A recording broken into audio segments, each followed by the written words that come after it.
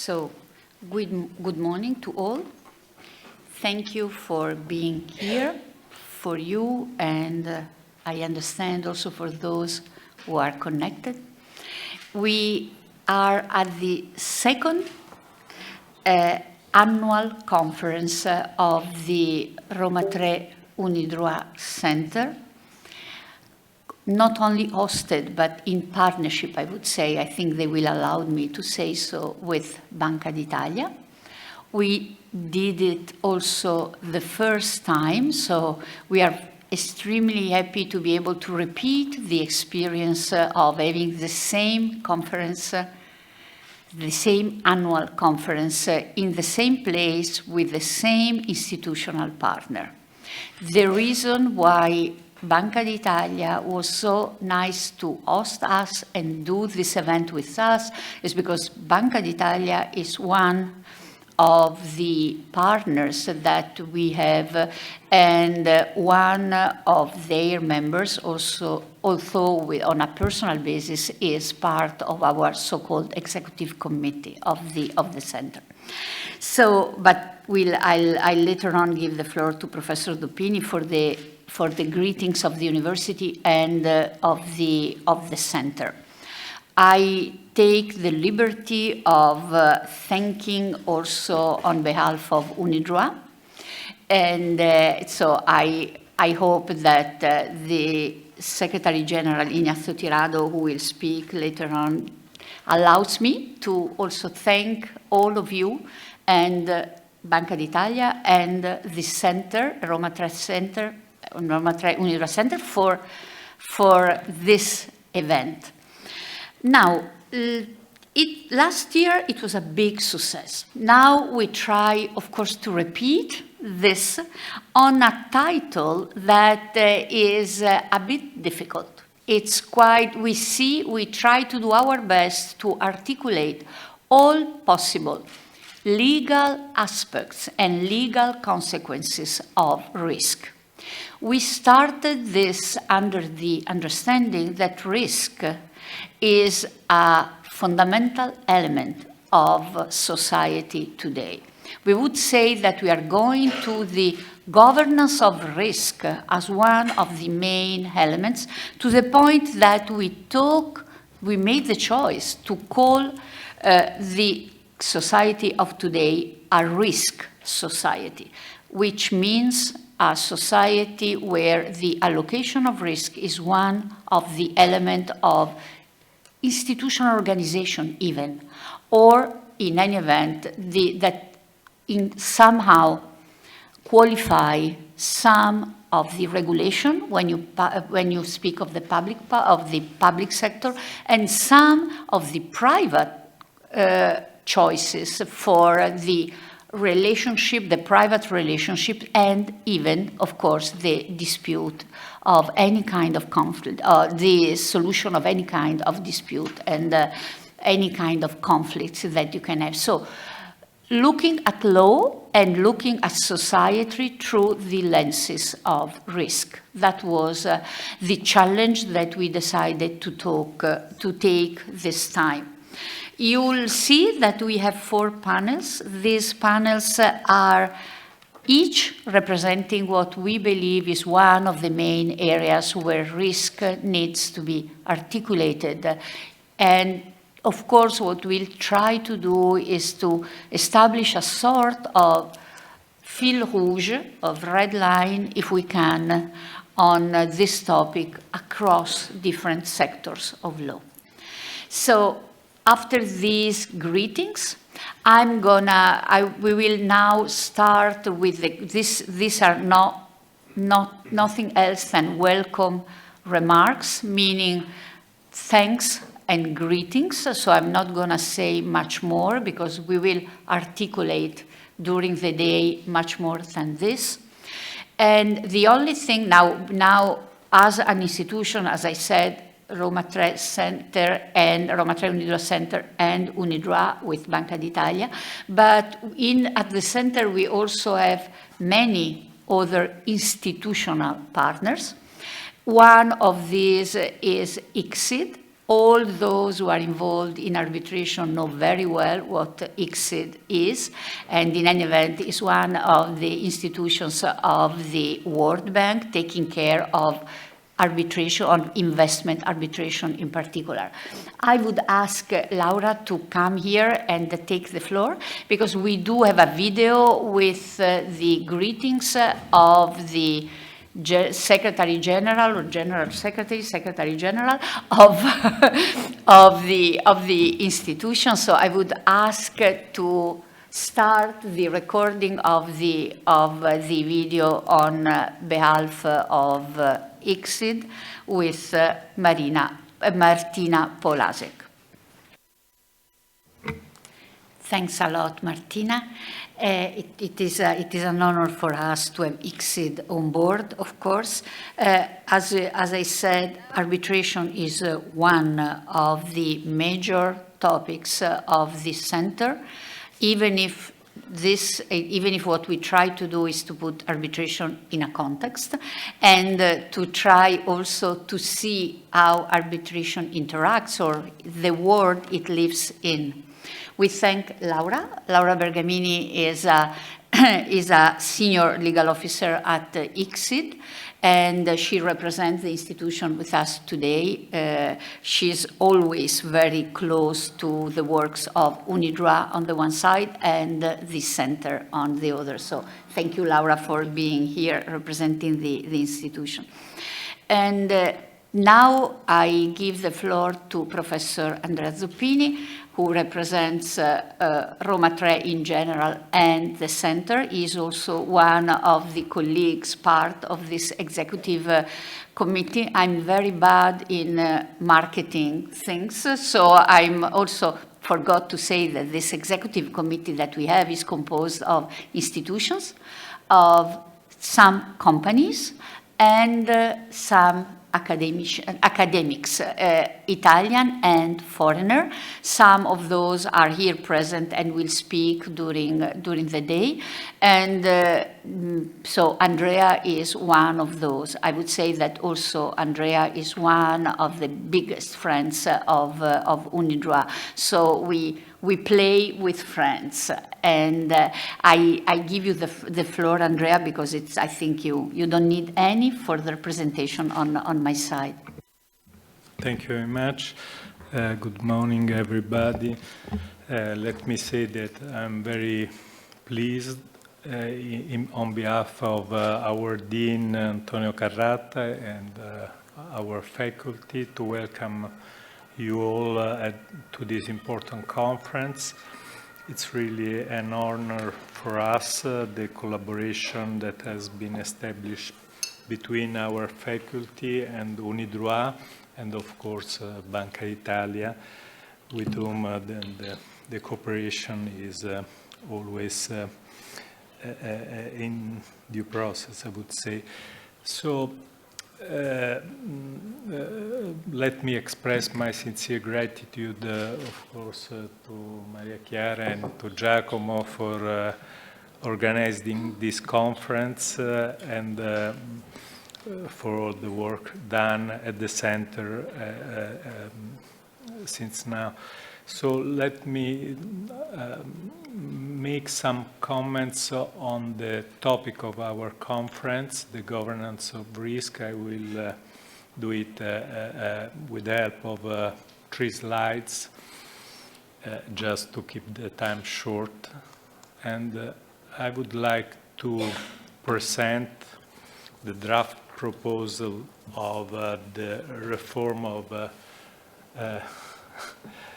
Testo Unico della Finanza. We work together with some people who are on the floor. I think the new provisions are very important also in relation of our topic, because basically the new provisions are exactly aiming to create a risk model of corporate governance where the adequacy of internal control system is judged in light of the nature, scale, complexity, and company's activity. So those new articles really represent a turning point in the control system. And so what you read basically expressed the idea that executives are entrusted with the operational responsibility for maintaining the effectiveness of internal controls, while the board of directors assumes a strategic and supervisory function. But what most important, in my view, is what you are reading now, the third alinea, which says that there is a need for the board of directors to imply a coordinated and unified representation of risk achieved through the integration of the various control functions output, so compliance, risk management, internal audit, general counsel's activities, and so on. So that's the first concept I would like to stress, because in the governance of risk, of course, there are many sources of information, but what is the most important thing is that you need a simple and unified picture of the working system and the possible risks. And the second concept I would like to highlight is that it's fundamental to have a reference both to financial and non-financial indicators, because both financial and non-financial indicators reflects the growing importance of indicators such risks, such, for instance, ESG-related risk, but also reputational risks. And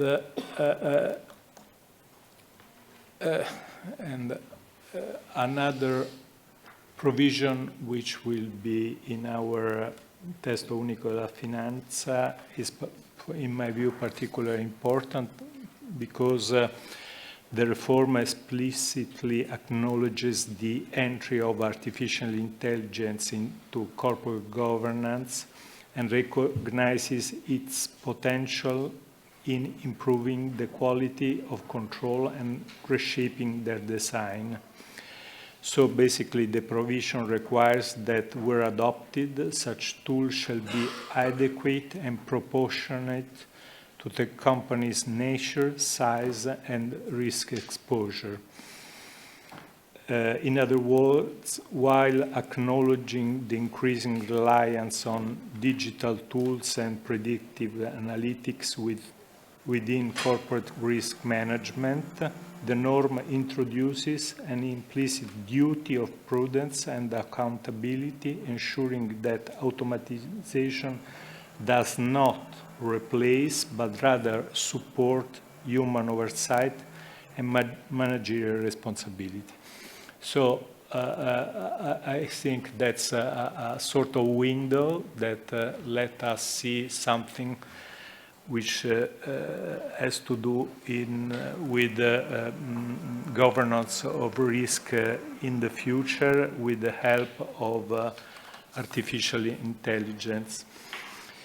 Taken together, the provision I tried briefly to highlight contribute to a coherent framework of integrated corporate control where governance bodies must balance efficiency with legal compliance and ethical responsibility. Both article defines the organizational architecture of risk management and modernize the operational instruments, embedding technological innovation within a framework of proportionality and corporate integrity. So Maria said she's not very keen on advertising. Maybe I'm better than her. But I think this reform is very important for our debate in the future, and it's a very good idea to start thinking about it, but also within this conference. Thank you very much.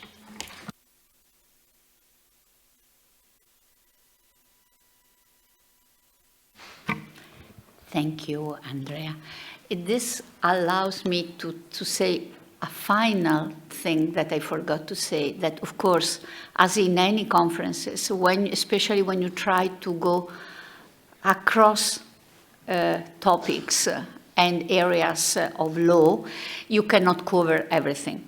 So, of course, there is no panel on specifically on corporate governance, which could have been one of the topics to be considered in this event.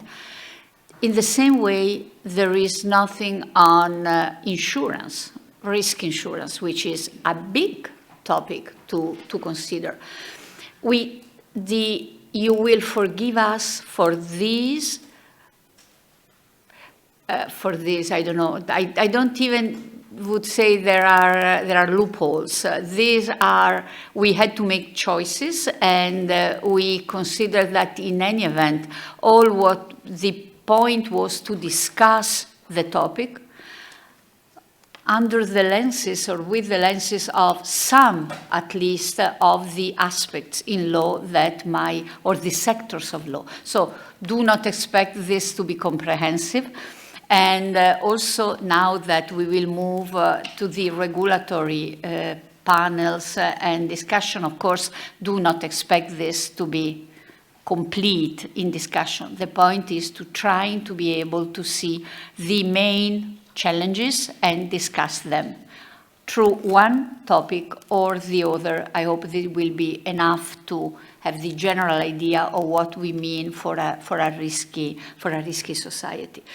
And so, thanking again Professor ZOPPINI for this introduction, because for Italy this changes. The reform of the Testo Unico is something of extreme relevance, and I would say this is one of the elements that are of most relevance to us. For Italy, but I guess for everyone when you try to compare systems and see how trends are evolving. So thanks a lot. I think it is really time now to thank again the institution that hosts us, and in particular give the floor to the Deputy Governor of Banca d'Italia, Dr. Sergio Nicoletti Altimari, and we are really thankful for him being here. Thank you.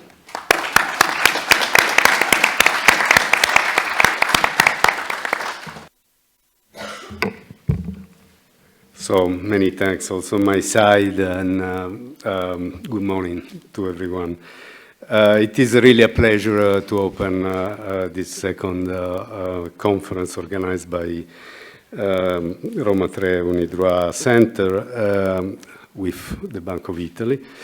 And of course, the theme of this year's conference, the governance of risk in a risk society, as was said at the beginning, could not be more timely. And I have to apologize up front. My legal background is really very basic, and mine will be more the angle, the point of view, the perspective of an economist. So. But having said that, we are living, as you know very well, through a period of profound transformation, geopolitical tensions, trade disputes, and rapid technological and financial innovation are reshaping the global landscape. In this context, the governance of risk is not merely a technical or a regulatory challenge. It is really a foundational issue that must be addressed to secure the sustainable progress of our societies. And for central banks, for us, the governance of risk is paramount. It underpins our monetary policy and our financial stability mandates, the prudential frameworks, and the oversight of the payment systems. And it lies at the heart of our discussions with, at the European and at the international level, of our dialogue with market participants, academics, and legal experts, such as those gathered here today. And the integrated perspective on which this conference is based was described just now, which draws on private, public, and international law, reflects a bit the complexity of governing risk today. And such a broad approach is needed because the risk is systemic, interconnected, and global. So in the past decades, global integration reached exceptional levels. Trade liberalization, financial openness, and stronger multilateral institutions fostered cooperation and growth. Despite clear limits and also flaws in the process of globalization, which partly contributed to the frictions we see today, the belief that economic openness could underpin peace and prosperity was widespread, and economies and financial systems became increasingly interconnected. Now, this environment has changed markedly with the steady rise in geopolitical tensions. The architecture of multilateralism based on institutional dialogue and shared rules is now challenged by strategic rivalry and the resurgence of protectionism. International trade was once a key engine of integration, is increasingly viewed through the lenses of national security and geopolitical alignment. Economic interdependence, previously seen as a source of mutual benefit, is often perceived as a vulnerability. And fragmentation of the international landscape, however you want to measure it, is on the rise. From the perspective of today's conference, I think the weakening of multilateral institutions and regulatory cooperation is especially concerning. Decision-making has become more difficult and contentious in key international fora, and as a consequence, a coordinated response to global challenges is becoming very arduous, if not impossible. And this reconfiguration has far-reaching implications in a world still characterized by deep interconnections. Through global value chains, cross-border financial positions, and technological dependencies, economies remain highly integrated. In some fields, actually, economic linkages are even increasing. For example, a digital economy is enabling international trade in activities that were once confined within national borders. And the change in the global landscape is clearly visible in the financial sector. We have to recall that after the global financial crisis of 2008 and 2009, there was a broad international consensus on the need to strengthen the prudential framework for the banking system. That was the epicenter of the crisis. It was recognized that an effective policy action required intense regulatory and supervisory coordination and a stronger role for multilateral bodies. The creation of the Financial Stability Board by the G20, the Basel III reforms, which were adopted to a large extent by all major jurisdictions, are emblematic examples of this collective effort.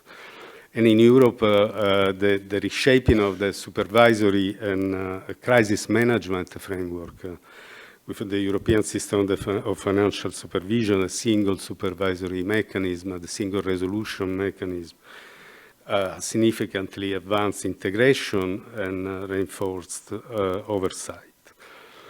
These reforms have largely delivered on their promise. The banking sector is now more resilient with higher capital and liquidity buffers and has withstood the major shocks from the pandemic to the energy crisis, the tightening of monetary policy.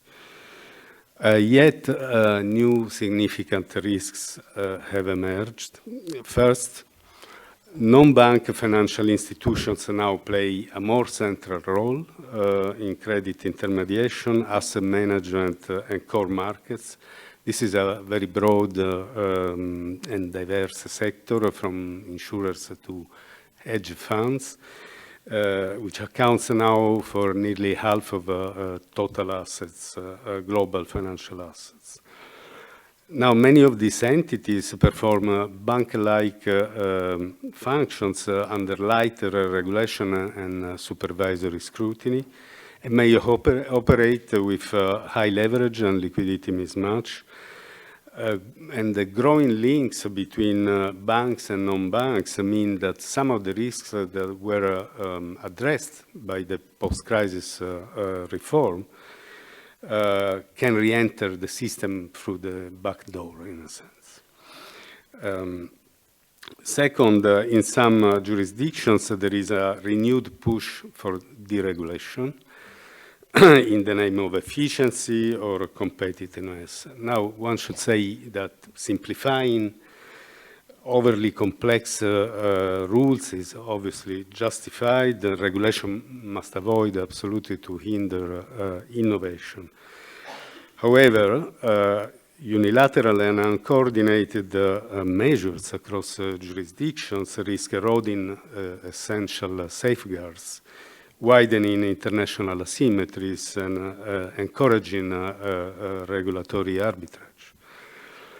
Third, technological change is transforming finance. The rapid advance of artificial intelligence and digital infrastructures is reshaping business models and market structures as well. And these innovations bring major opportunities, as we know, but they also raise new regulatory and supervisory challenges. Digitalization has systemic implications affecting operational resilience, cyber security, data governance, consumer protection. In a world where digital services and data flow easily across borders, fragmented regulatory response risks undermining both stability and trust.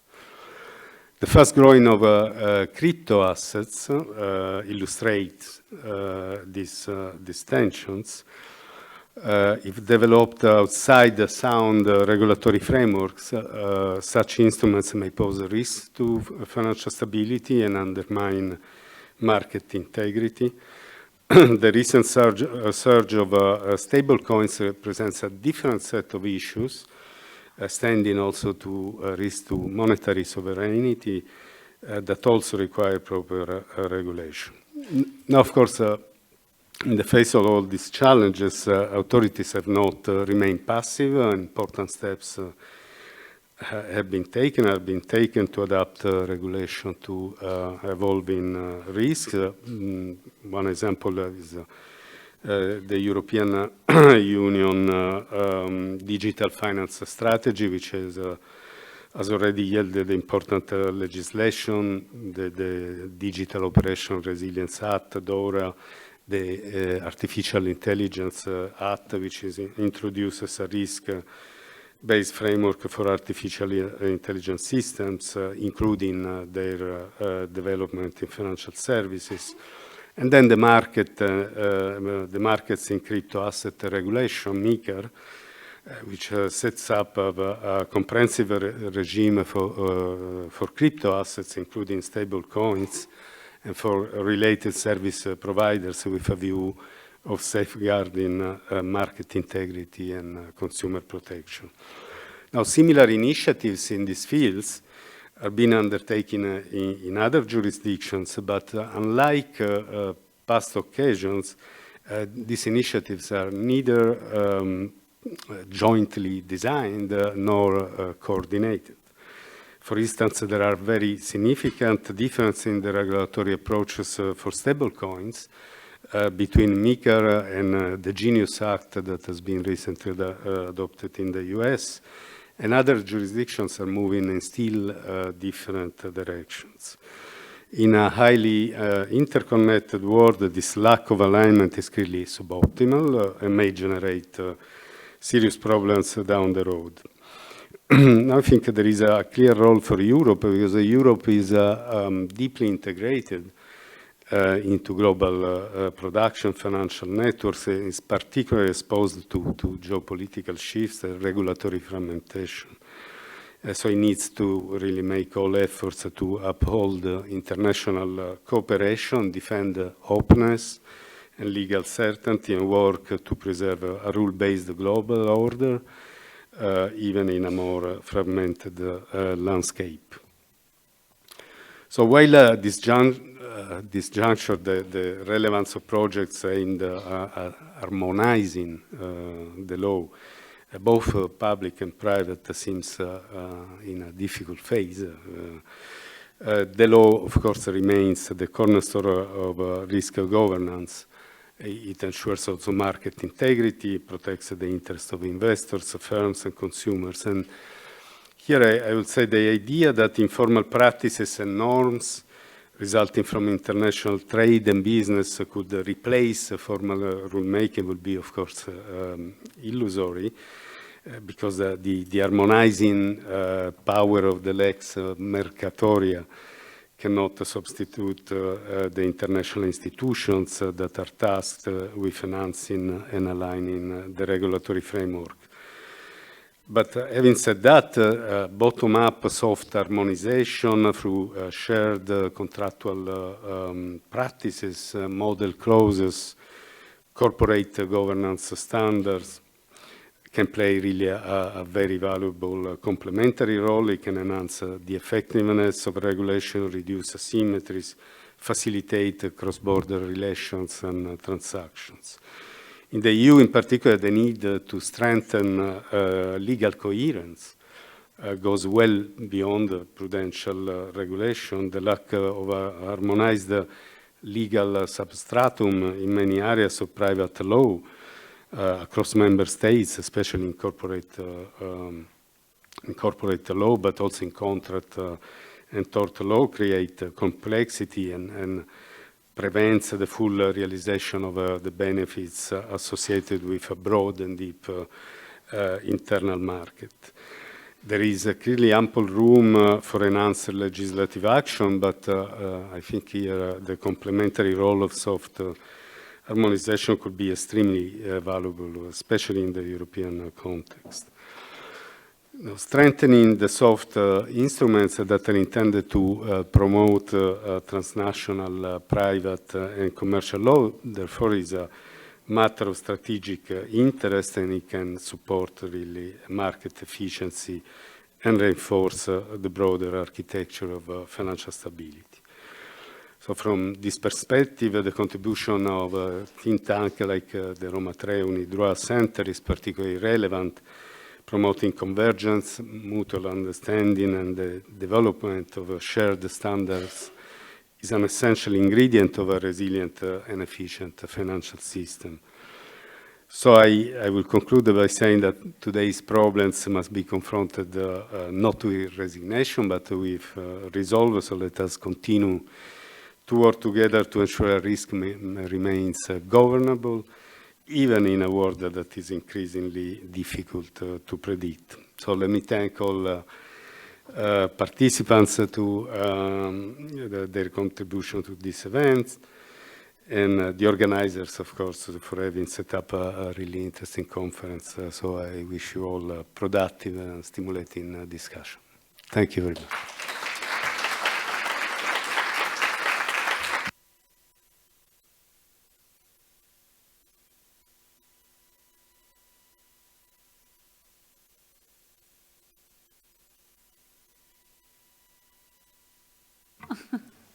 So thanks a lot to, to Dr. Nicoletti Altimari.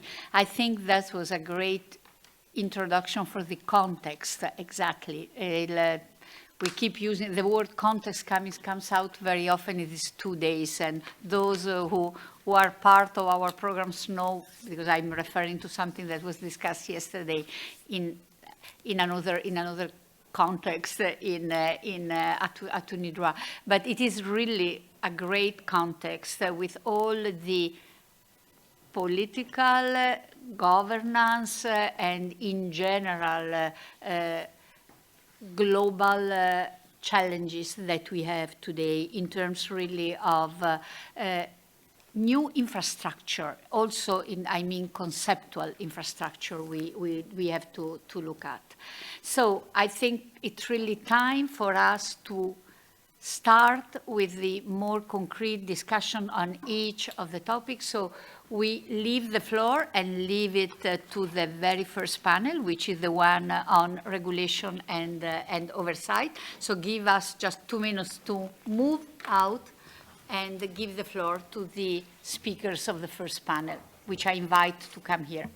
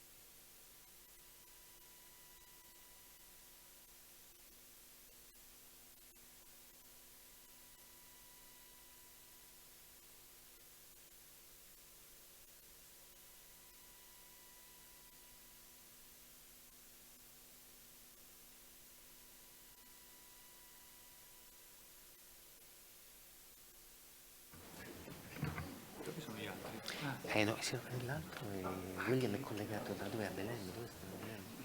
Non lo so, lui è... Non so se lui sta, vabbè,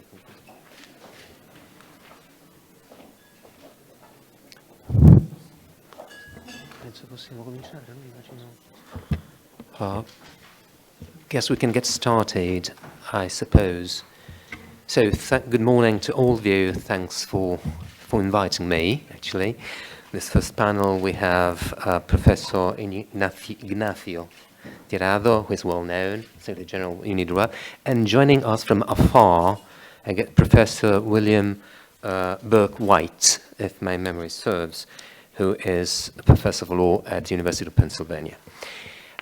They do not need any more introduction from my side, possibly a few words on me, because although I see a number of familiar faces around the room, many people might not know me. So I'm Giorgio Donato, I'm from Bank of Italy. I am the head of directorate dealing with the supervision of prudential supervision of the top 10 Italian banking groups. In other words, jointly supervised by Banca d'Italia and the European Central Bank within the single supervisory mechanism.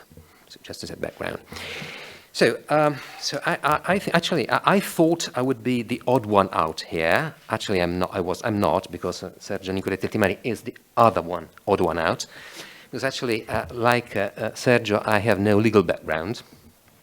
I am no legal expert, because I've basically focused all my life on prudential supervision with occasional forays into regulation, but predominantly nitty-gritty supervision on banks, making them behave themselves, basically. Nevertheless, this is the second time, actually, that I'm invited, and it's an honor for me to take part to speak at a legal conference. So I thank my colleagues in the legal department. It's getting in a habit, I guess. So the first one was, I guess, a couple of years ago when we celebrated the 10th anniversary of the SSM. So let's move on. There should be a presentation up. Yeah, thanks. So I am here to walk you through what means dealing with legal risk when carrying out banking supervision. So let's first, no, does it usually, Marfilo? Never works. Anyway. Yeah, it does, okay. So that's a very, very quick outline of what I'm going to talk about. So definitions, legal risk, mitigation strategies, and possibly conclusions way forward.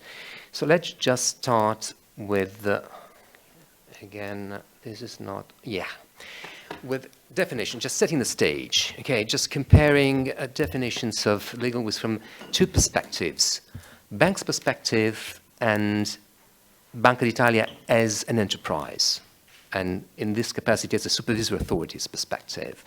So both are, I mean, in top box, the Basel framework definition of legal risk, which is part of operational risk, and you can see that it's basically all-encompassing.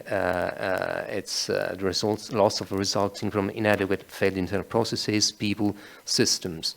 And legal risk is part of it. If you look at the bottom box here, again, we have operational risk, which is all-encompassing, again, and legal risk is part of it. But there is just a small difference between the two definitions. It's a, I don't know whether, I don't want to put you on the spot, we're not in classes here, but if you look carefully, there is a slight difference which makes a difference, very important difference. It's a 9-letter word starting with R, which you can find in the bottom box and not in the top one, which is reputation.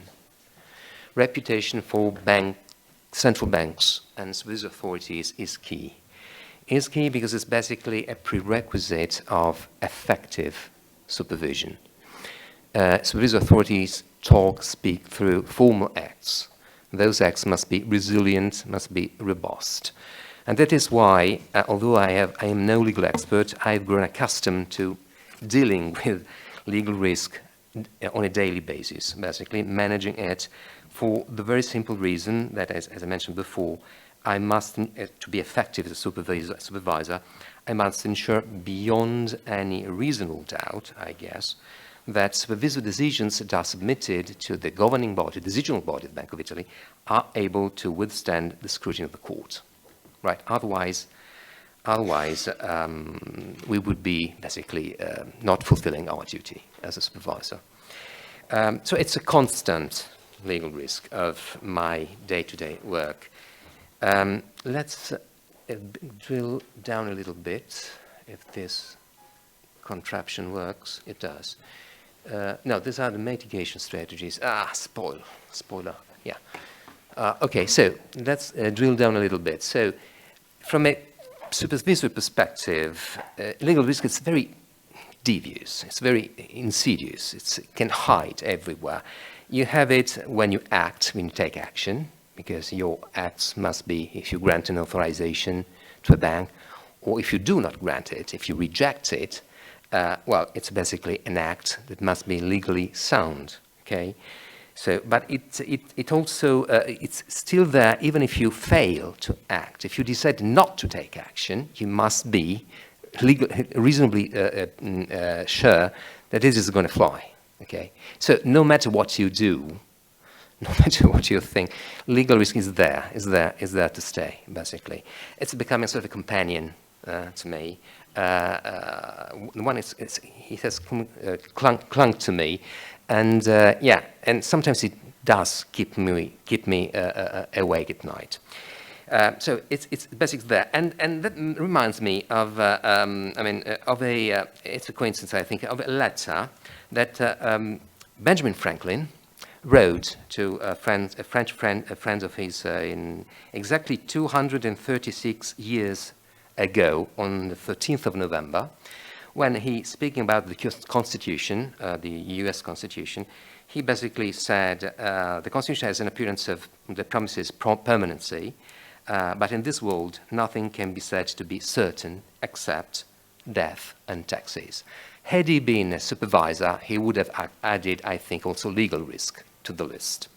So let's see how we go about mitigating legal risk as a supervisor. So there are a number of, I would say, strategies or tactics So the first, I would say, is participating in the rule-making process. So being as close as possible to the prime mover of international regulation, which basically means Basel Committee, which sets basically the tune, and of course the European institutions that translate the Basel text into law, into level 1 text.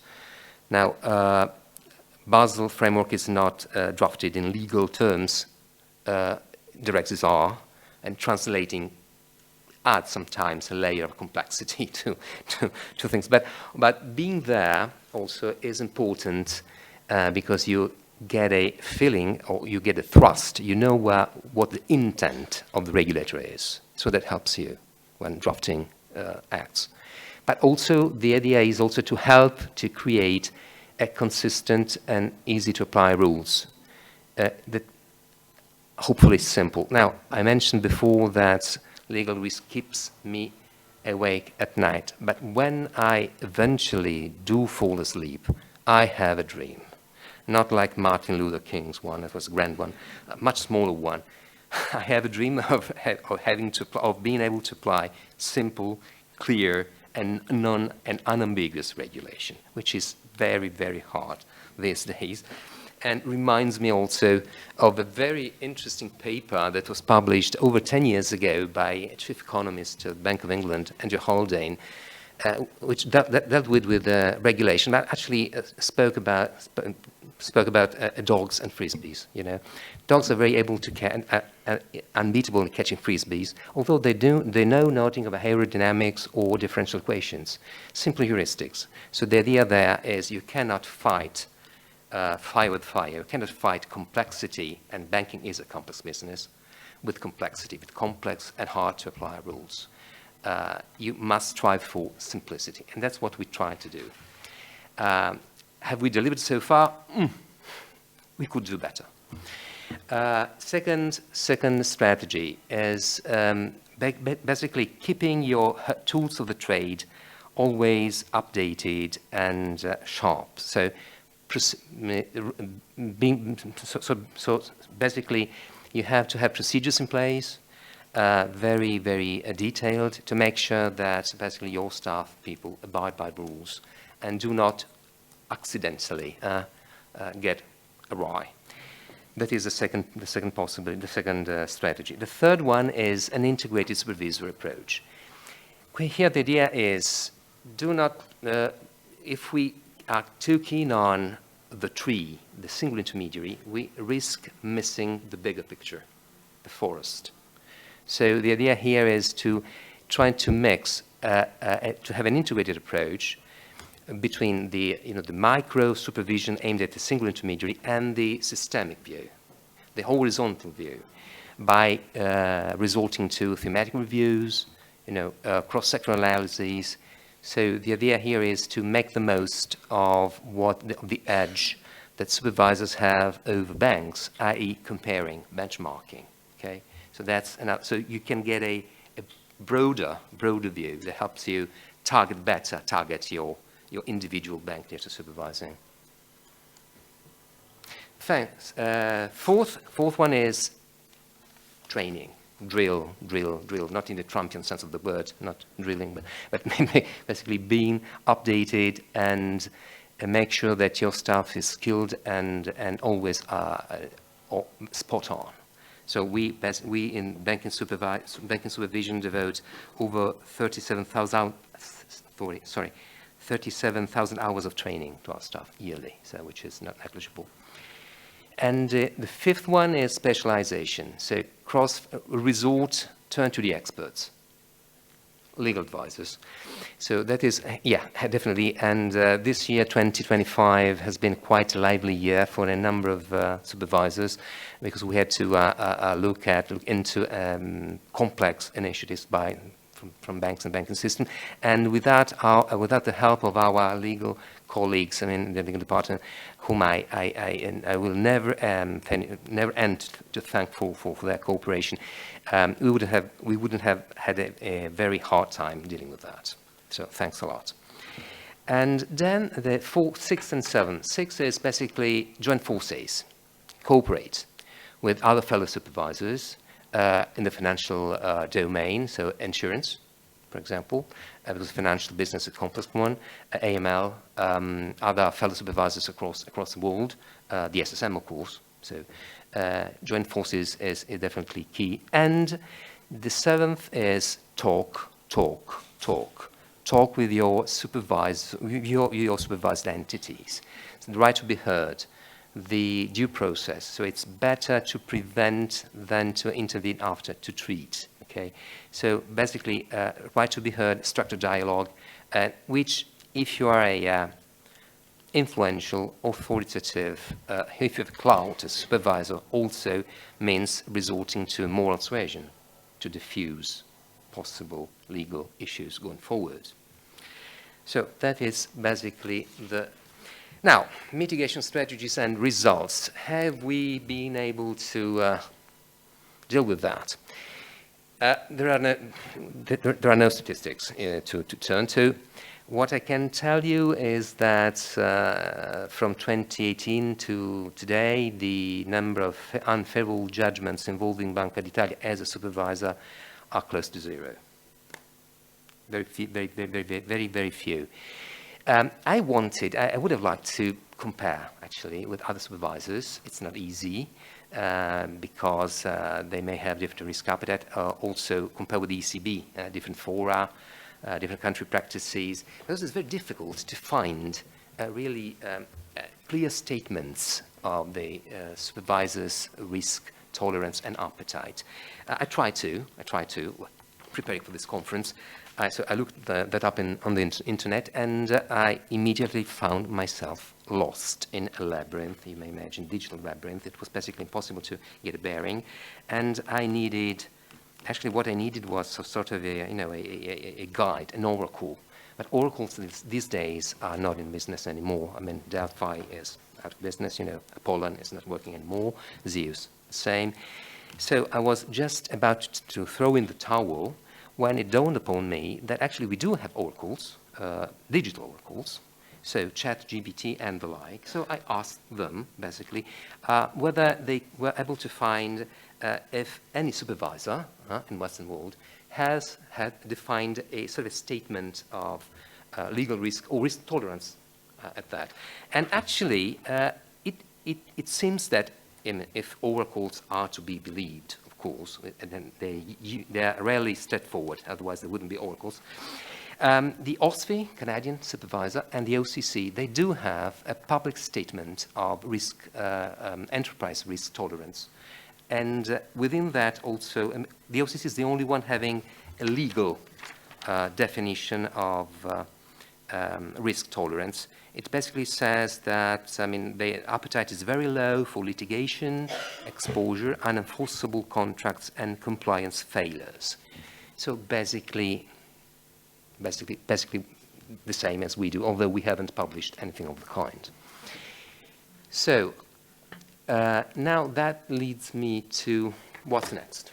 And Sergio, Nicoletti, ALTIMARI gave us a hunch of what's next. New technologies, which bring about more efficiency, but also critical challenges. The AI Act, which has been implemented recently and will kick in August, I guess, which will give Banca d'Italia new responsibilities, for example, new players, the Digital Operational Resilience Act, new tasks, as I mentioned before. So there is a call for evolving our regulatory frameworks and methodology skill set. There are opportunities for us as well in exploiting artificial intelligence, but also risks.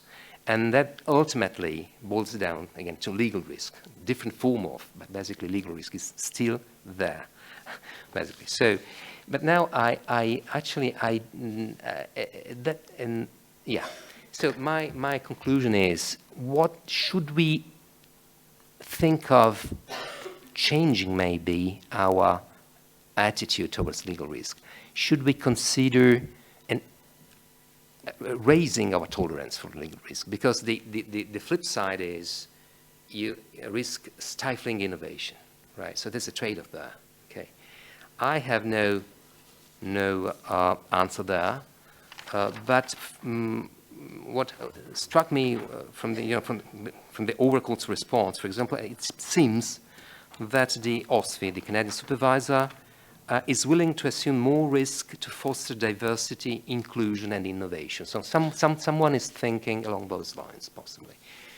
I have no firm answer. Probably it's a topic for another conference, maybe. But when I was thinking of this, the maverick side of Giorgio, maverick, if a supervisor can be a maverick, but it's debatable. Told me, just why don't you ask the Oracle again, right? ChatGPT. I turned that down. I think that this is too important an issue to be solved by machines. We should do it the usual way that what mankind has done for centuries, so by trials and errors. Thank you.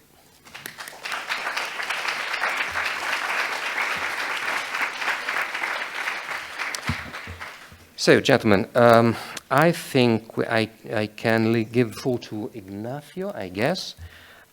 Be cognizant of time, please, gentlemen.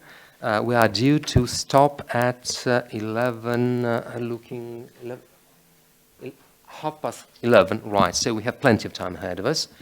So, please, Ignacio.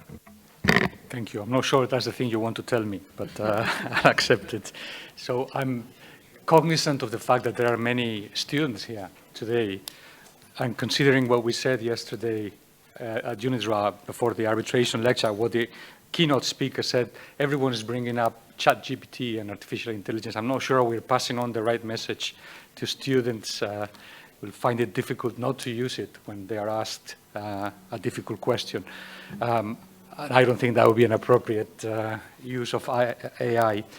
So let me just start by showing my gratitude to Banca d'Italia for hosting us again this year. Is a very trusted, loyal, and excellent partner of UNIDRA and has been so for years. Also again to Roma 3 and to the co-directors, to Professor Rojas, and also to Professor Malaguti, who is without a shadow of a doubt the most authorized person to speak on behalf of UNIDRA. So thank you for doing that and for opening this, again, this extremely important for us arbitration path for the Institute. Also, thank you so much to the to Benedetta Maura and to the team of Roma 3 who organizes things so nicely and so well. When I was asked to speak in a conference on risk, in a risk society, I hesitated for a split second, but it was just a split second because soon I realized that what UNIDRA does and has been doing for 100 years is precisely dealing with legal risk.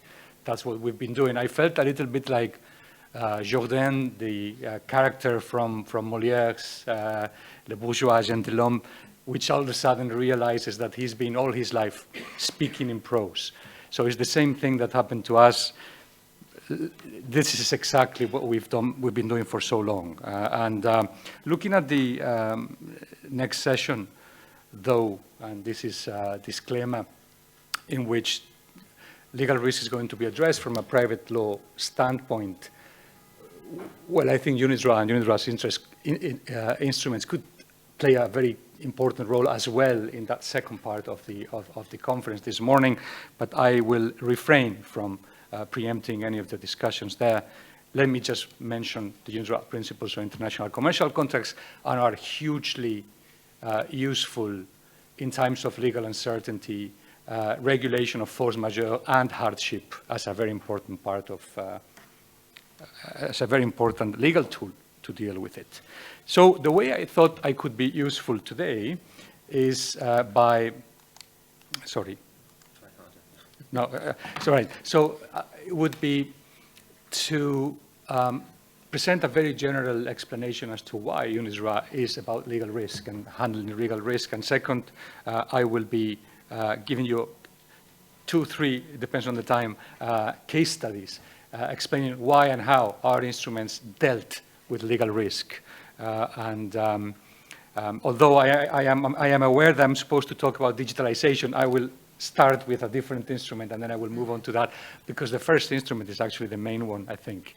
So, as you know, UNISRA has been around for 100 years. What we do is work towards harmonization and modernization, perhaps the most important part of private law and market law from a private law standpoint. And that is the ex-ante side of dealing with legal risk. So when we help countries modernize their private law systems, we certainly increase legal certainty and legal security. Increasing legal certainty is absolutely key to reduce risk, because what investment tries to escape from is legal uncertainty. Ronald Coase taught us almost 100 years ago that if you have a contract, you can always find a solution and work around it.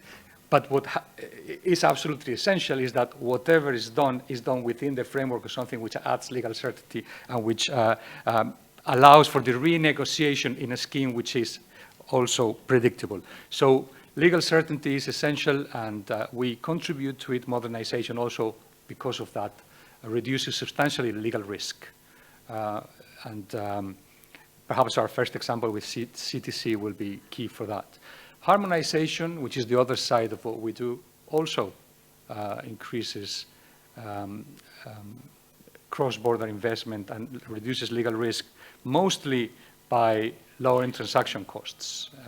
Obviously, you all understand if a system is harmonized between different nations, it's easier and cheaper to invest in that nation because you know the legal system. If you know the legal system, you can gauge ex ante the risk of the investment, and therefore the whole process is started. That is not something privy of the international cross-border investment. The same happens for national investment. If you have a proper regulatory framework for the private law side, then it's very likely that investment will flow. The use of hard law instruments, and I will explain why, but also to some extent soft law instruments, reduces legal risk in the sense that it reduces volatility. It makes it more difficult for a country to change the rules of the game ex post.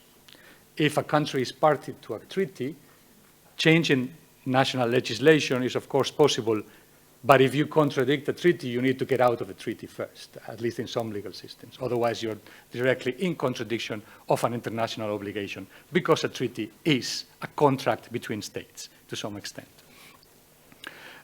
So that's why, and I will give you a case study first, which concerns the Cape Town Convention. The Cape Town Convention is arguably the single most successful commercial law treaty in history.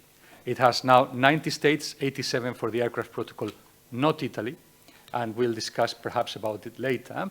And it's a treaty which has helped multiply by more than 10 the aircraft business in the last 20 years. More than half of the estimated business of the leasing of aircraft is done through the Cape Town Convention, and there are more than 1.8 billion transactions registered in the international registry for collateral worth around $1 trillion US. Not bad for a legal instrument. And the reason for that is no doubt because it severely and strongly contributes to legal certainty. And I'll explain now why. So CTC first contributes to legal clarity. We are in the area of security interest over movable assets. Many of you are Italians. Think of your legislation on the security interest over movable assets. Does it work? Has it ever worked? Do banks resort to it in a reliable way? Ask yourself that question. Well, if that's Italy, one of the most developed countries in the world, think of the other 185 countries which are less developed than Italy, and think of their system of secure transactions over movable assets. Much, much worse, or at least much less functioning, less performing, and therefore that is an area where lots of help was necessary. In these systems of security interest over movable assets, fragmentation was absolutely the widespread situation, most widespread situation. So people call a pledge, call it mortgage, call it a lien. What Cape Town does is applies a functional approach to the definition of security interest and therefore says, we don't care what you call it. What matters is that it performs this function of guaranteeing the repayment of a leasing or a loan or anything which involves credit. So that provides clear legal clarity and the system is, we believe, quite clear. But especially provides legal certainty. First of all, as I said, because it makes it very difficult for the state that has become a party to the convention to infringe it and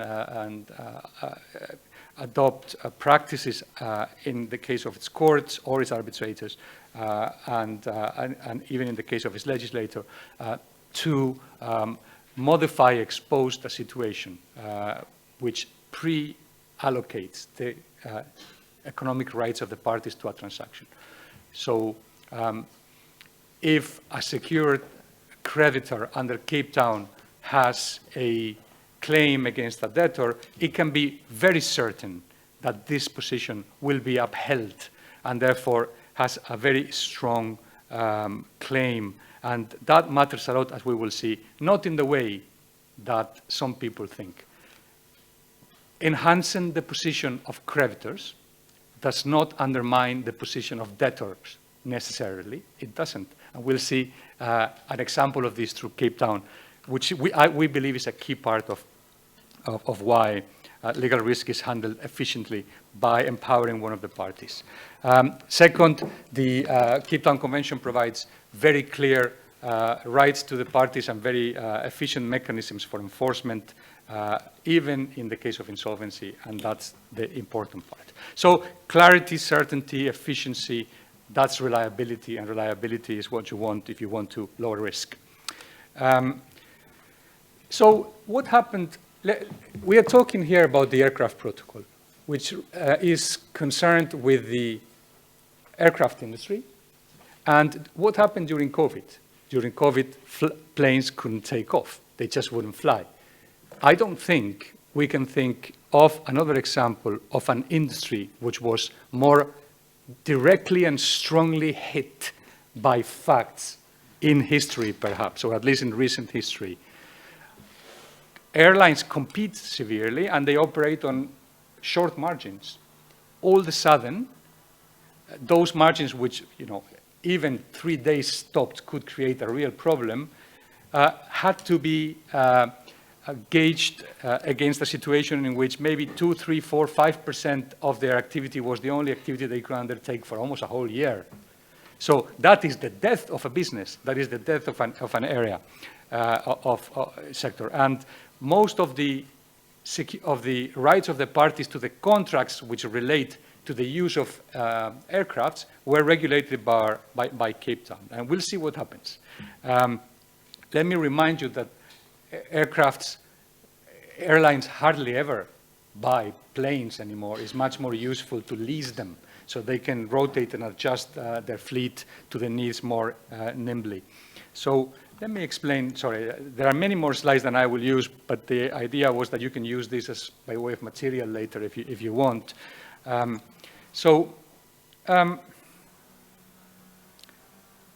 course, Cape Town helped in the post-COVID world lower the use of courts, which was a problem, but I think this will be spoken about in the next session, so I will not delve on this.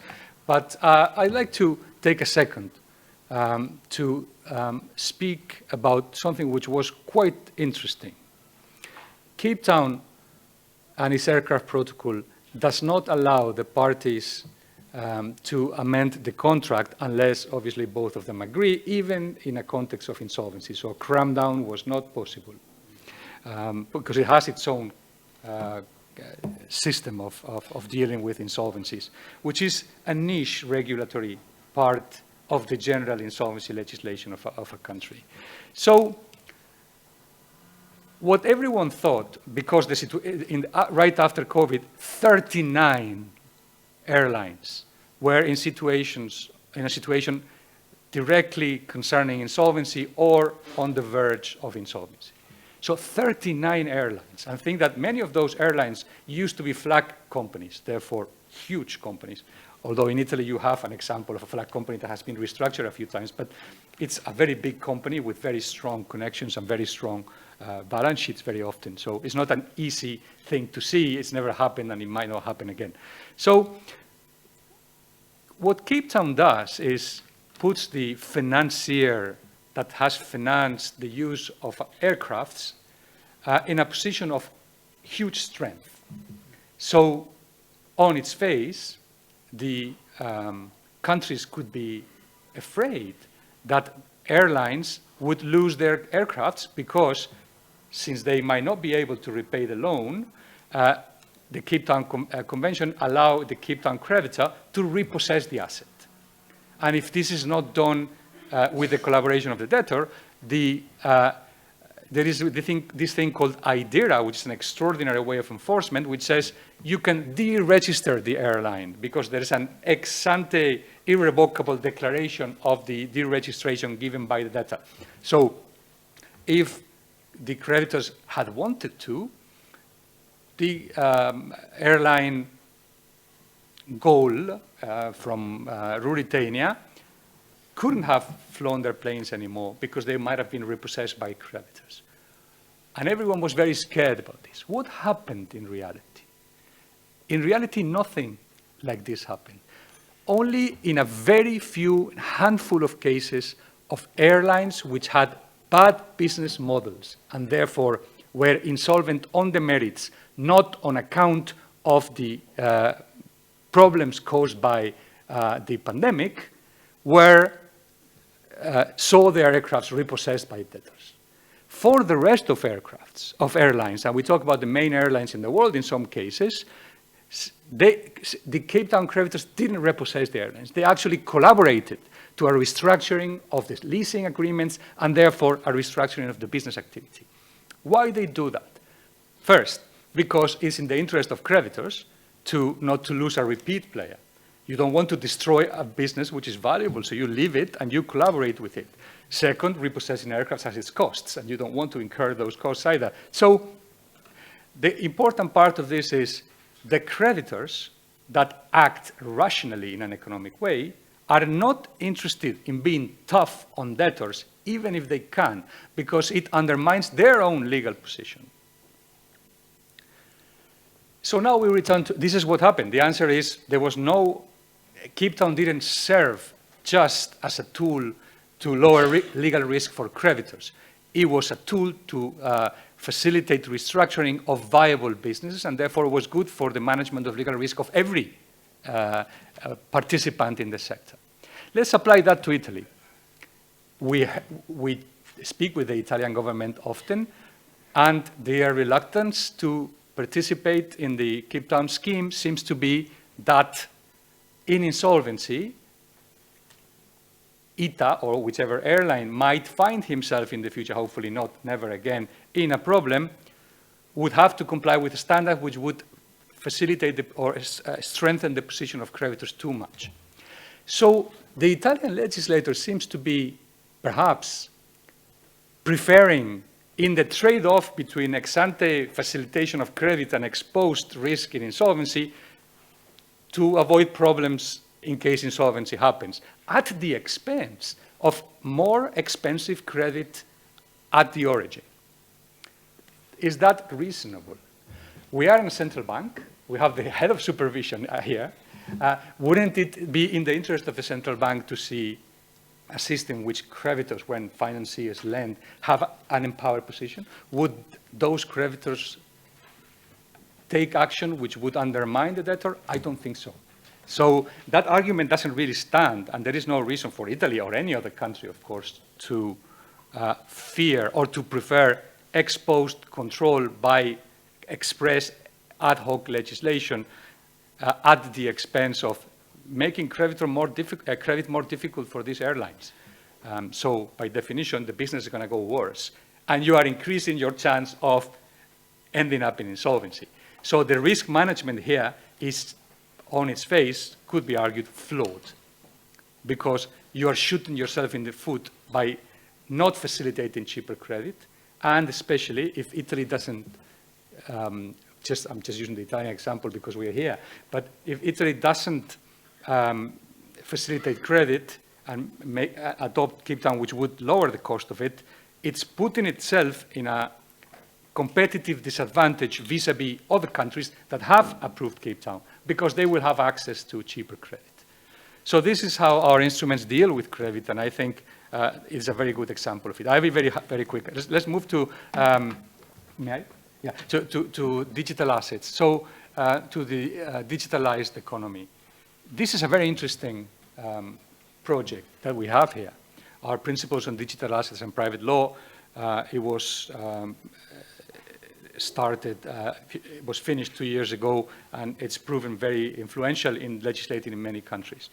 The idea was that digital assets were being traded in a very important and deep way in many markets around the world, and there was a lack of legislation, express legislation on digital assets on the private law side. So please, let me say from the beginning, we have nothing to say about regulation here. This is the job of regulators. We are here talking about the private law analysis and the private law rules that should underpin the market of digital assets. So we were posed the question how to deal with digital assets to control the enormous risk that was being created in the market by dealing with an asset nobody understood or nobody really knew what it was from a private law standpoint.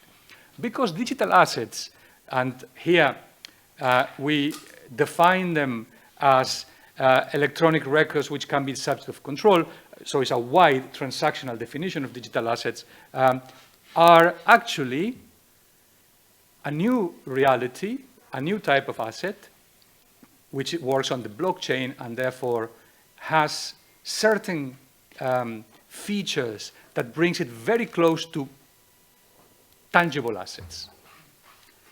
It is closer to a tangible asset to intangible assets in many possible ways, depending on how you look at it. So why am I saying this? Because the rules of transaction generally in the market for tangible assets since the Roman law have been defined by the possibility of possession. And possession is not just itself possession, is the fact that possession has two features. One, provides control to the possessor. Second, more importantly perhaps, creates an appearance vis-a-vis third parties that the person that has it is the person that could deal with it in a proprietary way. So both things are actually possible in terms of digital assets. Digital assets can be subject to control. And if you define control adequately, then you can include a number of rules that would facilitate its trade in a way which is, we believe at least, risk minimizing. How do we do this? The working group was very successful, very strong involvement of the IMF and other standard setters in that, and other international financial institutions. Our instrument now is fully consistent, for example, with the work that was done in the United States or in England and Wales and in other countries which have very consolidated markets. So just allow me to say three things about this. One of them is we did not want to regulate digital assets, the private law of digital assets generally. We said this is a new type of asset. It has certain features. Given its features, what do we want to regulate expressly to complete the legal regulatory framework that already exists in a country? So digital assets are not the same as securities or bonds, but they share a lot of trends with them. So let's focus on what's different and let's tackle that. So the final end result were 19 principles which aim to be fully complementary with a nation's own regulatory framework for similar analogous type of assets, in whatever is analogous. So this modest approach to the subject matter was probably one of the reasons why it's been successful. It's also one of the reasons why it will be difficult for us to prove that's successful, because we are not providing a full model law, or we're just saying, change this, and that, and if they do it, it's not like they are necessarily going to tell us that they did it because of us. But that's the service of UNIDROIT to the legal community. So the definition of legal assets I already provided. The main conclusions are digital assets, thank God, can be the subject of proprietary rights in light of their features. You can create security interest over digital assets, and digital assets survive insolvency. These were the main conclusions of this, and let me just explain to you a couple of rules of why these principles of UNIDROIT help lower risk in a risk society. First of all, our definition of control, which has nowadays been incorporated to several legal systems, and which has been at least positively valued in the regulatory discussions held in Basel about the transactional part of digital assets and even central bank digital currencies when they are a digital asset, which is most of the times. So our definition of control is a definition of control which is mostly aligned with what would be the definition of control of the holder of a tangible. And I think it's very important for us to, of course, explain that one of the features that allows proprietary rights over digital assets is that they are rivalrous. That means if someone is dealing with digital assets, has the control of digital assets, no one else can do it unless that person allows him to do it. We include rules on protection of the innocent acquirer, a clear rule which mitigates risk in the market. If you transact over a digital asset using control as we define it, then the acquisition of someone applying the bona fide rules of the country for innocent acquisitions will protect the acquirer. And this is important in this type of markets, but it's very much aligned with someone who acquires assets in a financial market. So there's no difference in that. But we go a little bit beyond, and we produce a shelter rule. The shelter rule means if you acquire a digital asset from someone who acquired it bona fide, even if you are not bona fide because you knew the guy who acquired it couldn't acquire it because he knew it wasn't his, you still acquire free of any burdens because you acquire for someone who didn't know, who was an innocent acquirer. So once there is an innocent acquirer, subsequent transactions are sanctified and they can work. So again, a very strong protection for the market dealing with digital assets. And I think because I'm going too far, just two things, sorry. One, can I? 5 minutes, okay. So custodianship, we deal quite a lot with custodianship. I think it's interesting because we all know that digital assets were created to avoid intermediaries. But reality has proven that avoiding intermediaries is next to impossible, even in the case of digital assets. So custodians are a very important part of the whole market system.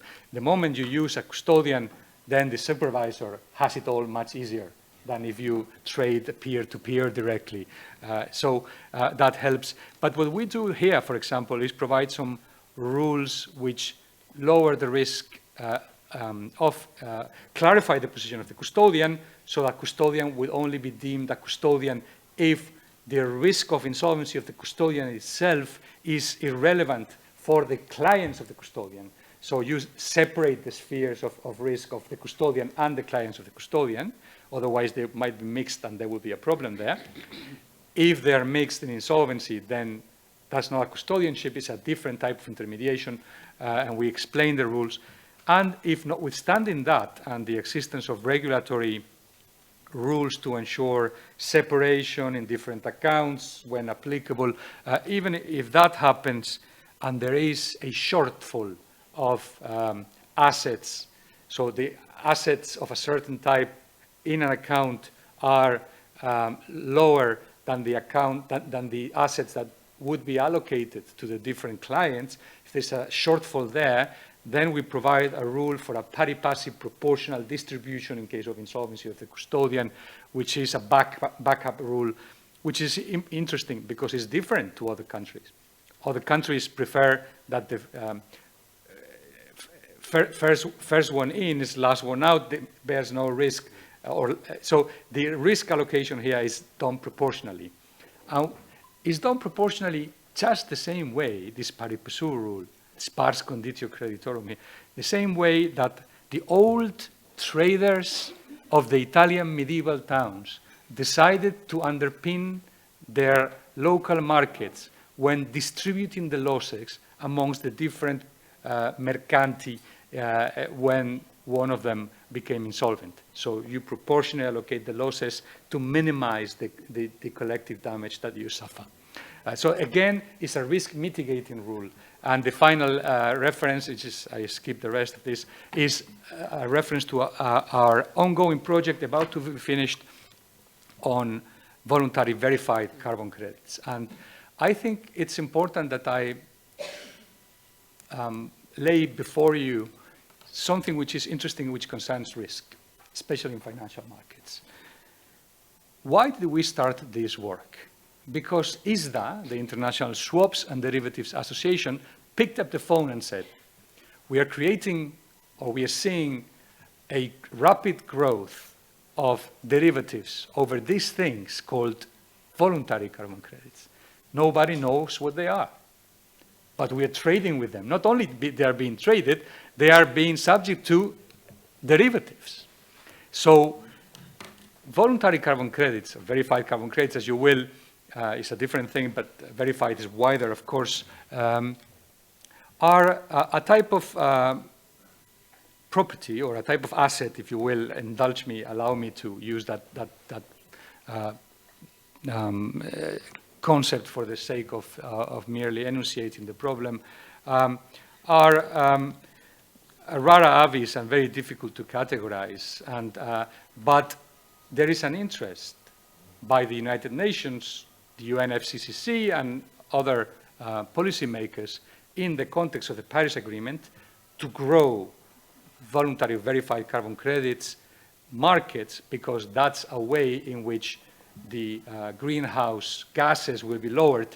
If you create an asset following the plantation of a whole forest that diminishes greenhouse emissions, for example, that's something which is very positive for environment, and therefore you can get a reward or a credit which you can use in compliance schemes or outside compliance schemes, which is where we are, which is why that makes it more difficult. If you have an obligation not to contaminate, then is obviously, there's no doubt that there is a value to a carbon credit which you can acquire and compensate for your excessive contamination. There is no doubt that that has a worth. But when you don't have that obligation, I have no obligation not to contaminate, frankly, I mean, beyond the general rules of no contamination. I'm not under a compliance scheme. And I develop and purchase a voluntary carbon credit, which says what I did or someone else did and I bought the credit removed 1 metric ton of greenhouse gases from the atmosphere. Fine, it's like saying I finished my medical degree and I am a doctor, but it doesn't say anything else. It doesn't say, so can that be subject to a proprietary right or not? That's a difficult question because it's more like a certification of good behavior than something else. But of course, without the possibility to create security interest or a proprietary right over verified carbon credits, the market will never fly, it will not escalate, and the Paris Agreement will not be complied with. So for almost 3 years now, we've been discussing with a global constituency about why and how to justify the proprietary rights over VCCs. And we will be finishing this in the next Governing Council, which will be happening in May. So I apologize for the lengthy intervention, and I thank you for your patience.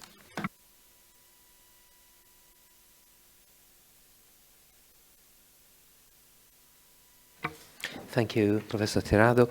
Now, we have Professor BURKE-WHITE connecting from, where are you, Professor, now? Can I ask? You certainly may. I am coming to you from Belém, Brazil, where I am at COP30 at the moment. So the discussion of voluntary carbon markets that Ignacio just ended with is a particularly fitting transition.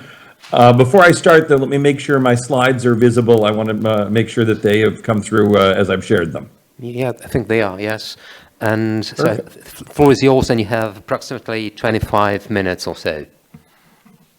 Well, I will probably take closer to 15 and save some time for questions.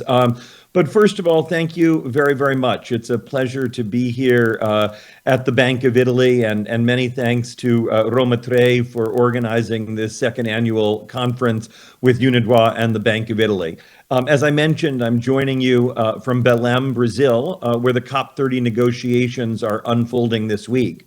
I'm sorry I'm not with you in Rome, but actually my sitting here, I think, is a very fitting way for us to think about risk. The contrast is fitting because here in Belém, sustainability governance, which is what I've been asked to speak on, is very much at the center of the conversation. But sustainability governance is still largely discussed as a form of climate diplomacy here, about emission pledges and transition plans. But in my talk today and in our conversation here at the Bank of Italy, I think we're focused on something much more structural. That is, how is risk governed across legal and economic systems? And how is sustainability changing, or at least impacting, that risk governance? The program today frames the central question exceptionally well. We now live in a, quote, risk society. What used to appear as discrete shocks, financial crises, pandemics, sanctions, supply chain disruptions, technological developments, now interact in overlapping ways that redefine how markets operate and how states structure economic relations. Risk is no longer a marginal consideration to be managed through narrow legal processes, but rather it is the central organizing principle of economic governance. My contribution this morning, therefore, sits at an intersection of international economic law, financial supervision, and transnational business governance, picking up on what you've already heard this morning. Across each of these domains, a shared pattern is emerging. Sustainability is no longer simply generating new risks for regulators to absorb. Instead, it is transforming how risk itself is governed, the tools used, the scale at which governance operates, and the time horizon for decision making. The central argument I want to offer is this. Sustainability is not just adding new risks to existing frameworks. Rather, it is altering the underlying architecture of risk governance, driving a shift away from ex post remedies and bilateral obligations toward ex ante, systemic, technocratic, and adaptive governance regimes. These new tools are being developed not in classical environmental law related to sustainability, but in financial regulation, investment screening, outbound investment controls, supply chain due diligence, and trade instruments. These are the places where capital, technology, and production are actually governed. So to begin, let me say a word about risk itself. You know, in law, we often describe risk in narrow, probabilistic terms, some likelihood of a future harm. But in reality, risk must be understood as a structural relationship to an uncertain future, a relationship shaped by institutions, by models, by legal expectations like those that you've heard about in the prior two presentations, and by political choices about how vulnerabilities are allocated. Historically, international economic law, and I'm an international economic lawyer, encoded a particular approach to dealing with that uncertainty. Across a range of economic domains, things like investment treaties promised stability so that investors could project into a more predictable future. trade agreements locked in binding tariffs and treated deviations as violations. Prudential regulators modeled risk by extrapolating from the past to predict the future. In that world, risk was bounded, broadly speaking, bilateral, and at least somewhat linear. But sustainability fundamentally breaks those assumptions. It introduces new forms of systemic risk, cascading shocks across supply chains, infrastructure, technologies, and cross-border financial flows. It introduces independent risk, where vulnerabilities at one jurisdiction transmit almost instantaneously to others.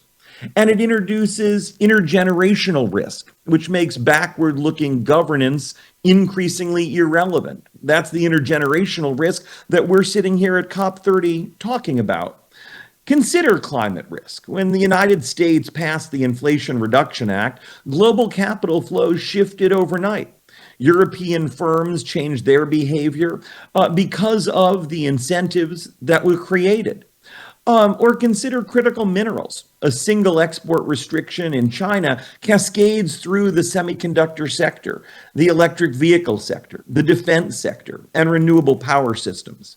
A single node becomes a global choke point. There lies an entirely new kind of risk. And sustainability displaces the temporal logic of risk governance. Climate models, transition scenarios, supply chain mapping require us to look decades into the future. But the legal tools on which we rely, at least in traditional public international law, things like state responsibility, WTO adjudication, investment arbitration, are overwhelmingly backward-looking. So I would argue that there is a significant mismatch here. Sustainability changes risk, but our legal tools, broadly at least in public international law, have not kept up the pace. Sustainability creates new categories of risk. It amplifies systemic interdependence. It reshapes who bears risk. And it requires a kind of forward-looking risk governance that, frankly, public international law has not kept up with. I want to make the suggestion that the legal tools we in public international law have built over the last 70 years were designed for a different world with much narrower and more bounded kinds of risk. You know, investment law is about stable expectations and creating expectations in both the investor and the state. There is the risk governance mechanism. Contract law assumes that risk can simply be allocated between two different parties to the contract. Trade law presumes clear boundaries between domestic and foreign measures. Even prudential risk supervision presumes that the future resembles the past. And more broadly, international law presumes that harm must occur before responsibility can attach. But sustainability risks are not discrete, bilateral, traceable, or temporally bounded. You can't meaningfully litigate melting Antarctic ice sheets or global supply chain shock in a bilateral treaty forum. You can't remedy irreversible climate change ex post through risk and cost allocation. And you certainly can't allocate responsibility for cross-border transition shocks through doctrines built for more traditional dyadic harm. The result is simple: our risks are systematic and our legal tools are not. So the question becomes, what do we do about that? And I want to suggest that we're actually seeing slowly across public international law, and in some ways the prior two presentations hinted at that, pockets of international law where a new version of sustainability risk governance is being built, or at least emerging, in the control of the movement of capital, technology, and supply chains. And I want to suggest that some of the hints we're seeing in these areas could be the beginning of a different approach to risk governance. What's striking, and what I see so clearly here in our conversation in Italy, but also here in Belém, is that the most consequential developments in sustainability governance are not happening in classic environmental law. That's where you might think sustainability governance would lie. Instead, they're really happening where money moves. They're happening in the legal regimes that govern capital, technology, and production. They're happening in things like the rise of investment screening, mandatory supply chain due diligence, climate financial regulations, and even some of the voluntary carbon markets that Ignacio just spoke about, or new trade instruments like the CBAM in the EU. These are the tools that are starting to determine which technologies diffuse, where supply chains survive, and where business models remain viable. And frankly, most importantly, where vulnerabilities emerge and the risks of those vulnerabilities are contained. They form at least an initial core of a new approach to sustainability risk governance. Let me point out some of these areas that we may have looked at, not really thinking about them in the model of risk governance. But if we see them from that perspective, I think they tell us something important about what sustainable risk governance might actually mean. Investment screening has been around now for 40 years, but is spreading rapidly across the globe. Screening regimes have become central nodes of sustainability risk governance, filtering capital flows through mechanisms like the CFIUS in the United States for security and national security, but can also be used to filter flows around environmental risk and geopolitical exposure. From national security exceptionalism, which is how we fundamentally saw investment screening in its earliest iteration, today the concept of security has expanded to include all forms of economic security, be that critical minerals, green technology, or supply chain resilience. The US, the EU, Japan, and other economies now are aligning around screening as an ex-ante governance tool.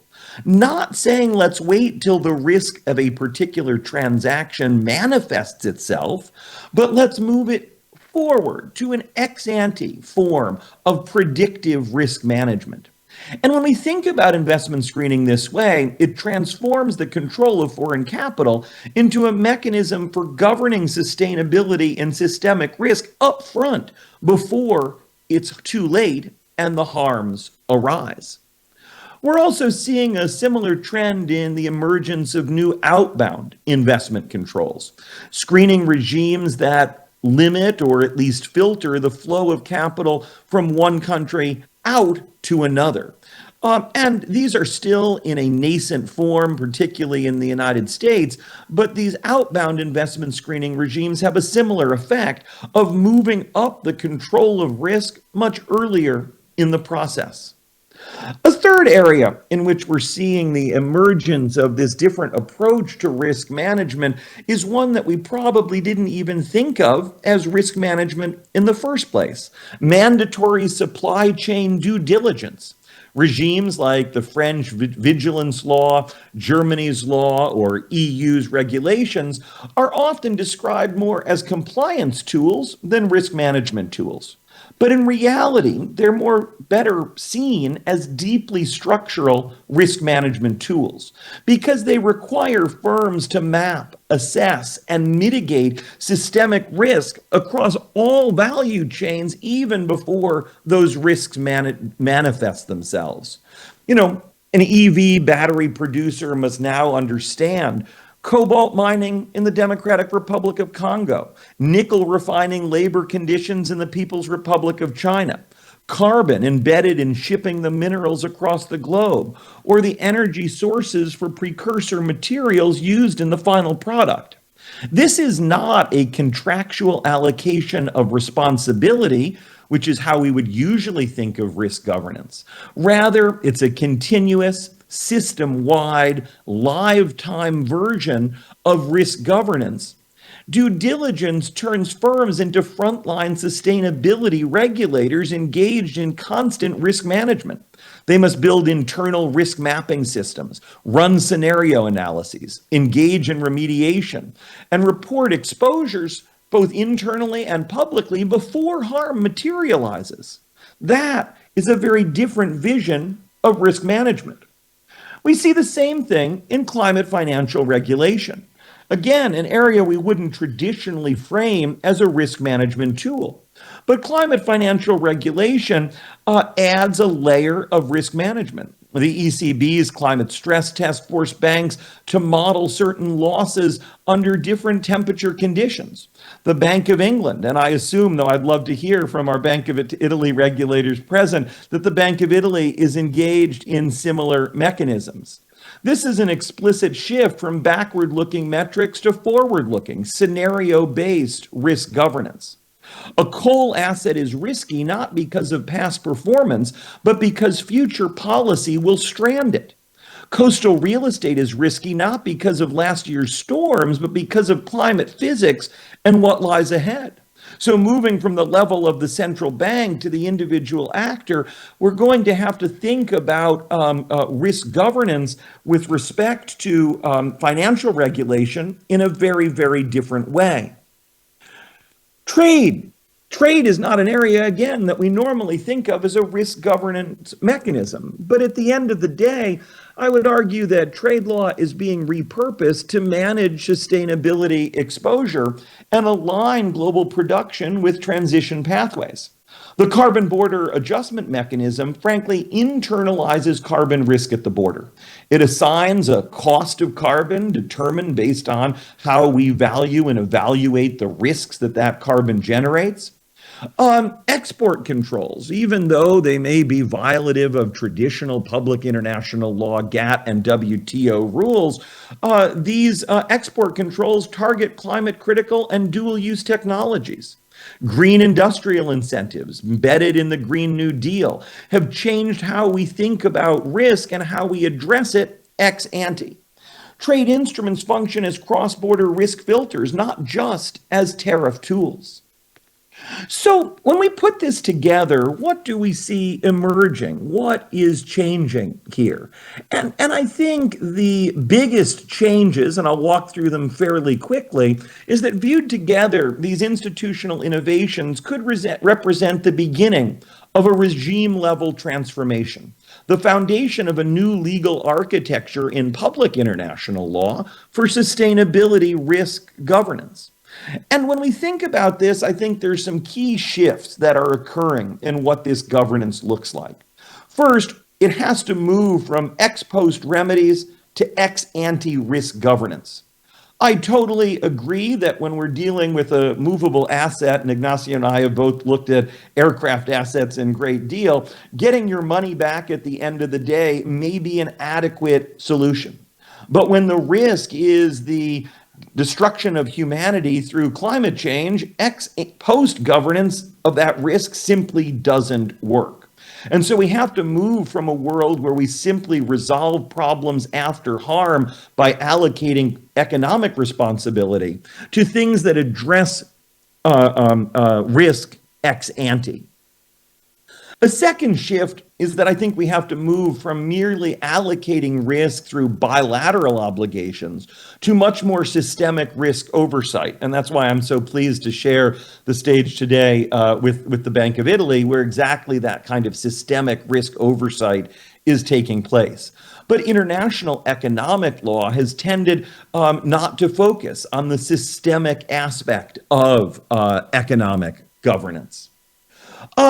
We also have to shift from what I would think of as market preserving to market steering regulation.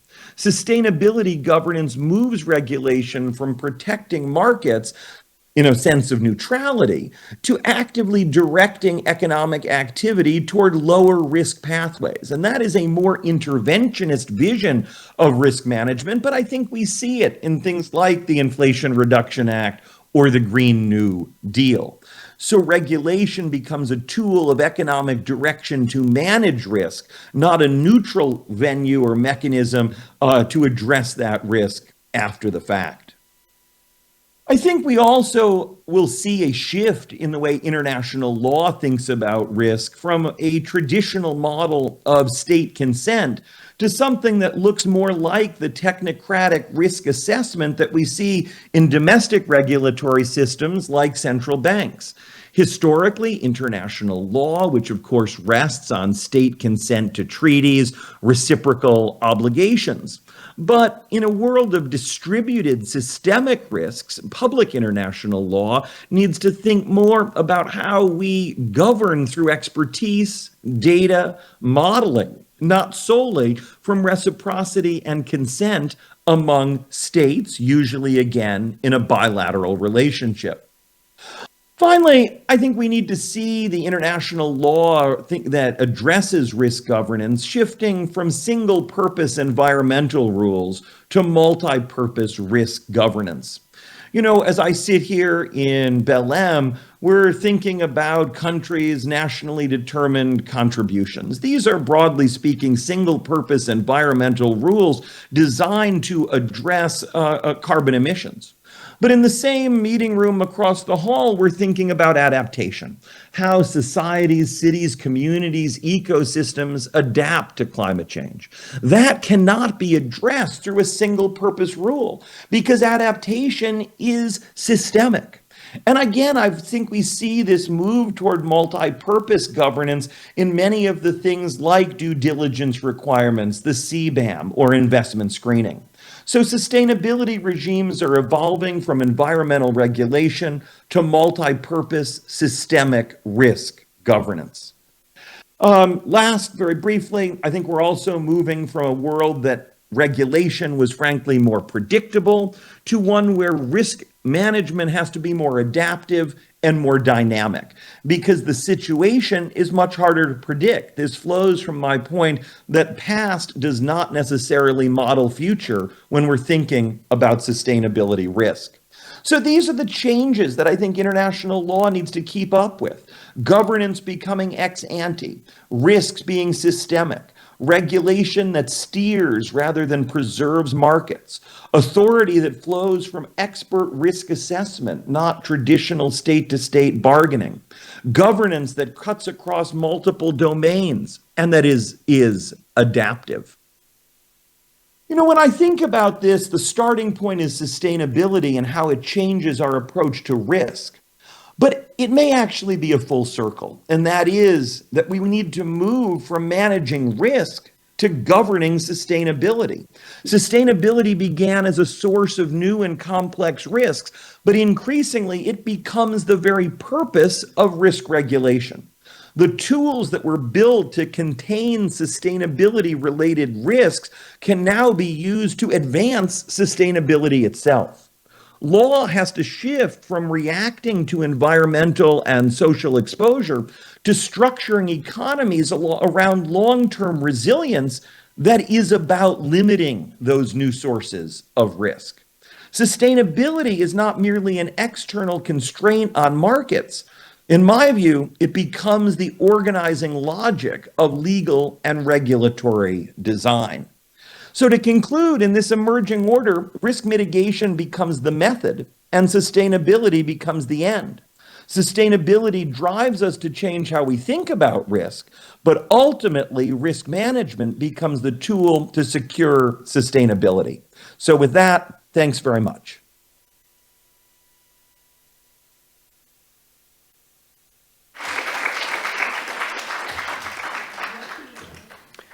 Okay, so thank you very much, Professor Tirado and Professor BURKE-WHITE. So looking at the watch, we have, I guess, 3 or 4 minutes before break. So if any of you, the audience, would like to ask a question, I think this is a great opportunity for you. Otherwise, I mean, speak now or forever hold, as saying goes.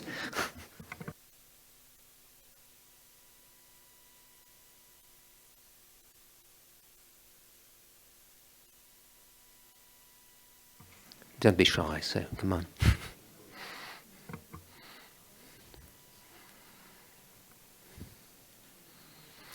Okay, I think there was a lot to digest, so probably let people have the time to, dust to settle down.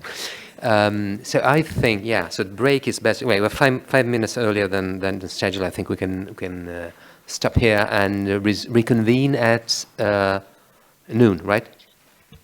It's, no, sorry, at... yeah, at noon, yes, yeah, at noon. So, thank you all. Bye. Thanks very much. Have a good day.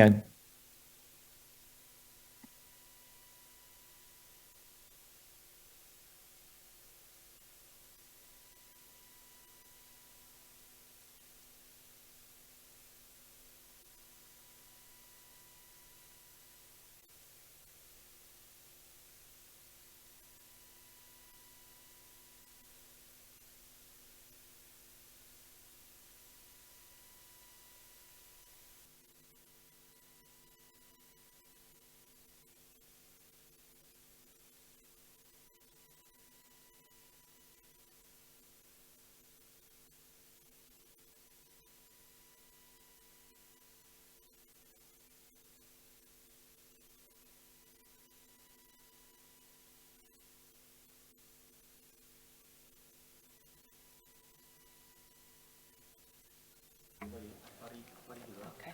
Ah, perfetto. Hi, Professor, can you hear me? Okay.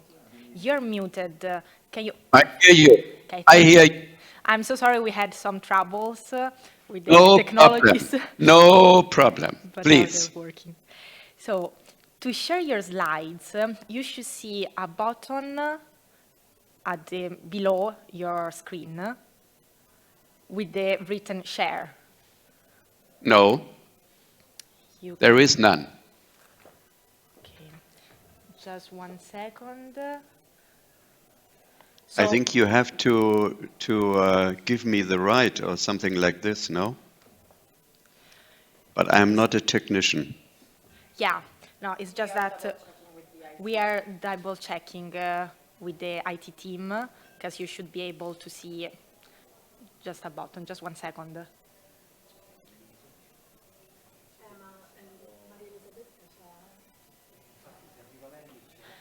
Just 2 minutes. We're sorry.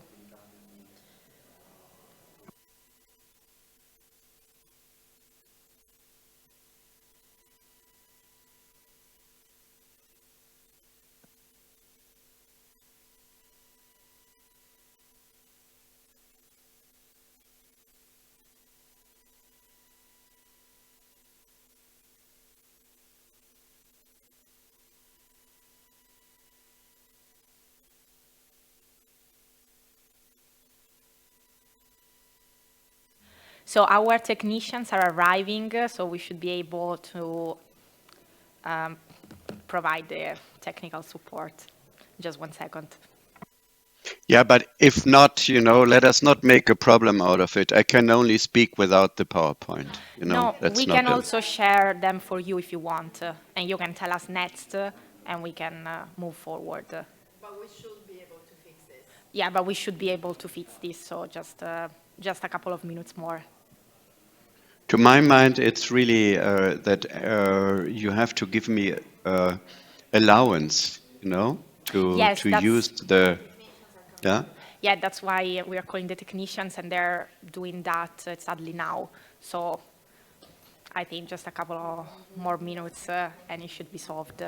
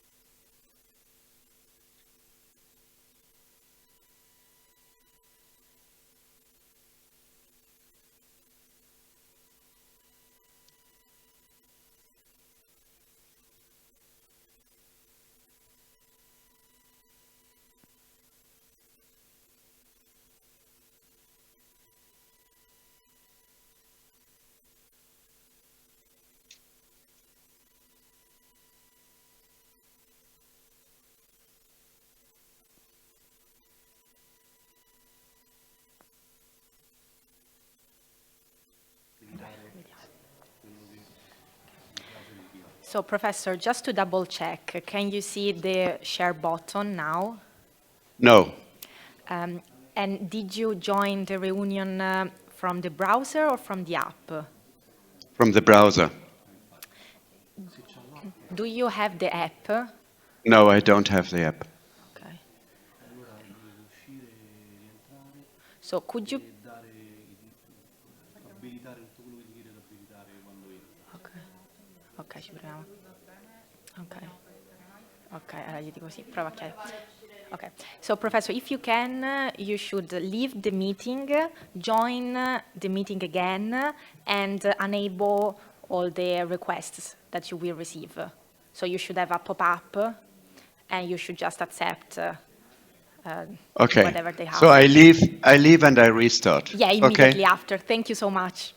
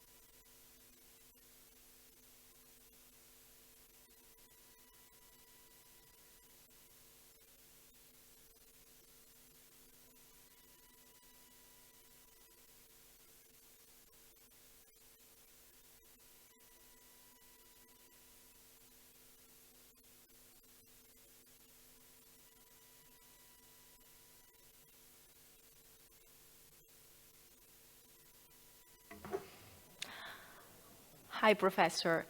So can you now see the share button? Can you hear me, first of all?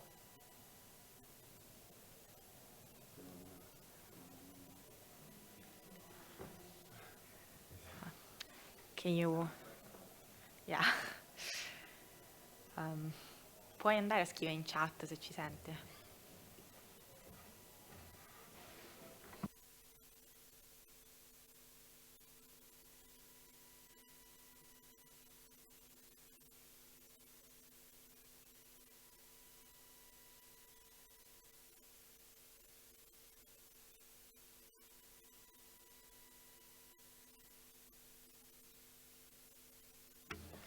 Can you hear me? Oh.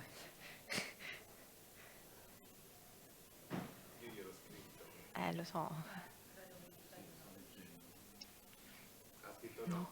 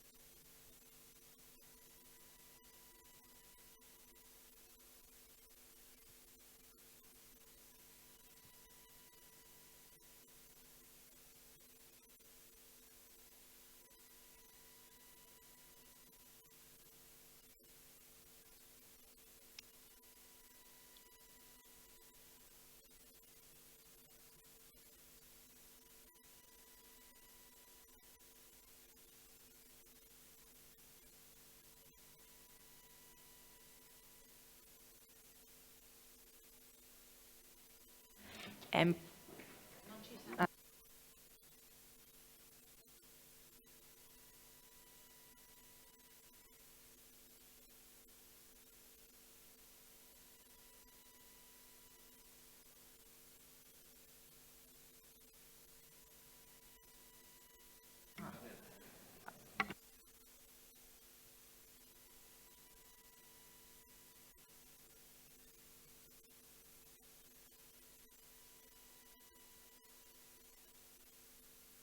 Do you hear me?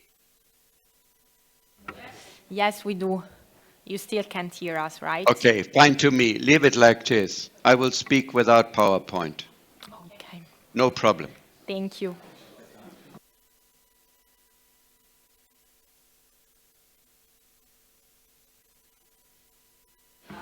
But Professor, can you hear me now? No.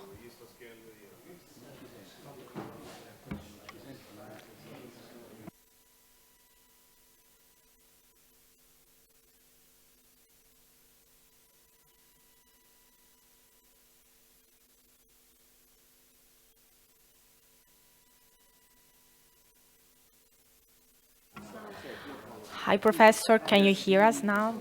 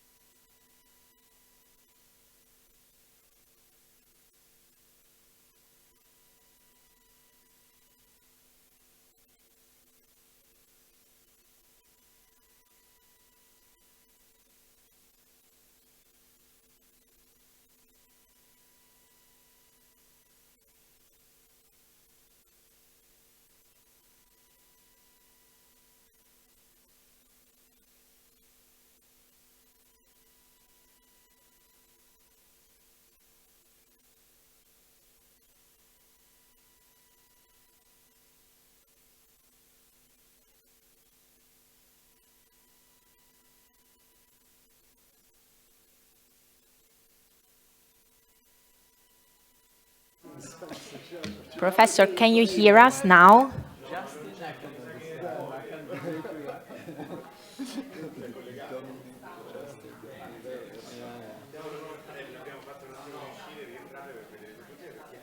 From 2 weeks from now, I will be in London because I have a case in the. Can you hear us?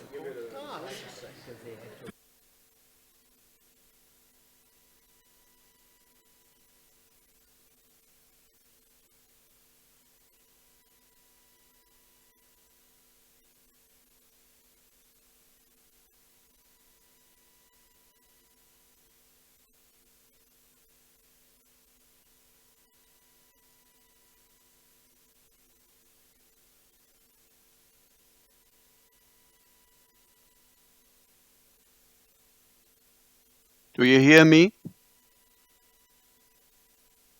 Non funziona. Yes, can you hear us? Okay.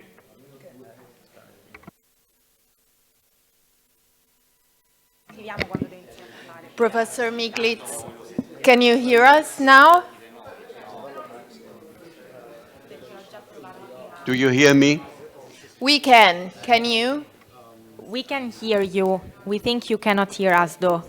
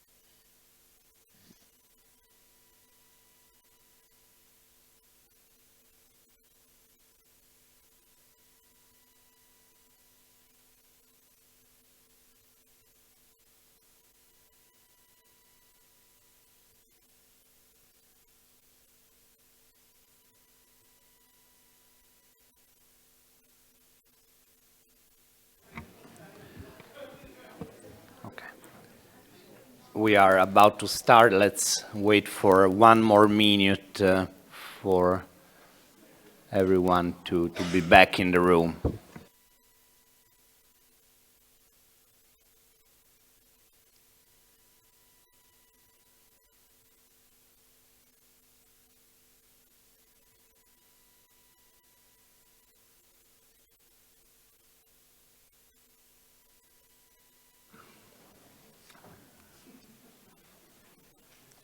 Okay, so it is now 10 past noon, so I think we will end our second session at 1:25 instead of 1:15. Welcome back, everyone. First and foremost, as one of the 2 co-directors of the Roma Tre UNIDROIT Center, I also would like to express my gratitude to the Bank of Italy for partnering with us again for the second year and for organizing together the second annual conference of the center. In this session, we will shift to private law, so we will continue analyzing our theme, risk, but through the lens of private law, and in particular from the perspective of both contract and tort law. As lawyers, as legal scholars, we of course owe a debt to economists when we discuss about risk, in particular to neoclassic macroeconomics and economic analysis of law. It is well known that risk under both contract and tort law has been the theory of risk in these fields comes from economic analysis of law, in particular with the basic principle that the law should allocate the risk to the so-called best risk bearer, the party that is able to bear the cost, the risk at the least cost, and if there is no best risk bearer, the second best option for a legal system would be the technique of risk sharing. But risk sharing, according to economists, only comes as a second best.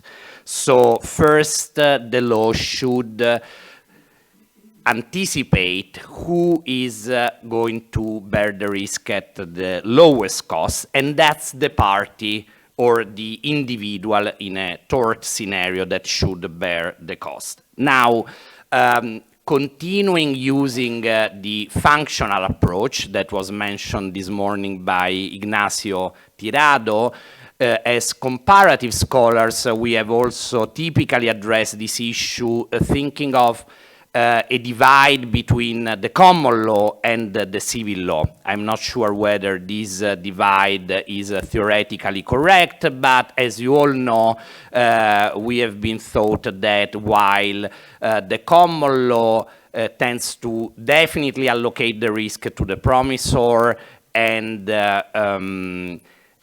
where the parties do not envision any different allocation of risk, there is the absolute theory of contract, a sort of strict liability of the party in contract law in case of a supervening event. On the other hand, the civil law in general, and apologies for generalizing too much, shares the idea of adaptation, the possibility of using more flexible tools in case of the equilibrium, the original equilibrium of the contract being altered by a supervening event. Now, all these, which is the classic theory around the risk, the classic divide between common law and civil law, may be somehow challenged by the kind of risks that we are now witnessing. And again, Ignacio this morning has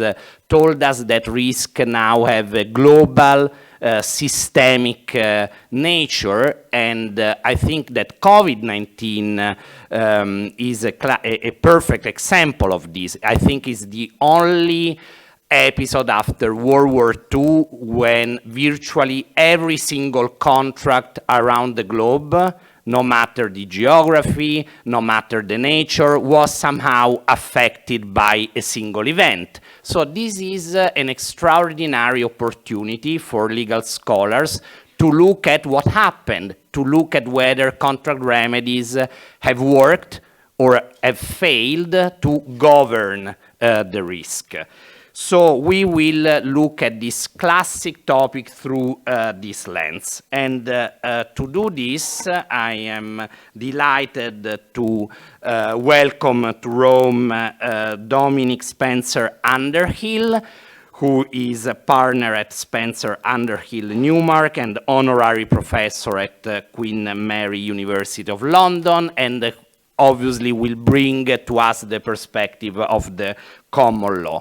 Dominic will be followed by Pascal PICHONNAZ, who is a professor at the University of Freiburg in Switzerland, who will share the perspective of the civil law and the role of contract adaptation, flexibility, will bring this to the discourse. And finally, connected remotely, we will hear from Professor Hans MICKILITZ, Emeritus Professor of Law at the European University Institute, who will discuss risk from the perspective of tort law and with a particular focus on EU law.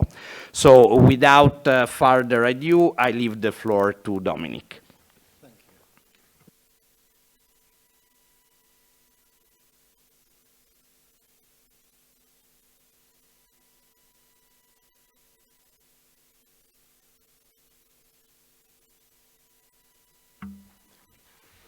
you. Funziona? Yes. Bravo. Thank you. Right, thank you. First of all, thank you very much to Roma 3 and to UNIDRA for this invitation to speak. It's an honor, as always, and of course to Banca d'Italia for hosting it. I've been asked to speak about the common law approach to risk management through the eyes of contract. This is a vast subject, and I have 20 minutes. So I'm going to, first of all, explain briefly the doctrine of frustration, how force majeure works in the common law, and then, in the second part, introduce you to some really recent cases of the English courts dealing with force majeure and COVID, Brexit, and sanctions as alleged supervening events. And those cases are very modern, and I hope will be of interest to you. Now, some have said that the essence of all comedy is timing. Well, not as far as a man called Mr. Jane was concerned. Thank you.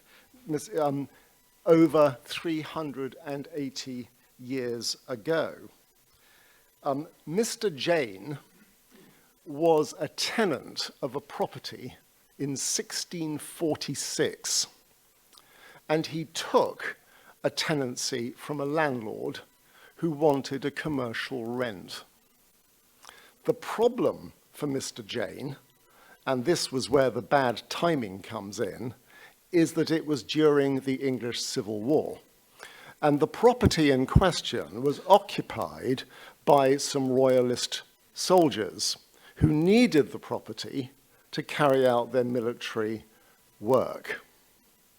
The landlord said to Mr. Jane, "Can I have my rent, please?"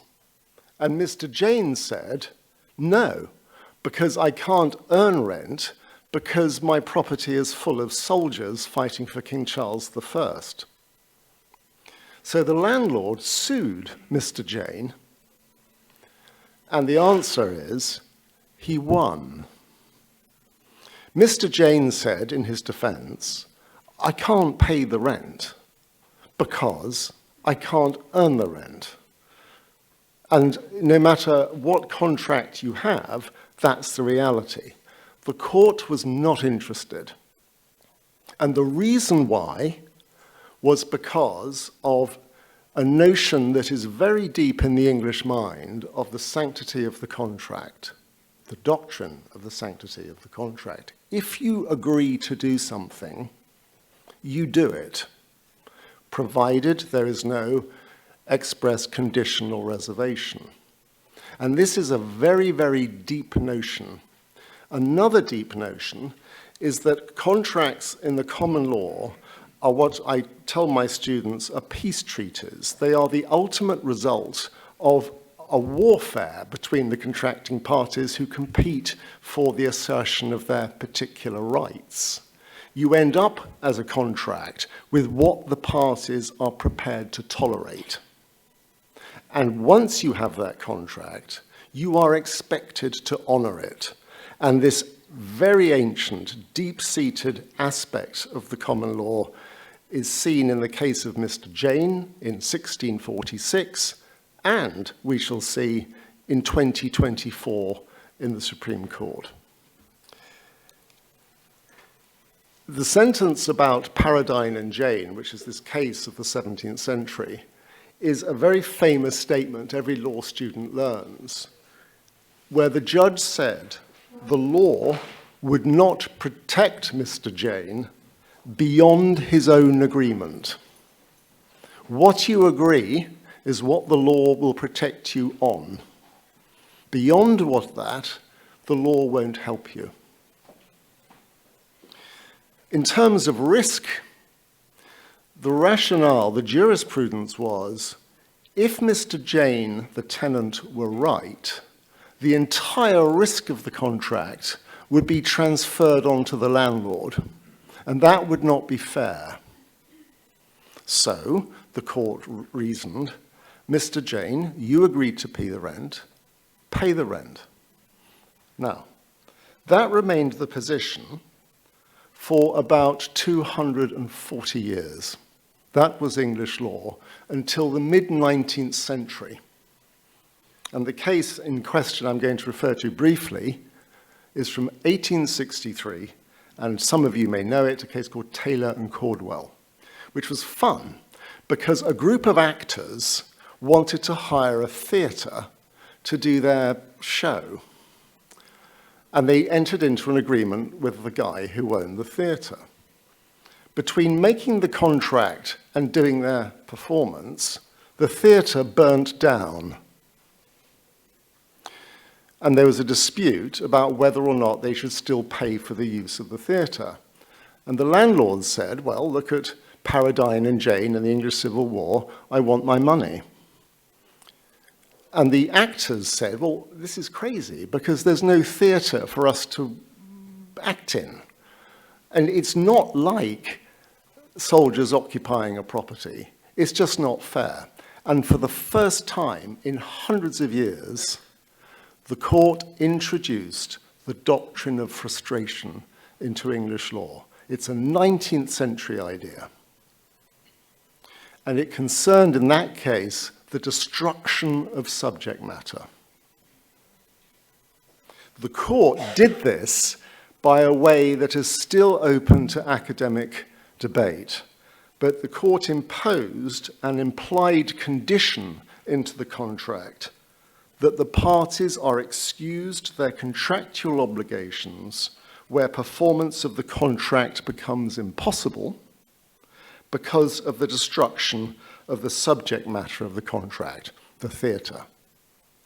Where, and this is the really important thing, the destruction of the subject matter was not the fault of either side. That's the crucial thing. And a few years later, in 1874, this notion of destruction of subject matter widened into what's called the frustration of common adventure. And that is where, in that particular case, which is called Jackson against Union Marine, a ship was going to sail from England to South America with a cargo. Before that, it was going to sail from one port in England to another to collect the cargo. Between sailing from one port in England to the other, the ship hit some sandbanks and couldn't move for 6 months. After the ship was moved away after 6 months, it took another 6 months to repair it. Then it could take its journey forward to South America. And the court held that this contract is frustrated because the journey the ship was taking after the accident and after the repairs was a completely different journey to the one the parties were thinking of. So the idea of frustration widened to the notion of the disintegration of common adventure. And that notion we see resonating last year in the Supreme Court, and I'll take you to it. So that is my brief summary of the law of frustration, but I'm going to end up with one final point, which is that for years the courts were working out, well, is there a test of frustration that we can use, a kind of plug and play that we can adapt to identify something, a supervening event? And now the law is quite settled. And in 2007, the law applies what's called a multifactorial approach to identify whether a contract has been frustrated. It will look at the terms of the contract, the matrix of the context of the contract, the parties' knowledge, their expectations, their assumptions and contemplations, especially as to the risk at the time the contract was made, and they're called the ex ante factors. The court will also look at the nature of the supervening event, the parties' reasonable and objectively ascertainable calculations as to the future performance in those new circumstances. And that's called the post-contractual factors. And that case from 2007 is a case called the Sea Angel, which those of you who are interested might want to make a note of. So, the ingredients of a frustrated contract in the common law: a supervening event. There has to be something that comes in that the parties weren't contemplating. It has to be beyond their control, and it has to lead to a radically different situation to the one that was bargained for. And it mustn't be their fault. And if those events conspire, the contract is frustrated. And that means the parties are relieved of their contractual obligations equally. It ends the contract. The risk is denied. All right? That's how frustration works. Here are some quick examples of a frustrating supervening events: subsequent changes in the law, defeat of the common adventure, that case of the ship, but there are others, supervening illegality, the outbreak of war and wartime measures, rarely supervening illegality under a foreign law, rarely cancellation of an unexpected event, an expected event, and rarely delay. That's frustration. Moving on to force majeure. A lot of students that I teach don't quite get this in their heads. The common law does not have a doctrine of force majeure. It's not part of English law. It never has been, and I suspect it never will be. It's not, for the English common lawyer, a precise technical idea. It's not a term of art. It came into English law towards the end of the 19th, the beginning of the 20th century. And in a famous case in 1920, a judge said that force majeure came into English contracts, and I'm quoting from him, without any attempt to define its meaning or any effort to coordinate the phrase to other provisions of documents. It emerged as the product of the growth of commercial trade. So the English courts, if a force majeure clause appears in an English contract, will try and work out what it means, but it won't do so by reference to an English doctrine of force majeure because there isn't one. There just isn't. And for some reason, that seems to be a mental block for some. The interesting thing is the wider the scope of force majeure clauses, the narrower the chance of a contract being held to have been frustrated. And the reason is compliance with a force majeure clause, even if it gets rid of the contract, is predicated on the performability of the contract. That's the whole point. A frustrated contract can't work. A force majeure clause can work. And that's why the narrower the frustration, the wider the ambit of the force majeure. They actually are in contradistinction to each other. They're not part of the same jurisprudence. One is a contractual device, force majeure.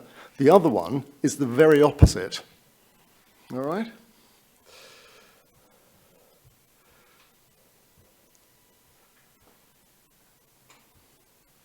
Now, hang on. Unlike force majeure, my iPad isn't working. Hang on. Now, by way of amusement, in a case actually from 1915, what were not held to be force majeure events are football matches, because someone tried to argue that a football match was a reason why the contract couldn't be performed, a funeral, and, because we live in England, bad weather. Bad weather is not a force majeure event for us. Now I want to move to the second part of my presentation, which is to look at modern case law, where all this that I've been talking about has been applied. Because now it comes to life, and we're not talking about 18th century ships and Mr. Jane in his military-occupied house. We're talking about modern life in the real world that we all identify with. First of all, COVID as a supervening event. This is a case from 2021, and in the proceedings, which will be published later, you'll get all the details, but this is a case called Wilmington Trust against SpiceJet. And the claimants had granted 3 aircraft licenses to the respondent, SpiceJet. And these were called dry leases, where the respondents accept full liability to pay the rent on these aircraft leases.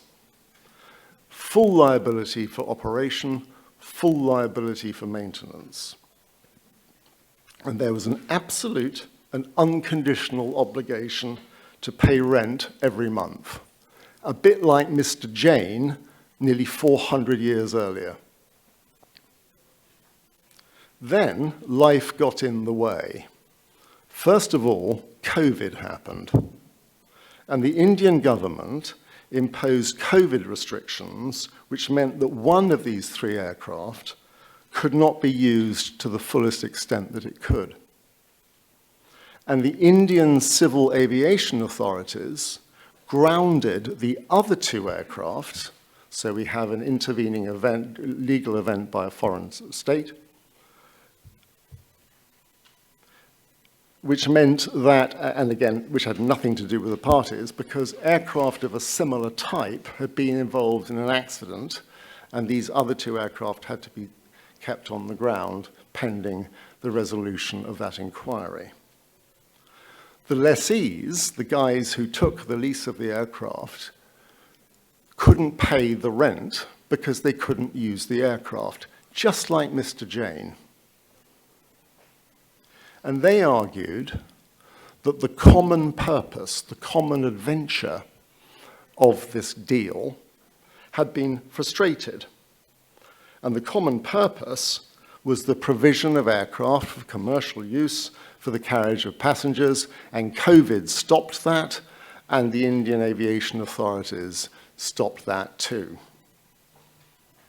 So the question was the contract frustrated? And the court held, no. The contract was not frustrated by COVID and not frustrated by the Indian Aviation Authority's actions. And here's why. The general risk of the aircraft being grounded through prohibition on use or possible defects of airworthiness had been foreseen when the contract was negotiated, and the lessee chose to accept full risk under that contract. It needn't have done, but it did. Like Mr. Jain in the English Civil War, that's what you agreed to do, that's what you're expected to do. The entire risk of operating the aircraft had been accepted by the lessee. And anyway, it was a 10-year lease. The aircraft were on the ground for 10% of that time, and it could hardly be said that after the release of the aircraft into the air after COVID, after the Indian regulation authorities, was hardly a radically different contract. It was the same contract, it was just there was a delay in it. Again, classic example of if you agree to do something, you do it. Another case, this is the Bank of New York Mellon and others against Cine UK. This is another COVID case. 3 commercial tenants had to close their cinemas in England because of the COVID restrictions. And for some of the time, they couldn't trade at all, and other times they could, but only in very limited circumstances. And of course, social distancing, all that stuff, it meant that the footfall into the cinemas was reduced. The tenants also took the view that because they could only let in a small number of people, it just wasn't commercially viable to run cinemas in those circumstances. And they said, we don't have to pay rent on these cinemas because the contracts have been temporarily frustrated by COVID. And the court said, wrong. There's no such thing as temporary frustration. Either a contract is frustrated or it isn't. You can't frustrate it for a short time because that's not what frustration is. Frustration ends the contract and discharges the parties from their obligations, and that didn't happen in the case of these cinema guys. There's another case, again, I'll refer to it in the proceedings when I write all this down, called London Trocadero against Picture House, which is roughly the same thing.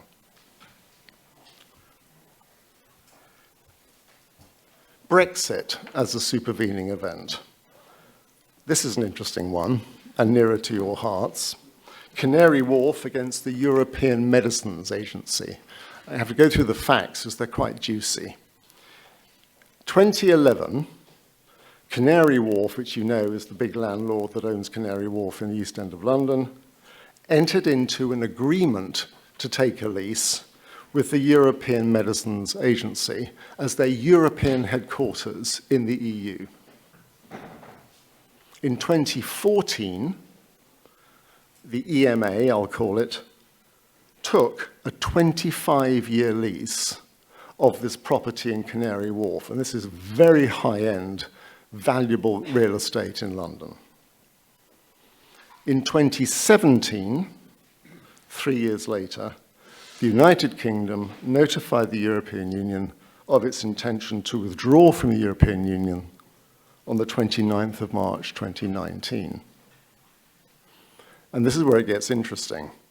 By Regulation 2018 of 1718, the EU relocated its headquarters to Amsterdam. And the issue was, what about the 25-year lease in London? It's got 20 years left, and under English contract law, you've got to pay rent for another 20 years, because that's what you agreed to do. As far as the EMA was concerned, it treated Brexit as a supervening event that frustrated the contract in London. And the court said, you're wrong. Brexit is not a supervening event, and here's why. The lease had not been frustrated by a supervening illegality. Brexit had not changed the EMA's legal capacity or legal powers to frustrate the lease. And when considering supervening illegality, which is a frustrating supervening event, as a possible ground of frustration, English law looks at the place of contractual performance, not the place where the parties were incorporated. So where was the performance of the contract? Where was the supervening event? Also, the court said that the legal effects of Brexit could have been ameliorated by the EU, but hadn't been. It was the EU that chose to relocate the headquarters to Amsterdam. It wasn't forced to do it. The landlord of this lease didn't make them do it. Neither did the British government. So any frustration, if that is the word, was self-imposed. The lease was also not frustrated by a common purpose, because in 2011, when the agreement for lease was originally made, Brexit was foreseeable, well, not foreseeable, but theoretically possible only. So the English court's unimpressed with Brexit as the reason that a contract allegedly can't be performed. And of course, the corollary of this is that the EMA could perform the contract under the lease. It just didn't occupy the property. And that's the EMA's problem, not the landlord's problem. The risk should not be unfairly visited on the landlord for something that the EMA and the EU, acting as its principal, imposed upon itself. And here's where it gets more granular still. The supervening event was not Brexit. It sounds as if it's Brexit, but it isn't Brexit. The supervening event was the EMA's involuntary departure from the property caused by the EU regulation. And the EU regulation that made the EMA go to Amsterdam had nothing to do with the EMA's legal capacity as a contracting party to the lease with Canary Wharf. Brexit had adversely affected the EMA's liability regime, for sure. Its risk profile under the lease, for sure. But it didn't make it impossible for the EMA to occupy the building. I want to move on to the final cases. And this is a British Supreme Court decision of last year on force majeure. As far as I know, the most recent authority on the subject. This is quite interesting as well. It's a case called RTI against MUR Shipping, all right? And the facts are, I'll go through the facts quickly. RTI chartered a ship to ship, and the ship owner, who the charter was from, agreed to carry a cargo from Guinea to the Ukraine. All right, so we have a ship contract. The charterer agreed to pay the ship owner, and the ship owner agreed to accept payment in US dollars.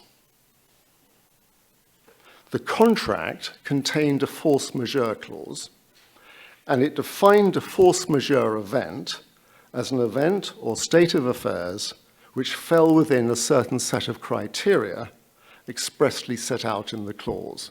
Usual stuff, everyone knows about that. And one of the criteria was an event which could, quotes, not be overcome by the reasonable endeavors from the party affected. That is no more than the express iteration of what is an English implied term in force majeure clauses, which is that in order to rely on a force majeure event, it has to be outside the reasonable endeavours of the party claiming it to stop it happening, right? That's all it means. After the contract was entered into, the United States government imposed sanctions on the parent company of the charterer, which meant they couldn't pay in US dollars. The ship owner invoked force majeure, cancelling the contract and alleging that it would be in breach of contract if it accepted anything other than dollars, which it can't accept.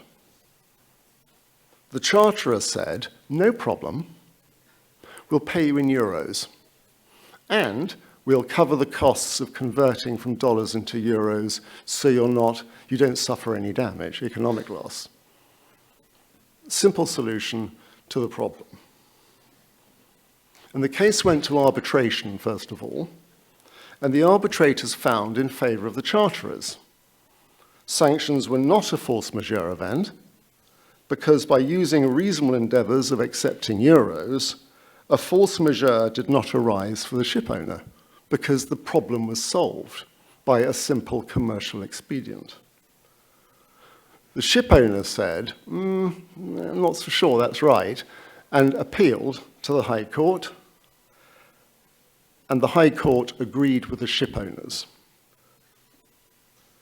And the High Court said that a reasonable endeavours requirement did not require non-contractual performance, and the offer to pay in euros wasn't in the contract. That was a deal to be done.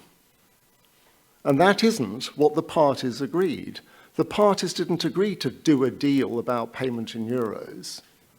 So it fell out with the force majeure. Dominic, sorry, just one. Almost finished. Finally, it went to the Supreme Court in the end, and the Supreme Court said that actually this is an important issue. It engages several principles of contract law, the freedom to contract, the importance of certainty of meaning, and pacta servanda. And it is true that if you agree to a reasonable endeavours provision, it means reasonable endeavours within the contract. It doesn't mean you can do any deal you like, and it's not fair to put the risk of that on the person claiming the force majeure event. Unless there is clear wording to the contrary in the contract, the big common law thing, if you want it, you write it down, a party is not obliged to forego a valuable right of requiring contractual requirements, and offering to pay in euros was not a contractual obligation. There we are. Thank you.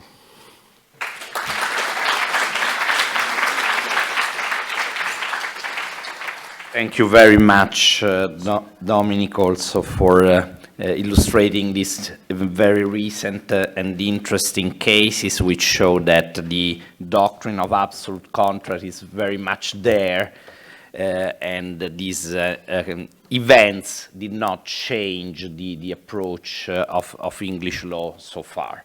Now, Pascal, the floor is yours. Thank you very much. Can I just have the zipper? Yeah. Or whatever it's called. Yeah. Thank you very much. So first of all, thank you to the organizers, to Roma Tre, Unidra Institute, and of course Banca d'Italia for the so kind invitation. After listening to Dominic Spencer Underhill, I thought he has an easy task because he's speaking just about one legal system. Whereas if you have to speak about the civil law tradition, of course, you are already doing a comparative law analysis.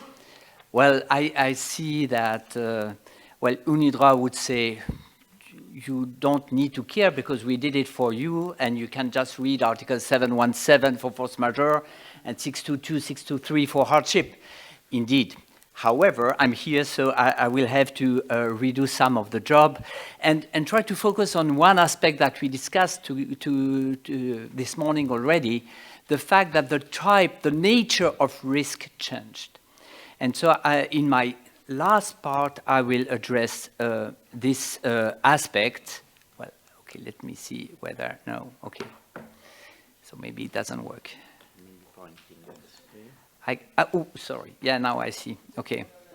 So, but one aspect I have to underline immediately. In common law, of course, when one speaks about frustration or about force majeure, the main issue is at the end, under common law, I'm not speaking about equity, one has to pay damages. And the question is whether or not you have to pay damages. Whereas in civil law, of course, we are concerned by two questions, two separate questions. One is, can I have a claim for specific performance? And maybe next to that, or instead of that, can I have a claim for damages? But of course, the requirements are different.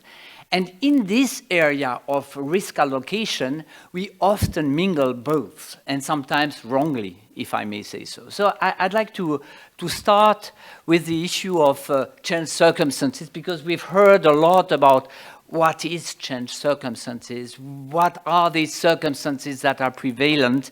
And let me just say that, as we said this morning already several times, contract, of course, consists in allocating risks, and what are risks? Risks are post-conclusion circumstances with an impact on performance. And that's central, of course, because whatever happens, Brexit or not Brexit, that's a risk, but is it a risk within the realm of that specific contract? And so, of course, for that, one has to look at existing circumstances at time of conclusion, or before, of course, but also to anticipate circumstances post-conclusion. And that's exactly the way to look at risk and to look at contractual allocation of risk.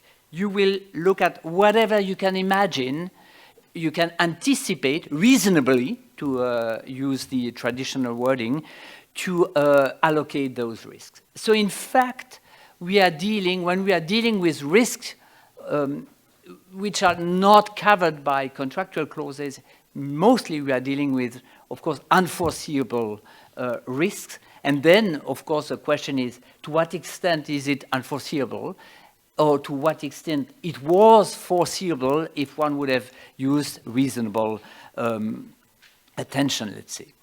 But the second aspect is the burden on the performance. And so the burden may increase in contract, and that's normal. Everyone knows that. Circumstances may change, but at some point it becomes extremely burdensome to perform. And that's where you get into this hardship zone, if I may say so. Very strange, though. The UNIDROIT principles use the term hardship even in the French version, right? And you are here and say, what? Hardship, what do you mean? And then you look into English dictionaries, and they say in case of hardship, there's no change of the contractual performances. And then you read UNIDROIT principles, and they say you can adapt the contract in case of hardship. So you sit down again, and you say, okay, what is all this about? But basically, here, it is just the fact that the contract performance has become more and more difficult. To some point, it becomes impossible. Now, what is very tricky here is that, we've heard it already, impossibility to perform in sense of, can I have a claim for specific performance, is a matter of impossibility. Is it possible or impossible to perform? But in the commercial area, we also use the word force majeure, but in fact, it's linked to the contractual clause of force majeure that is dealing with case of impossibility. So there's here, of course, a very tricky point. Of course, you could say, well, in French law, there's a clause about force majeure. Yes, indeed. But it is not linked to specific performance. It is linked to exempting from damage claim, because French law has a system very close to English law where if you do not perform, you're liable. unless there's a case of force majeure, a justification. But that's linked to damages and not to a specific performance. Here, I'm looking at specific performance. I have to go further. Second aspect, the timing. So post-conclusion circumstances, of course, but also we've heard it, temporary measures. So if you read Article 622 on hardship in the UNIDROIT principles, you will be wondering whether a change of circumstances that is just temporary, does it qualify as a hardship case or not? Well, you might say it depends for how long and what is temporary. Is 1 year temporary? Is it 2 years temporary? At some point, you may consider it's no more temporary. A blockade or a ship in the Suez Canal, as we had a couple of years ago, I'm not speaking about 1957, but a couple of years ago, you had this ship for 2 weeks.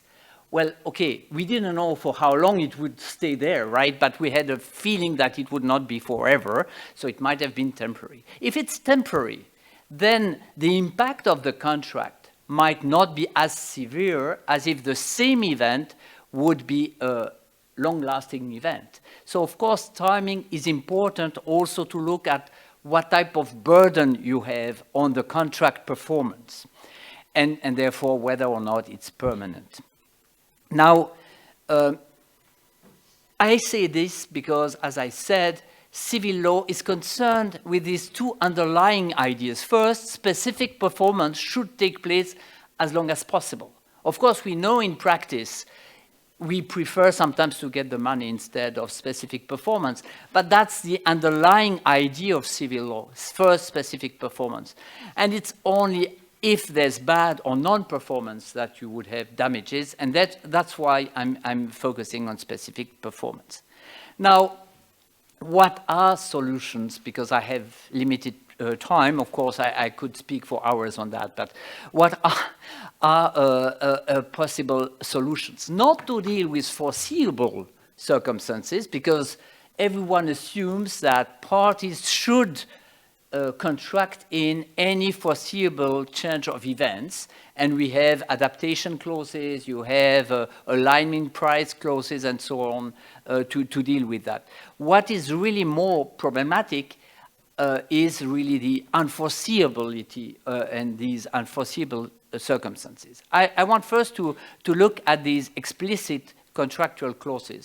You probably know that the ICC has, and it's not the only one, of course, model rules on hardship clauses and model rules on force majeure.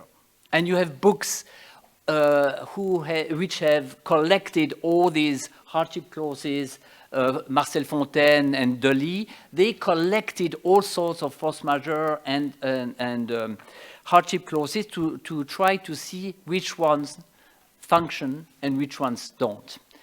And of course, I have no time now to go through all of these. But what I want to say is, when you look at a hardship clause first, so a clause that tries to deal with changed circumstances that make the contract more burdensome, really burdensome, but still possible to perform, one has to look at and define how difficult the burden should be on hardship.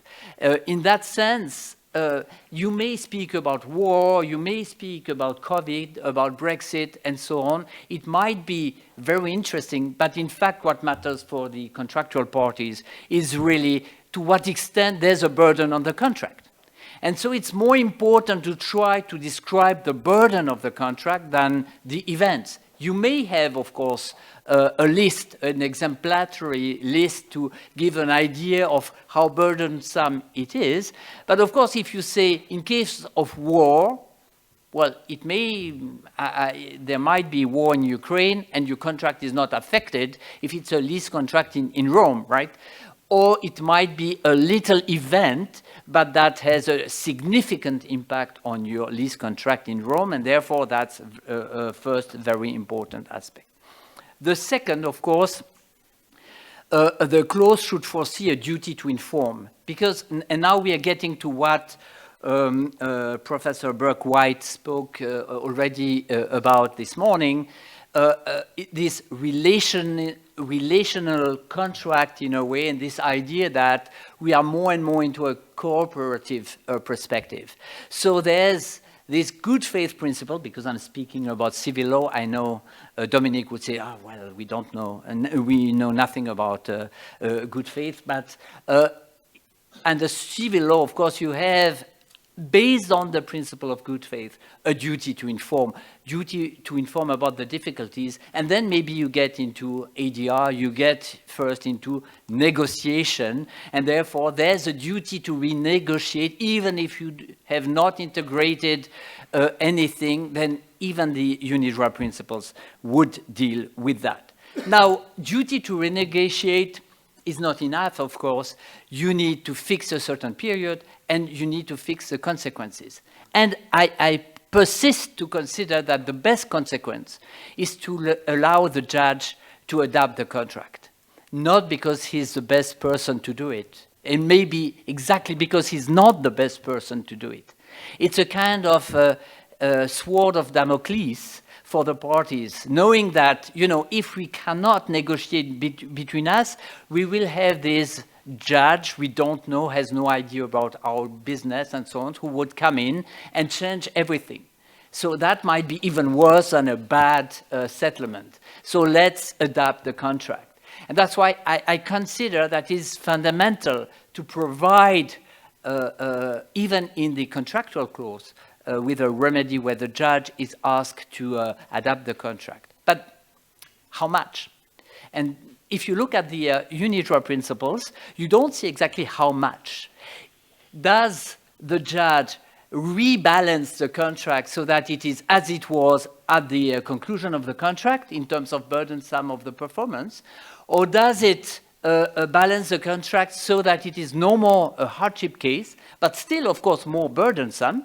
Because it would be quite extraordinary that you accept some changes up to the level of hardship. That's something that is just basic contractual risk.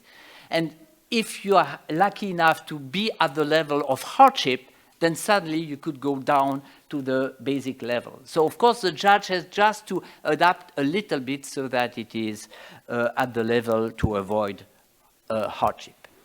Now, second type of clauses, force majeure clauses. Now, it depends how you understand them, but basically, these clauses are there to avoid the all or nothing approach. If in the mind of the parties, in civil law parties, the idea is that if it's impossible, the contract is just falls apart, then you might try to find a ways to, again, renegotiate or at least give a right to terminate without damages. But one realizes that the force majeure clause is more about, usually about allocation of damages than about specific performance, because parties tend to say, okay, if it's impossible to perform, what shall we do? It depends, of course, on the origin of these supervening circumstances and whether they were foreseeable or not and what was their impact. But when one reads a force majeure clause that does not use the word impossibility, usually it's linked to damages and not to specific performance. Now, what if the contract has not provided for any of these clauses? Well, of course, I could now go into imprévision in the French way. I could speak about Wegfall der Geschäftsgrundlage. I could speak even Latin, clausula rebus sextantibus, or Italiano, eccessiva onerosità. They all try to look at adaptation of the contract, and most of the time, but not always, they also provide for a duty to renegotiate, but usually based on case law and not on the specific black letter rules, because at the time of adoption of our civil codes, of course, that was not central. Now, in case of absence of contractual clause, in a way, the good faith principle calls for an adaptation of the contract, saying there's a limit. You know, if you are dealing in good faith with your contractual party, you cannot say it has become so burdensome for you and I don't care. that's not the way civil law looks at it. And therefore, there's a right, and now, fortunately, even in French law, there's a right for the judge to adopt the contract at request of one party. You may remember, for those who follow the evolution in French law, that in 2008, 10, 12, when they were preparing their revision, the idea was to have a hardship clause or a clause for imprévision that was based on a joint request by both parties to the judge to adopt the contract, which was a bit strange because then, of course, the party benefiting from these specific circumstances would never ask for adaptation, saying, I'm fine, you know, I don't care about the judge getting into it. Finally, they got it right, I think, and they allowed the judge to adapt the contract. Now, it may also be that there's a contractual clause, but the contractual clause is inappropriate to rebalance the contract in a good way, right? And therefore, the question is, are we stuck with that contractual clause? We made a mistake in contracting, but in fact, we anticipated a change of circumstances, but we did it wrongly. Maybe it was not foreseeable how things would evolve. And here, I think, at least based on my experience of Swiss law, but also of German law and other systems, there should be a limit to the application of the contractual clause. In a way, there's an abuse of right. One should consider that there's a limit where you can just apply the contractual clause. And so you can ignore sometimes the contractual clause when the clause is inappropriate to deal with the problem. And therefore, you have a gap because there's nothing dealing with renegotiation and adaptation of the contract. And that's where, by gap filling, you go back to UNIDROIT principles to adapt the contract. Now let's come, because time is running, to I wanted to say the central piece, because that's almost all stuff. We know that, and of course, there's a lot of different cases in different countries. Some are better than others, and so on and so forth. But I think we are facing two frequent concerns right now. One is the adaptation of a contract for duration. How relational contracts, be it a contract for lease or loan for money or further contract, they are often durational contracts. And there, of course, the change of circumstances may have an impact, of course, at a specific date. But if you think of the contract on the duration, the impact might not be as severe as one might think.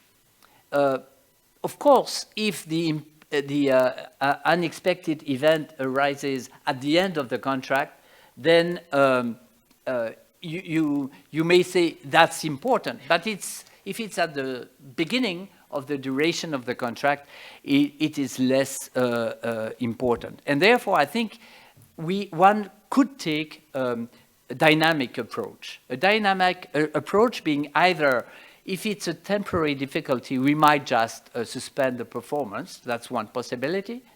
Or we might have a temporary adaptation, providing, for instance, for a new adaptation of the contract once the circumstances have changed again.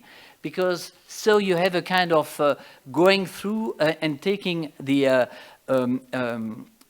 durational aspect into account. And in fact, when I'm proposing that, I'm going back to the Roman law. I thought I would be the first one to invoke Roman law, but I saw that this was not the case today. There's an example of drought and farmland in Roman law times. And it's a farmland lease, and suddenly everything dried out, no harvest. The farmer said, I have nothing to pay the rent. And the question was, what is the impact on the contract? And that's the translation of the text, right? Papinian, so a jurist, says that if someone grants a remission to a tenant for 1 year on account of bareness, poor harvest, and in the following years there happens to be abundance, the remission does not prejudice the owner, but the full rent of even that year in which he granted remission may be demanded. So in a way, you have a dynamic approach. You say, okay, now you pay less, but if next year you do a much better earning, then we will take into account the fact that we had an adaptation the previous year. And that's exactly what we could have done with COVID, right? To take that in a more dynamic approach into account and say, okay, it's not, as the text says, a donation. It's a settlement. It's a quasi-transactio. It's quasi a settlement that takes into account the timing in issue. And finally, many concerns, and we realize that in COVID times, many concerns are linked to the fact that we have contractual webs and that we need a systemic approach to deal with different contracts. Again, you have a tenant, you have an owner who has, of course, this contractual power on the tenant, but at the same time, he needs to pay the interest to the bank. And as you can see here, he might have several tenants, several leases, and there might be several owners to pay to the bank. So you have a whole complex. And here probably you need to have a kind of settlement agreement where people get around the table instead of looking at a bilateral contract, but to have a more systemic approach. And I think we're getting more and more into this type of relational approach. And so in terms of conclusion, because time is up, I just wanted to say, okay, contractual allocation of risk is essential. And one cannot forbid that. I mean, we avoid that. We have to have hardship clauses. We have to have force majeure clauses. But we have to understand that these are starting points as a result of foreseeable events. But what matters mainly is unforeseeable events. And as the term indicates, you couldn't foresee them in times of conclusion of the contract. Of course, you could maybe foresee them, but not the impact on your contract. And secondly, I think we need to have a more dynamic and systematic approach because that will enable to have a longer lasting impact on this intertwined and web contractual relationship. And I think I will leave it here so that the next speaker has also some time. Thank you very much. Thank you very much.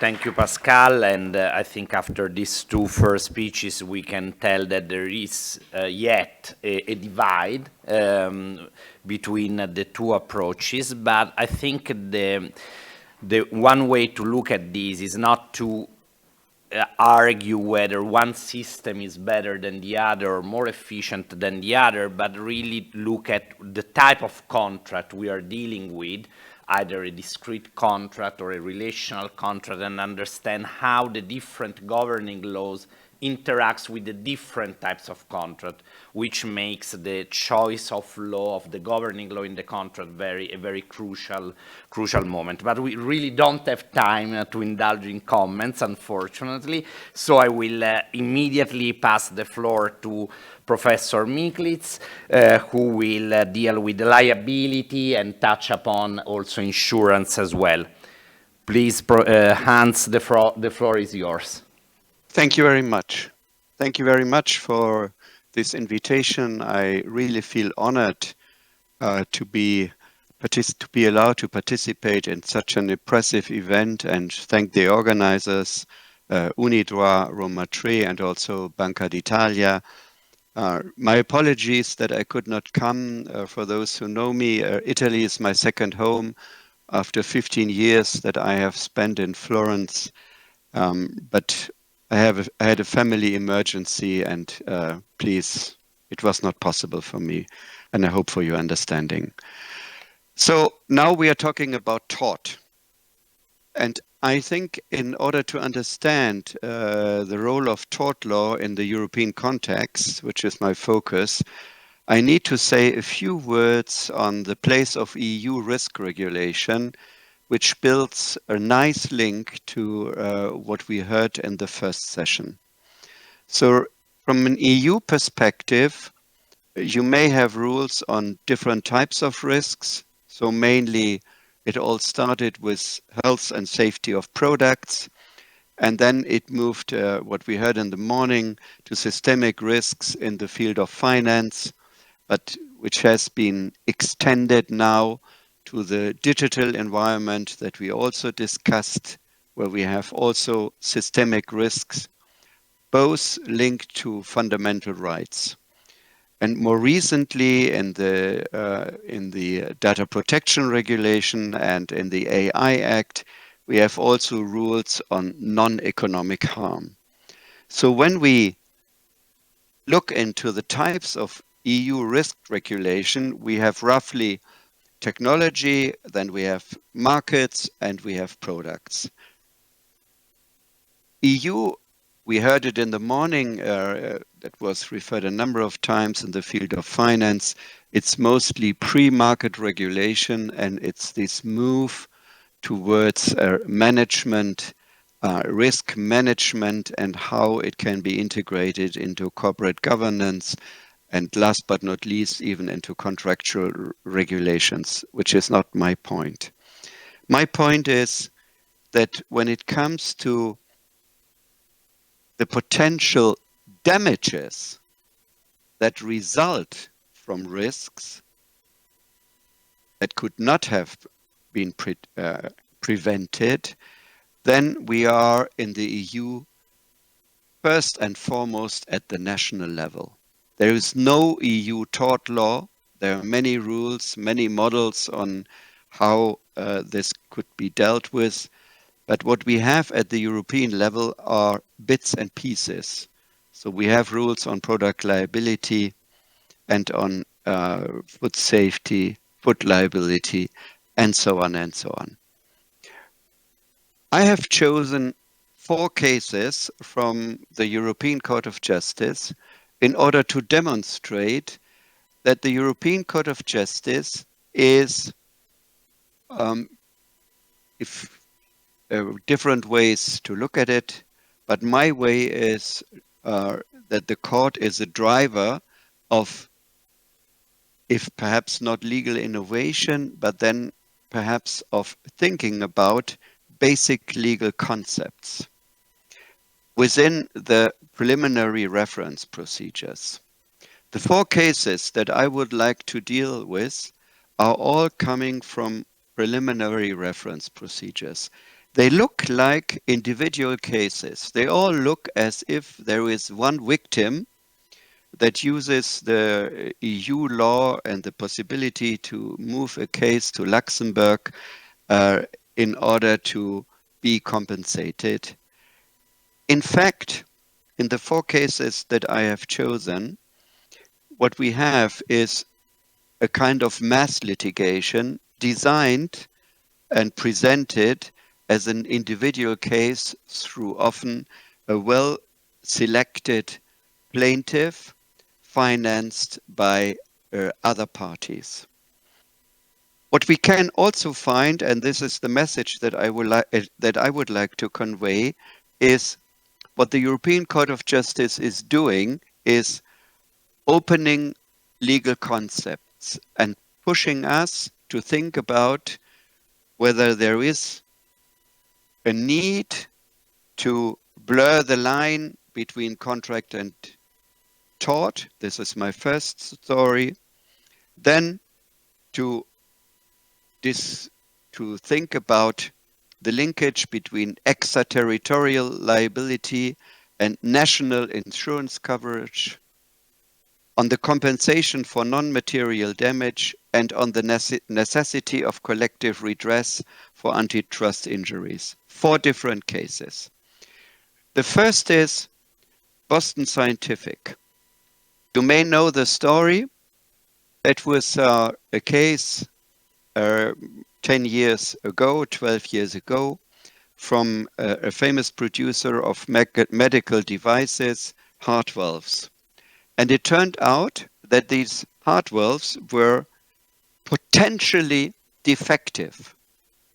And a number of plaintiffs who were rejected in national courts used the preliminary reference procedure to delegate the case to Luxembourg and to ask whether the Product Liability Directive, which is meant to deal with potential damages, is also covering the potential risks that may result from defective heart valves. Imagine the situation, a very delicate one. The damage of a defective heart valve might be that the person dies from the defectiveness.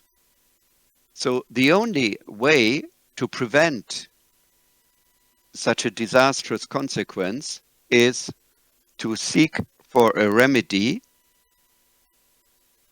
that allows to change the heart valves, even if it turns out in the later story that it was not necessary. And the European Court of Justice decided, yes, this is possible. It is covered by the Product Liability Directive. So what we have here is that the directive meant to deal with damages is covering a potential risk. As you may imagine, the judgment of the European Court of Justice was controversially discussed by those who defended the traditional idea that tort is only meant for damages, and if there is a potential risk, then it is contract law, but if any, but certainly not tort law. The second case is equally well known. It's dealing with the Medical Device Directive. It is the so-called PIP scandal in Marseille. It was a French company that used substandard chemicals in breast implants, and it was open to what extent these substandard breast implants may result in cancer. That was a big debate between experts of whether there is a risk or not. Anyway, many of the women around the world, and there were thousands and thousands, tried and looked for a surgery ex ante and were claiming costs, were claiming compensation for the potential costs.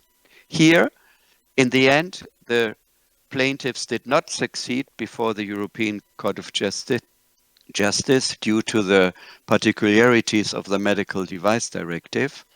And before national courts, we have different results. So the German courts denied the potential responsibility of the certification bodies that were sued because the company went bankrupt over time, whereas the French courts decided in favor of the victims and against the German certification body. There was an interesting side story about the potential insurance, because the Medical Device Directive left it to the member states to decide whether they introduce a mandatory insurance for potentially defective medical device operations. In France, there was one, a mandatory one. So the victims from all over the world tried to use to refer to the French insurance systems, but in the end, they failed before the European Court of Justice, but also before French courts, and only those living in France, whether they will be French or not, were compensated by the system. My second two examples are dealing with non-material damages and with antitrust injuries. There was a famous case, it's called Österreichische Post. Article 82 of the General Data Protection Regulation grants the right for compensation in case of infringements of data privacy policy. That was the case. The Austrian proposed did not respect the data privacy rules. That was pretty unclear. That was pretty clear that there was an infringement. And the question was, what are the conditions under which thousands and thousands of Austrians could claim compensation, and also what for? So there were two interesting doctrinal discussions here.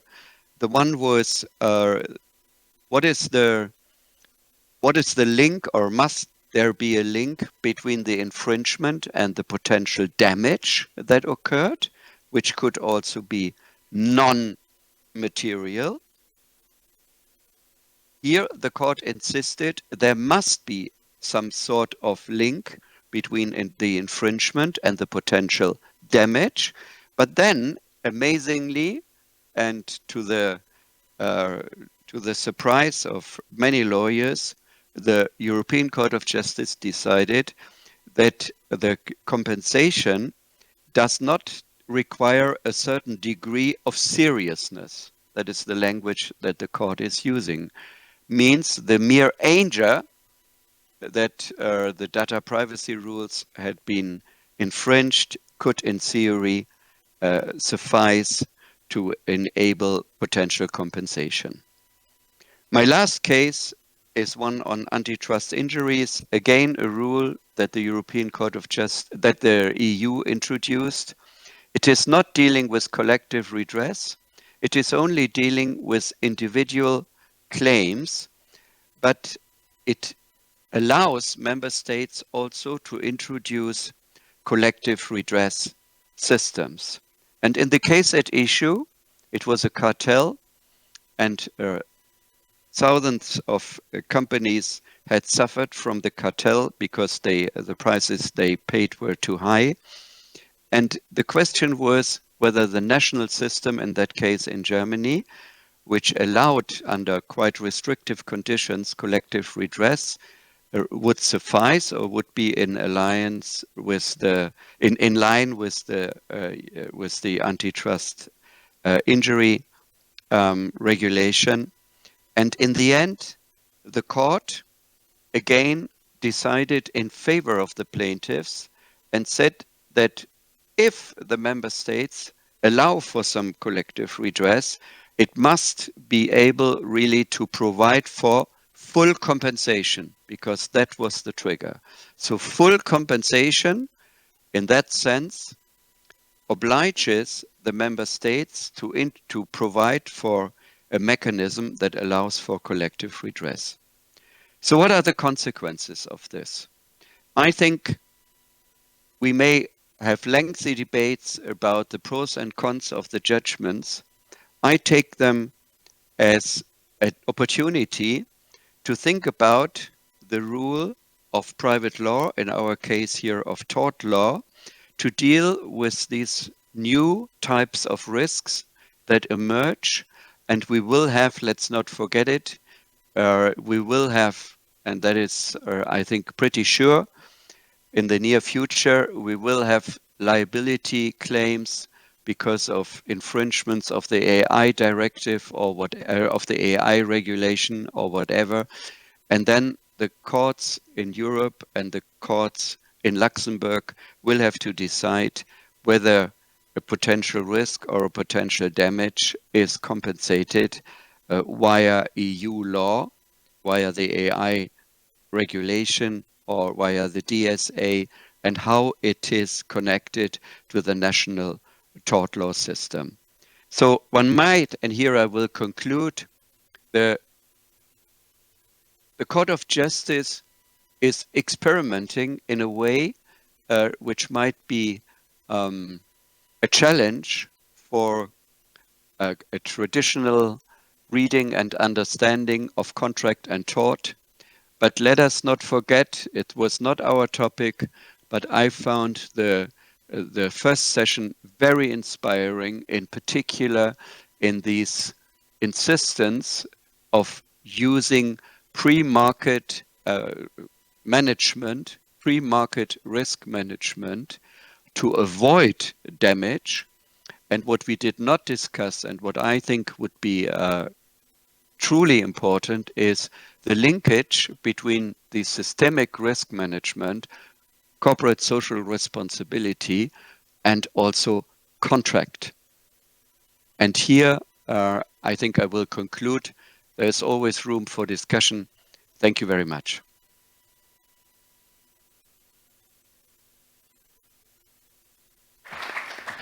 Thank you very much, Professor MICKILITZ, for this very interesting presentation and for stressing the relevance of this ex-ante approach that is the fil rouge of the first two sessions of this conference. So I think we do not have time for the Q&A. We have now a lunch that is served downstairs, and we will resume with session 3 at 2:30 sharp. Thank you very much.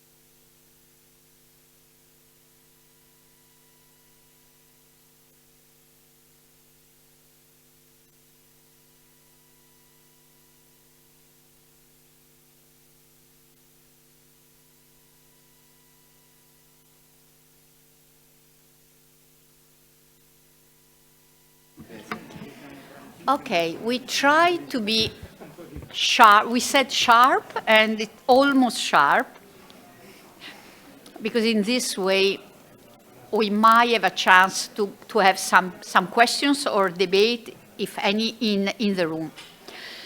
Okay, now the afternoon is more devoted to international law.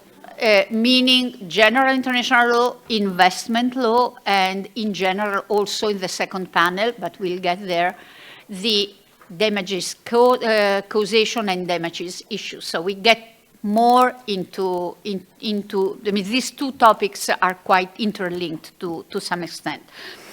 I'm very happy being able to chair this panel, because this panel is composed of very good friends of mine and some of the best experts that you can have on these topics.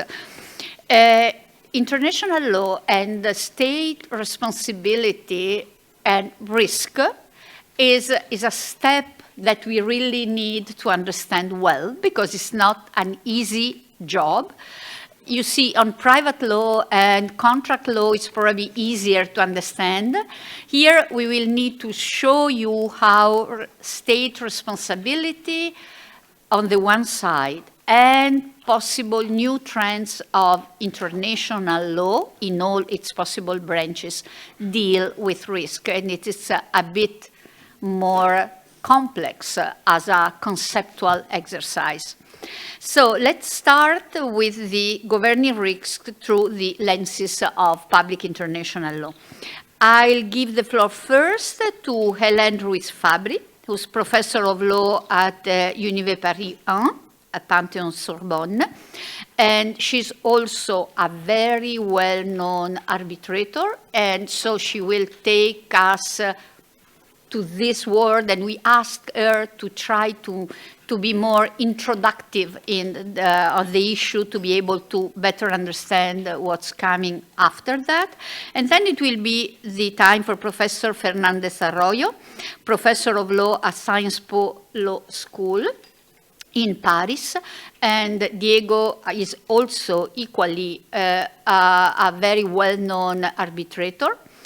And is also the president, it's called president or director of the curatorium in president, is called president of the curatorium. So you see people with a lot of experience in international law, and he will focus more on a quite trendy issue on obligation of investors in international law, and you'll see the link.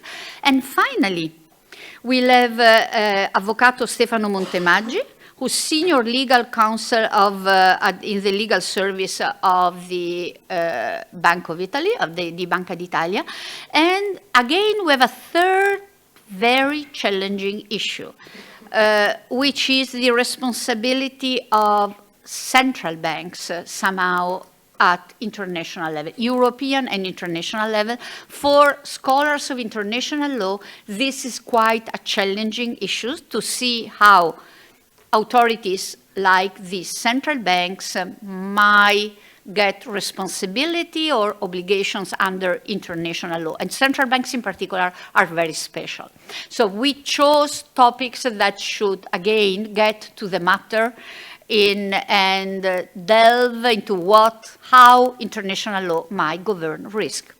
So stop, nothing else I could say, and I first give the floor to Hélène, so thank you, you have the floor. Thank you very much, and thanks to the organizers for having invited me to speak today. So the topic they asked me to speak about is the ILC principles on state responsibility facing new challenges.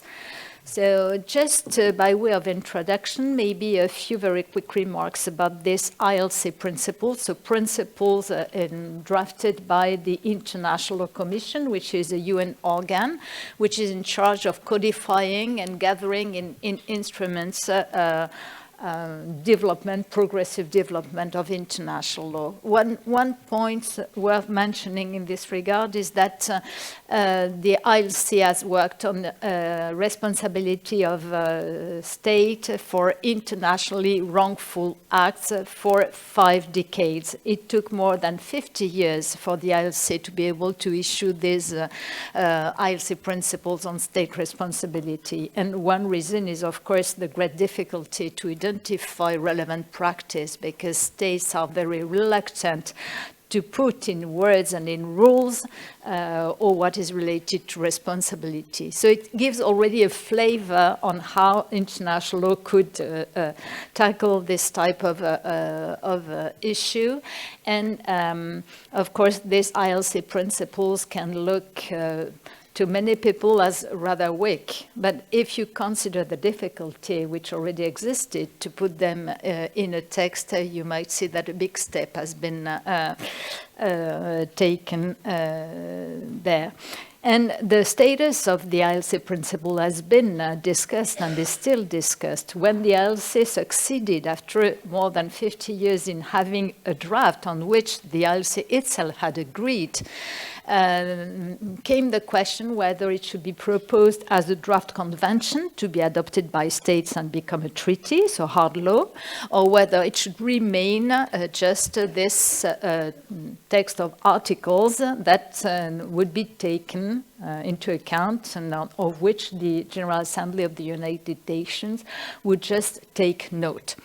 And at the end of the day, the ILC itself opted for keeping this somehow soft law status, because the major thought underlying this was that if a negotiation was open to draft a treaty, there was a very high risk of regression in the text, and so which had already been so difficult to elaborate. So this is what happened, and the General Assembly took note of it in 2001, and from then, as there is a periodic review of this text, every 3 years, the General Assembly revisits the text and takes note again. One reason why the text was difficult to transform into a convention is that it's not only codification. It includes a lot of what is called a progressive development, which is rules on which there is not so much practice. And there are several issues on which the ILC principles are rather vague. One last general mention, what the ILC principles include are general rules, but they can be substituted by special rules if states party to a specific convention agree in this regard. And general rules and special rules can be complementary, or they can be rather different. So this is not a mandatory framework, this is a framework of reference. And indeed, it was, if you consider practice, you could find that it was needed. And the UN Secretary General makes every 3 years a compilation of international decisions of international courts and tribunals citing for these articles. And there are quite a bunch of decisions referring to these articles.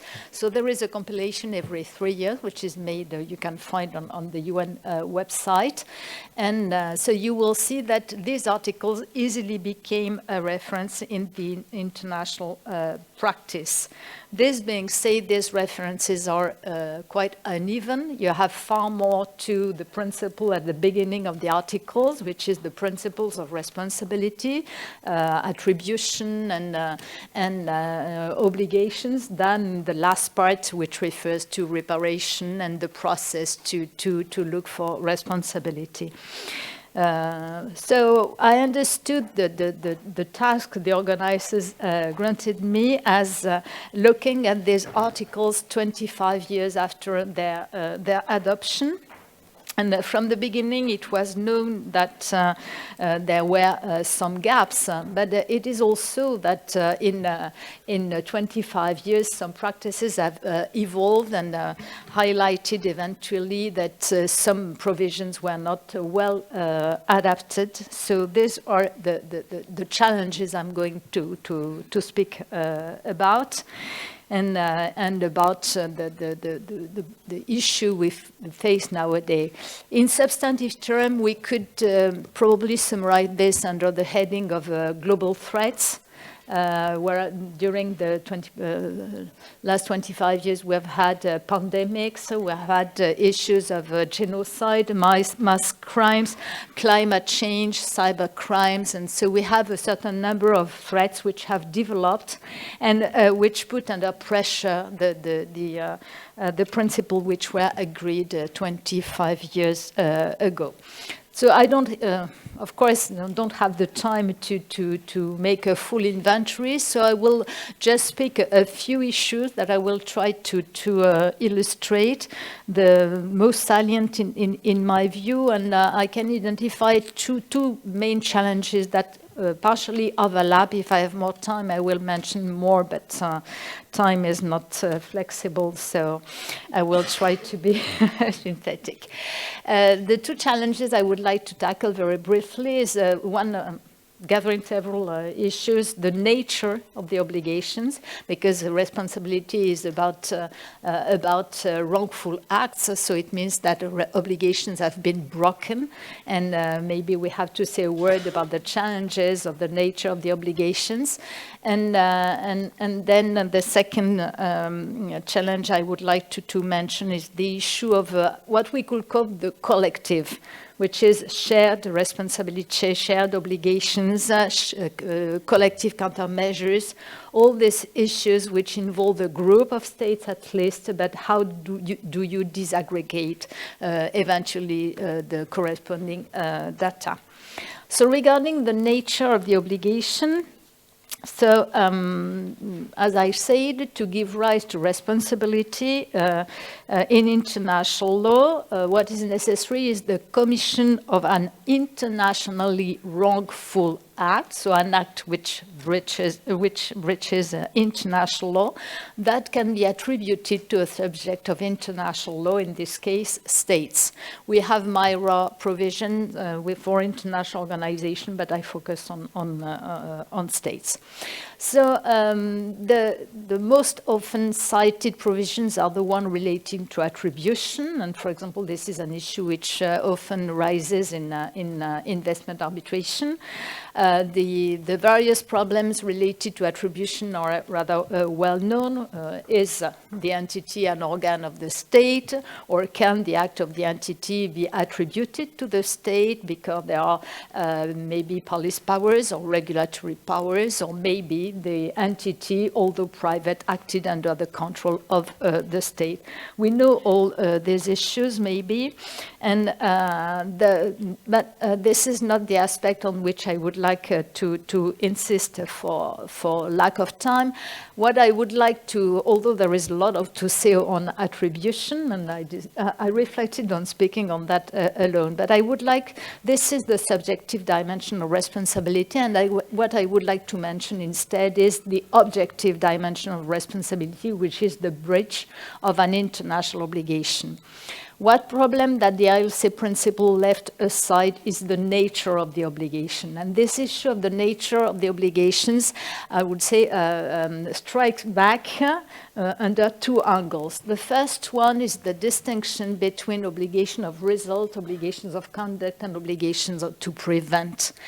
The ILC chose not to mention this distinction because there was no agreement at the time. It was considered that the distinction was not consolidated in practice. The practice was too uncertain. And that's fine. I mean, it's a distinction which we all know is difficult to make. But what we have to take account of is the rise of all these obligations of due diligence, which are on the rise in investment law, but not only in investment law, in social law, in all aspects of our life, including at the international level. And so it brings back at the forefront the distinction between obligations of conduct and obligations of result.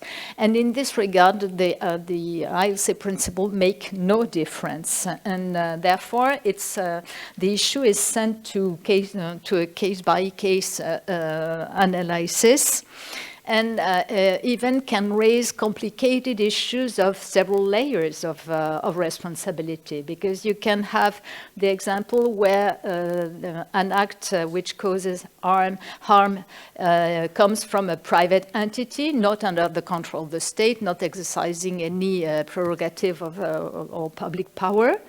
But nevertheless, the state has a due diligence obligation to prevent or to avoid harm, for example. So you can have several layers in the sense that you are going to look first at attribution, but even if you say no to attribution, the first harm, you will have to consider whether there is an obligation of due diligence. And these obligations of due diligence are multiplying.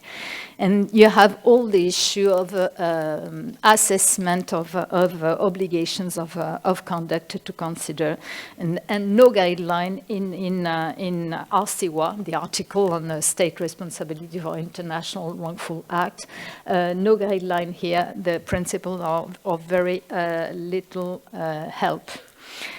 The other aspect of the nature of obligation that I would like to mention, and for which the articles are not very helpful, is the issue of obligations erga omnes.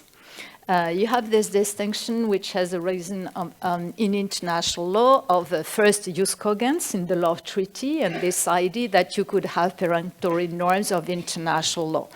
When there was codification of the law of responsibility, of course, the question whether special consequences should be drawn from the violation of these peremptory norms.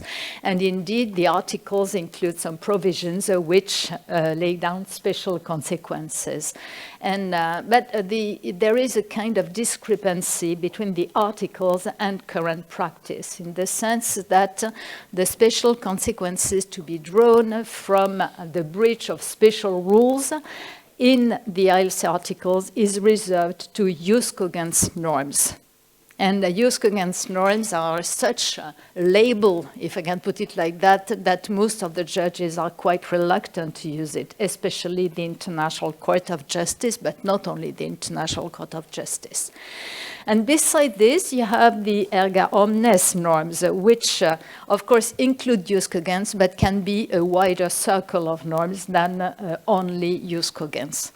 And for this erga omnes norm, you don't have exactly special consequences. And so in practice, what has happened, especially in the case law of the International Court of Justice, is that the Court of Justice has tended to relate the qualification as erga omnes norm to the fact of drawing special consequences, which in the article seems specific to jus cogens. So it can look minor, but at the same time, we can see in the recent case law an increasing importance of erga omnes norms, because you have cases related to environment, climate change, and in its advisory opinion rendered in last July, the International Court of Justice focused a lot on erga omnes partes obligations.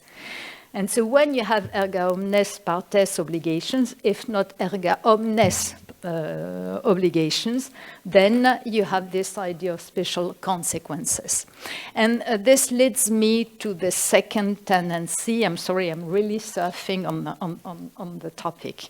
And the second tendency I want to underline, because I'm also looking after the clock, which is what I call the rise of the collective, which is about, and there is an overlap with this idea of erga omnes obligations, because erga omnes obligations are obligations which are owed to the international community as a whole, and erga omnes partes are the obligations which are owed to all the participants in a specific treaty system. But if you think, for example, of the UN Convention on Climate Change, you will see that it's the I mean, it's not the best way to say it, but it's the most universal convention in international law, because it's ratified by almost all, if not all, states around the world. So, I mean, the obligations included in it are erga omnes partes, but they're almost equivalent to erga omnes obligations. So when the ICJ is asked to identify the obligations bearing on states due to climate change, of course, it is speaking to the international community as a whole. And this leads back to shared responsibility and the issue of shared obligations. This is a nice idea, shared obligations and shared responsibility. The problem is, how do you disaggregate things once you have stated that all states are responsible and all states can claim reparation? Any state which has a climate harm can claim against another state which has contributed to wrongful act in relation to climate change. But this being said, in general, how do you proceed concretely to implement these very general ideas? This is something that the ILC articles do not solve. I mean, you can have rights. You can be entitled to act. It doesn't tell you where, before whom, against whom you can act, indeed. Can you just pick up someone who didn't fight enough fossil fuels? Is it enough, or do you need to target better to establish a clear causation between this state and the harm that another state faces? These are complicated questions, and how to disaggregate this collective and this shared obligation is explained nowhere in the ILC articles. I don't want to look systematically critical. I mean, it was this text was such a big step that what I say should not be overestimated. But at the same time, what I tried to show is that this text, which represented a big effort, could become outdated. And this is one risk which is on the text, and it at the same time for the international regime of responsibility, and we have to be aware of this risk. Just as we have to be aware of another aspect of this collective I mentioned, which is the issue of collective countermeasures.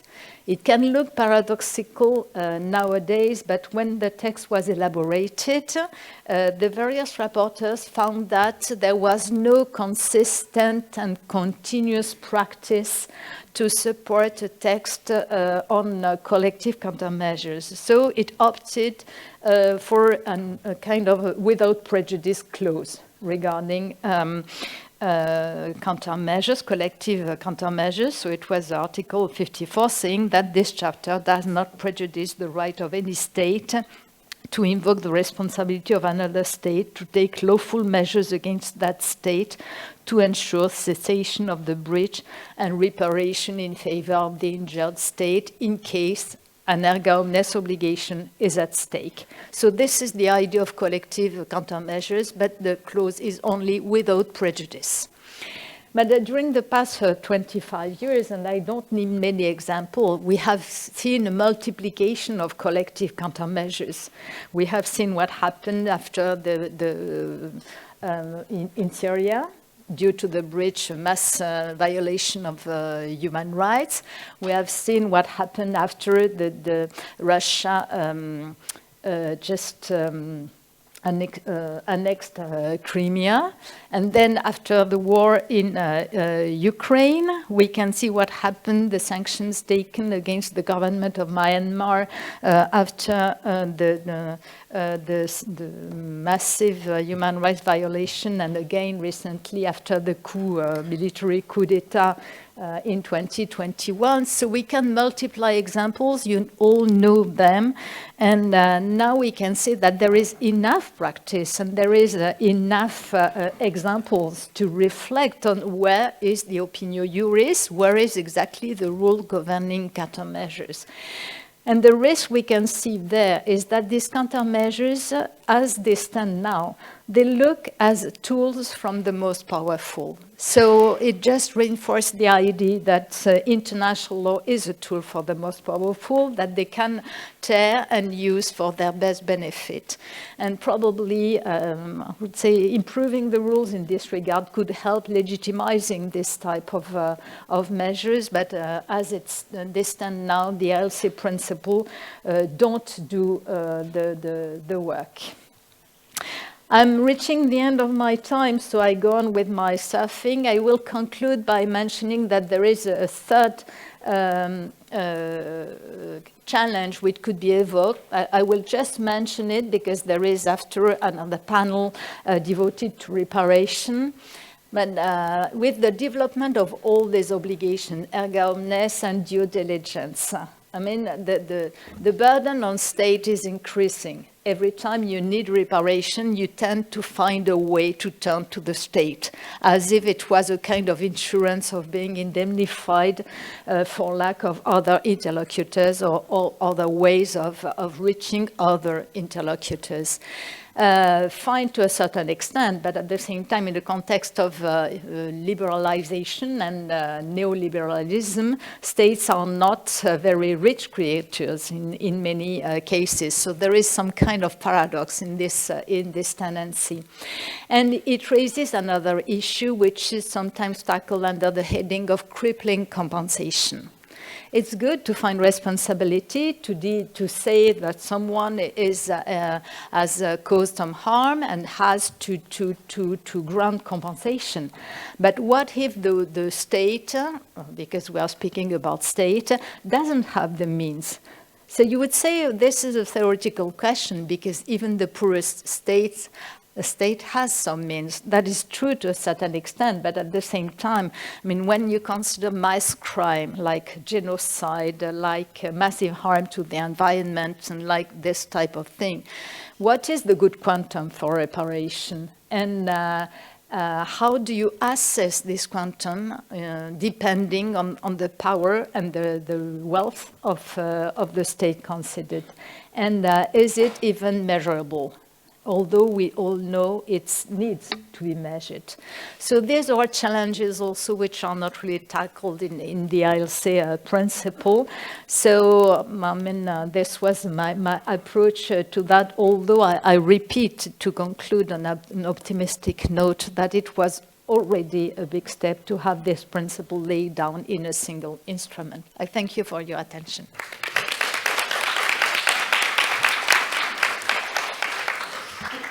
Thanks a lot, Hélène. I think that when we start speaking of obligation on climate change and the environment, we do see how many issues do we have in terms of allocation of risk and allocation risk by the international community. And what Hélène was discussing is what we have in terms of rules for time being and the challenges indeed that we need to address. And of course, all of this has an effect, has an impact also on the behavior of private parties. But private parties under international law have no subjective stance, but still now more and more obligations of some kind. Let's see with Diego, what is the status of the debate in terms, if I can be extremely simple, of allocation of risk between the public domain, the state, and the individual investor in the specific context of investment law. Thank you, Diego. Thank you. Let me start by expressing my great happiness for being here. And I am not exaggerating. I am a supporter of UNIDROIT, of all what UNIDROIT does, supported in the sense of tifoso, no? Sono un tifoso di UNIDROIT. Anche sono un ammiratore di tutto quello che Giacomo e Maria Beatrice hanno fatto a Roma 3. Therefore, I'm very happy to be here, and for me it's not really a job, an obligation. It's a pleasure to be here and to share something that maybe will be very simple, because when preparing this intervention, my overall conclusion is that we need to back to the basics, and back to the basics is the traditional maybe tools of international law in order to try to solve the very hard problems of risk allocation regarding foreign investments, by means in particular, what will be my topic is by means of international arbitration. So, which is a particular problem here? I know that all of you know perfectly this, but let me, as a sort of introduction, to say that when states regulate, and for example, tightening environmental standards, adjusting tariff, or enacting public health measures, all these measures may impact on the activities of investors, requiring them to adjust their operations and business plans accordingly. And in this context, investors may invoke the legal investment protection contained in treaties, contracts, or domestic legislation to bring arbitration claims seeking compensation. And taking this into account, some argue and can say that this one has been one of the main criticism vis-a-vis investment arbitration. Some argue that this may cause governments to hesitate in regulating, fearing arbitration claims. That is a phenomenon known and harshly criticized as regulatory chill. So in this context, considerable discussion has taken place regarding who should bear the cost of regulatory evolution. So who? That was the approach in general, the host state or the investor. And in my opinion, this binary question has proven to lead nowhere other than to extreme positions. And that is one of the causes of the important polarization that exists in the field, even among arbitrators that has been levelized, several of them or many of them, sometimes or generally quite unfairly as pro-investors or pro-states. In some particular cases, maybe it's the case, but it is not really the general rule. I think that, like, the question we have to ask is not who, but is based on how. So how can regulatory risk be better allocated? Perhaps also that is a kind of, you know, the kind of religious approach to this. So the religious in general are always seeking for find who is guilty, who is the responsible for something. And that is, I think, it's not the way to approach this issue. That is maybe more secular, more less religious in content.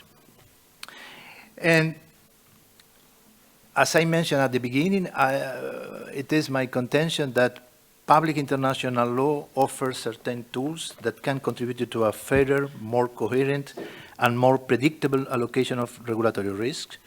And if you look at the experience, recent developments, and analyzing current challenges, more concretely, I argue that integrating PIL tools such the principle of proportionality, due diligence, systemic integration interpretation, and the new generation of new treaty practice, I think all of that can foster a better balance between investment protection and state regulatory autonomy. And if I have time, I will finish by a reference to the role of arbitrators, which is crucial to achieving a genuine improvement in the risk allocation system. While investors welcome regulations that foster their investment plans, for instance, tax incentives, new regulations may sometimes require adjustment to those plans, incur unexpected costs, or otherwise reduce profitability. Therefore, from the investor perspective, this regulatory risk undermines the predictability necessary for the long-term capital commitments. When committing large sums of capital, they genuinely have an expectation that the fundamental aspects of the legal framework will not be substantially altered. Conversely, from the state perspective, such expectations cannot freeze the regulatory framework, which needs to evolve, by nature needs to evolve. Governments must retain discretion to adopt such frameworks from legitimate public objectives. And states, the view of the state is that excessive protection of those expectations risk subordinating legitimate public policy making to the benefit of foreign private capital. So all this, as you know, and you, even if you are not familiar with this, you can easily realize, creates tension between public interest, the right to regulate in furtherance of those interests, and the protection of investors. The regulation typically follows developments that necessitate such regulation, and in a fast-evolving world, the constant changes exacerbate the regulatory risk.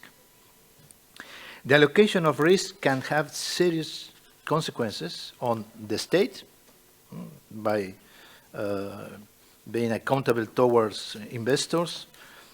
Secondly, to the public by not benefiting from the necessary policies, and or the investor by being forced to adjust its business. So therefore, it is crucial to find the right balance. And there are many examples of that, and if you look at the very quick evolution, and it's quite recent, because even if cases between investors or problem of dispute between investors and states are very old, this way to solve this dispute by means of arbitration is relatively new, and started to be put in practice systematically, first with NAFTA cases in the 90s, and particularly with the Argentinian cases already in this century or millennium. But this is the big contribution to Argentina to the international law. Not necessarily voluntarily, but it's a very important contribution. And the perception, and I highlight this word because not necessarily in every single case it is a right perception, but the perception was, generally speaking, that the allocation of risk was mostly put on the shoulders of the states, so that the states may assume the risk for having investors. We can say very broadly speaking. That was a very general perception of the functioning of the system with the first cases in the 90s and in the first decade of this century. But if we look a little bit in depth, we can see that there are some trends, even some of those trends started at that time, where the perception was totally the opposite, showing that there are ways to approach these cases in a more balanced attitude from many arbitral tribunals. And looking at this, we can say that the tribunals have developed some relatively consistent criteria to fine-tune the balance between the right to regulate and the legal stability claimed by investors. Of course, this does not mean that the outcome of the cases has been consistent. We know that it's hard to harmonize the application of such criteria in specific and divergent cases. But in fact, when resolving cases, we can see that there are some particular trends in this scenario of 30 years, a little bit more of 30 years, that can be identified. And the tribunals have primarily referred to regulatory risk in the analysis of expropriation, fair and equitable treatment, and in particular, legitimate expectations. So the first trend I have identified, but I think everyone can do it because it's quite clear, is that stability is relevant, and you will see in cases, in particular in the first cases, but also is the reality today. Stability is relevant, but it depends on the treaty and the context. And we come back to the context advanced yesterday for the brilliant lecture given by Professor Silva Romero. And that is something that in general tribunals have taken into account, so the context. Of course, there are cases in North and that were clearly highlighted by Professor Silva Romero, but the context is very important to put this great expectation of stability that is always advanced by investors in the right measure, no? And really taking for each case all the circumstances informing the particular case. So investors have an obvious expectation of stability, but tribunals have explained that even if investment treaties provide for some level of stability, this does not entail a determined freezing of the regulatory framework and does not prevent the state from adjusting such framework. I am quoting a case.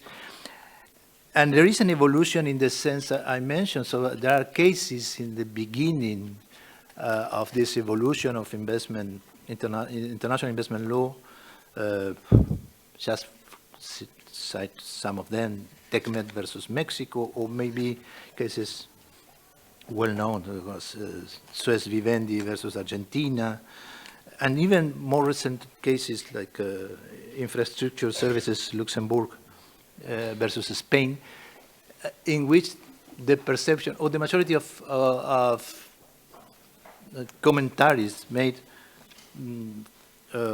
criticize the alleged excessive risk allocation on the state.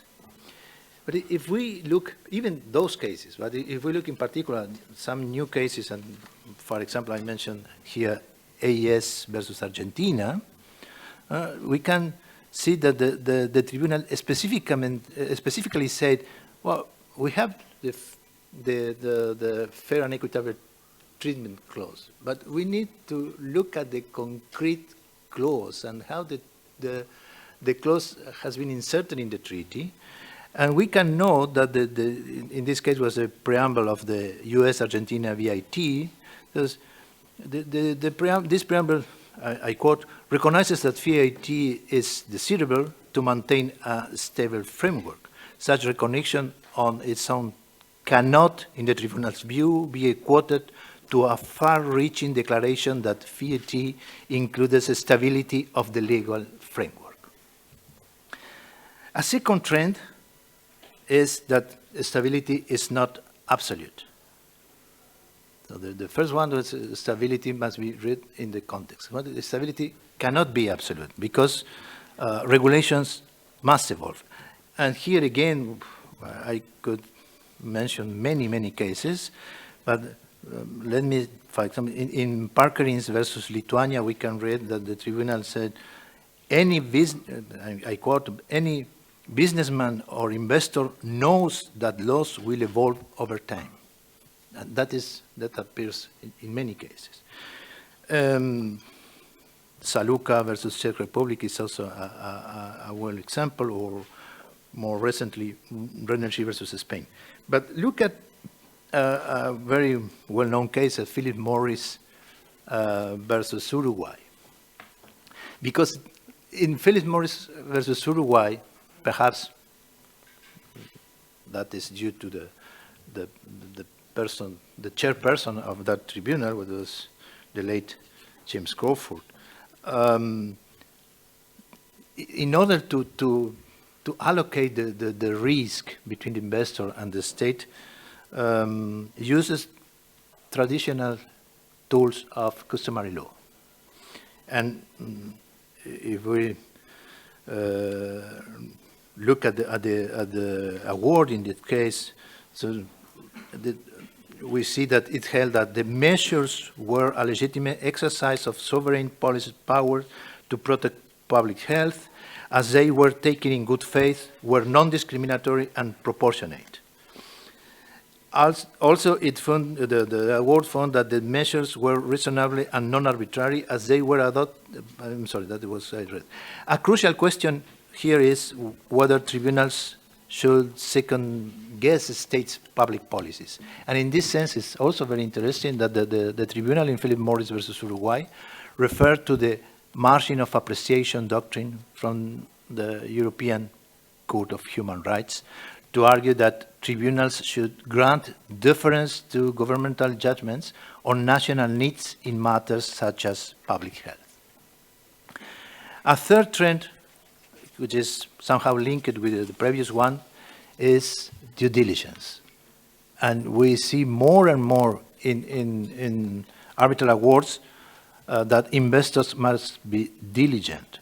And the regulatory risk is evident, and investors cannot be naive about it. And sophisticated investors have the means to assess the risk through due diligence.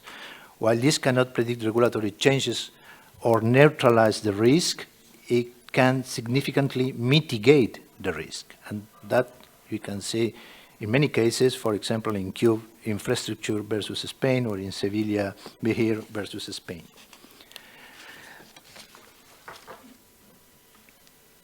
In this context, maybe it's important to mention also the recent advisory opinion of the ICJ related with climate change.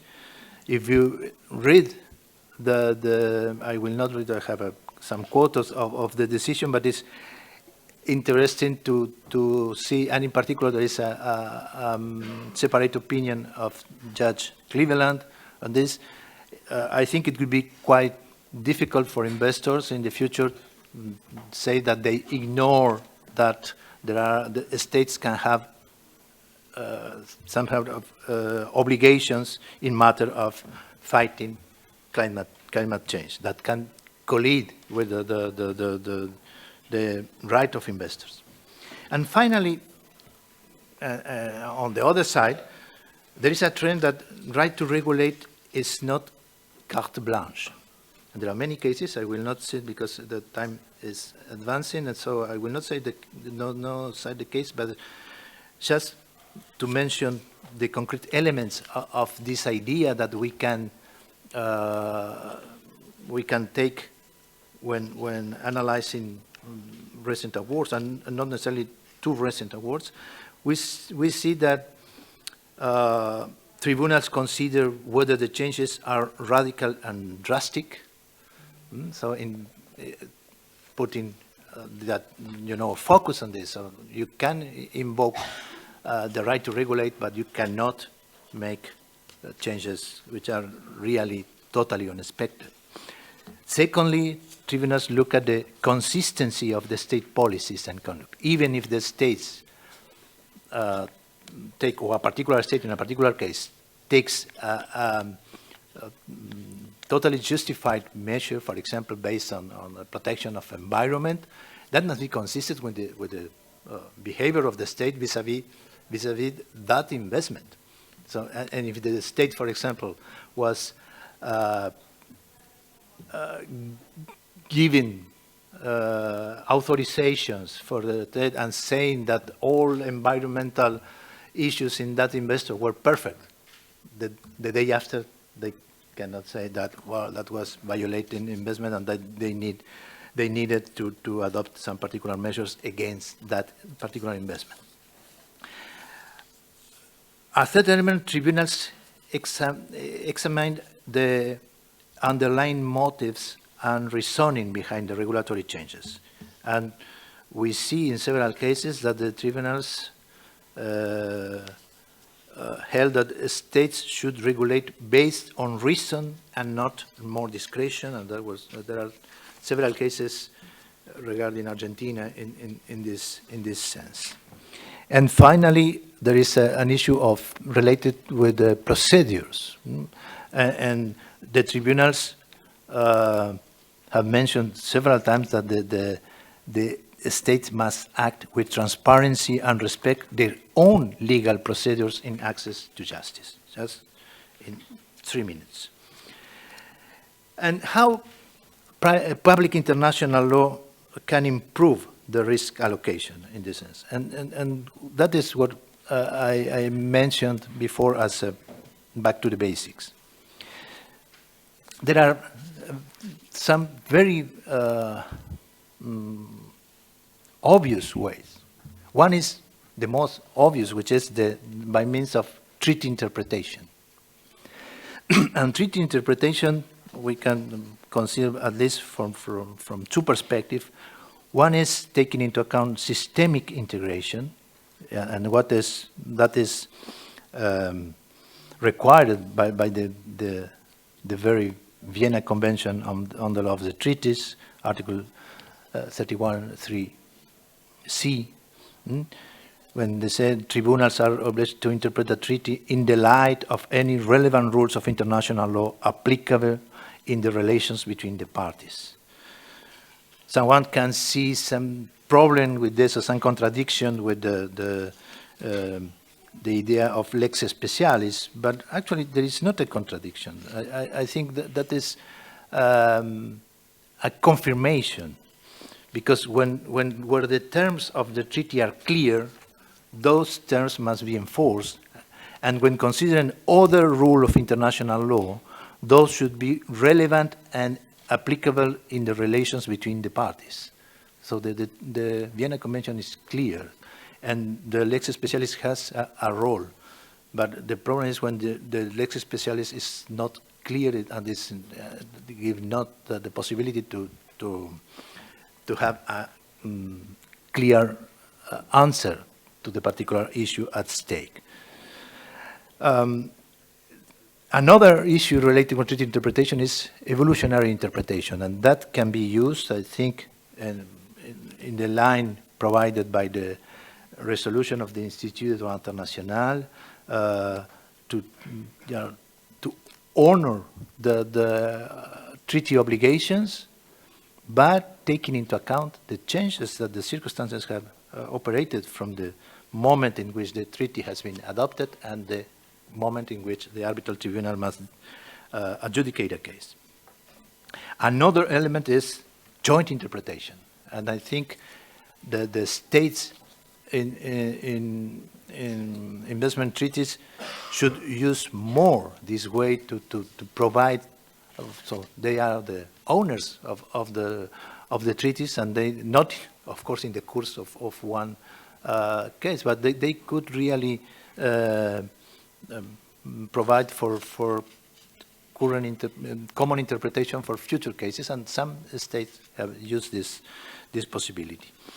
And another way is, and it's very useful as a tool, is non-party submissions. And you know that the exit rules and the UNCITRAL transparency rules allow for this non-party submission, so that the investor state can intervene, and it is in some cases called to intervene. And there are, for example, cases in which I mentioned in Alicia Grace versus Mexico, for example, the intervention of states and how the states show that the common practice of them is in a particular sense that was related with claims by dual nationals was taken as a key factor by the arbitral tribunal, and I think rightly, to decide. So the common practice, which is also contained in Article 31 of the Vienna Convention. Of course, a second line is to modify treaties or to abandon treaties. I will not abandon that, but many modern investment treaties explicitly reaffirm the state's right to regulate, the limitations of what constitutes indirect expropriation, references to sustainable development, human rights and environmental protection, and even climate change. And the fact that those new rules impose clear obligations on investors also in some cases have permitted to open ways to counter claims that which, although generally permitted, are uncommon due to lack of legal basis in new treaties that is directed to change. And I mentioned before, I will not mention, of course, the more systematic option, which is to change totally the system. I am not sure that is a way to improve the regulatory risk, because it's based only in procedural change. But to conclude, I think we need to take into account the role of arbitrators. And I think the success of the above menu of tools to enhance risk allocation ultimately depends on their application to each concrete case. So therefore, arbitrators play a fundamental role. In today's international landscape, the task of arbitrators is more challenging than ever, and they bear huge responsibilities on their shoulders. For instance, tribunals increasingly deal with human rights and environmental law as a context for interpreting investment protections. This integration underscores that investment arbitration is not a closed system, but rather an integral part of the broader international legal order. In a recent case, Lichin versus Dominican Republic, the tribunal, for example, noted that as an adjudicator of transnational disputes, and I'm quoting, it could not ignore the environmental risk involved in the case, recognizing that environmental protection is an essential priority in all human activity, and that, in certain circumstances, environmental measures may be necessary to ensure national security interests. Now, in the near future, we can expect disputes concerning regulatory measures aimed at achieving, for example, the gas emission goals of the Paris Agreement, and such measures are likely to be legitimate. This, however, will not be enough for tribunals to reject investors' claims. For instance, some investors have brought ECT claims against the Netherlands, alleging that the Coal Ban Act of 2019 affected their investment in an ultra-modern coal-fired power plant that began operations in 2016 with an expected lifetime of at least 40 years. But if a state is committed to protecting an investment and at the same time committed to reducing gas emissions, it may have to honor both commitments. This conflicting situation may sometimes require the state to proceed with the measure while compensating the investor. In this context, tribunals need to be knowledgeable and courageous in facing these challenging issues. And the public international law tools I mentioned can help the arbitrators. In other words, courageous arbitrators need public international weapons to fight the right battle. Thank you very much.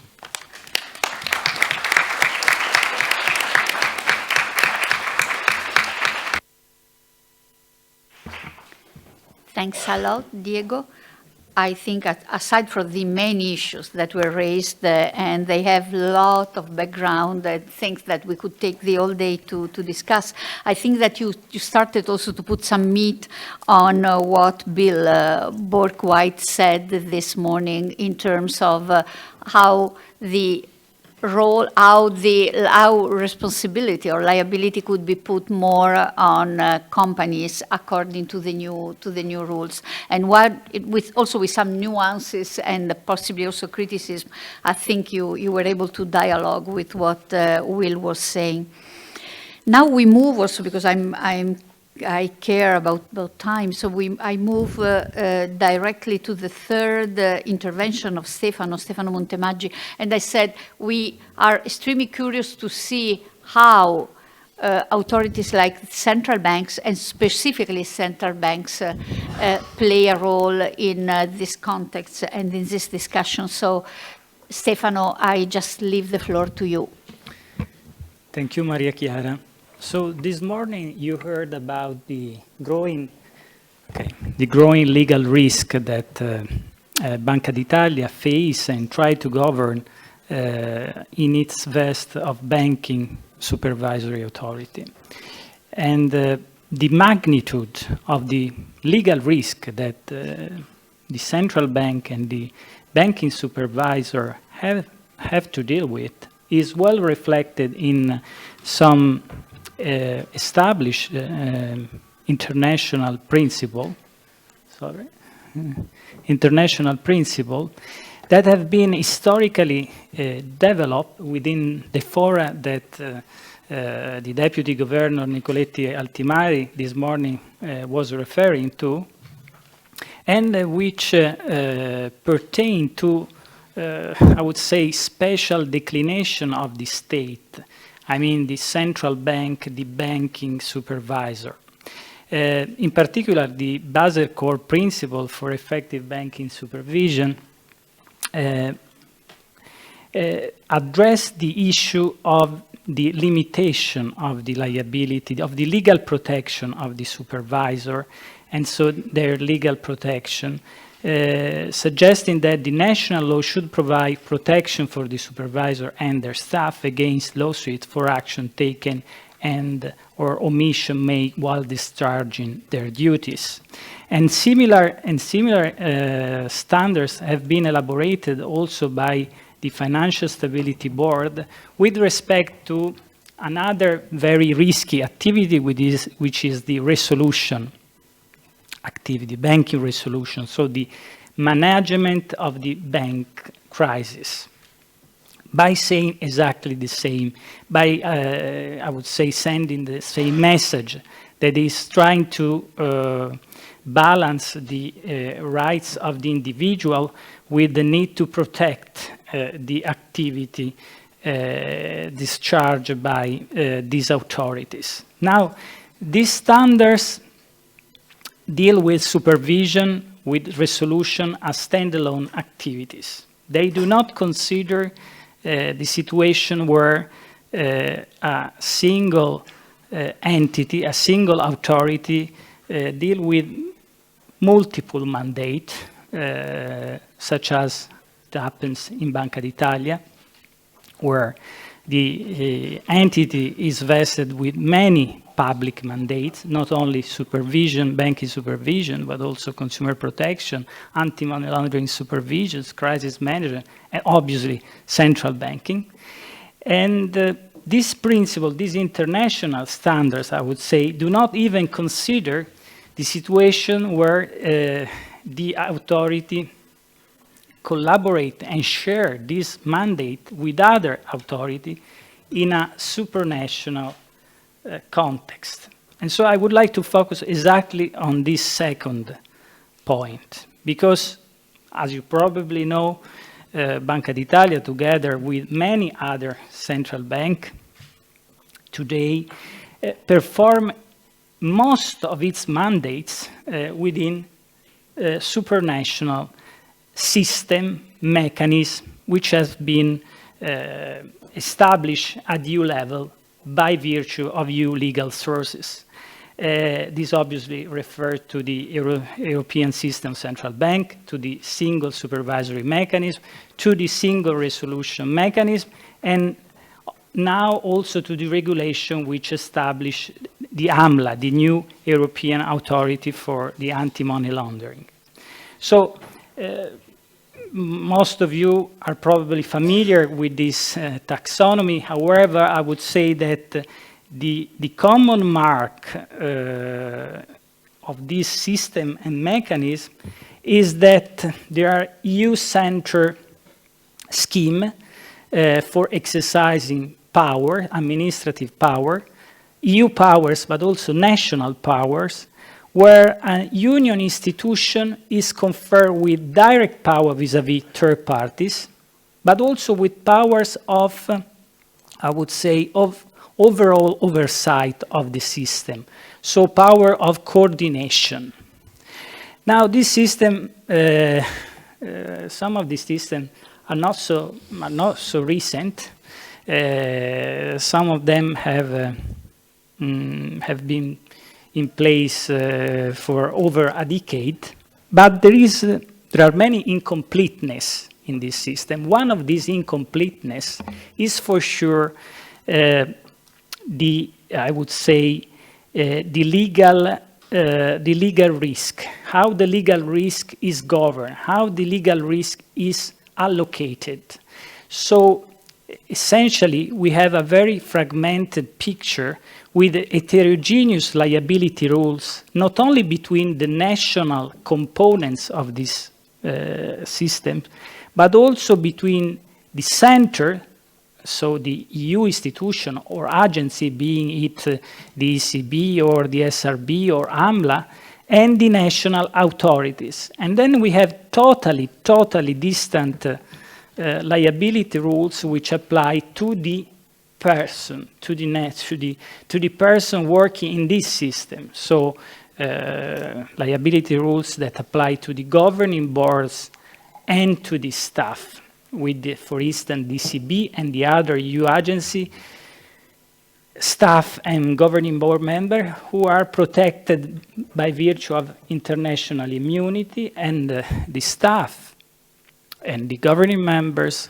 of the authority which are not shielded by this kind of very strong protection. So today I will focus only on this, on one aspect of this picture, which is the non-contractual liability rules for the institution, for the authorities. And I will try to discuss with you possible solution to fix this problem, having regard to the case law of the Court of Justice, essentially.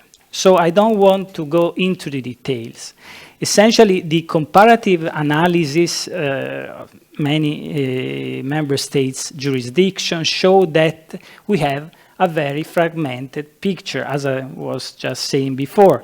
We have essentially countries like Germany, Austria, that ensure a sort of immunity for banking supervisor with respect to action brought by individual, meaning depositor, investor, customer, with respect to potential defective supervision.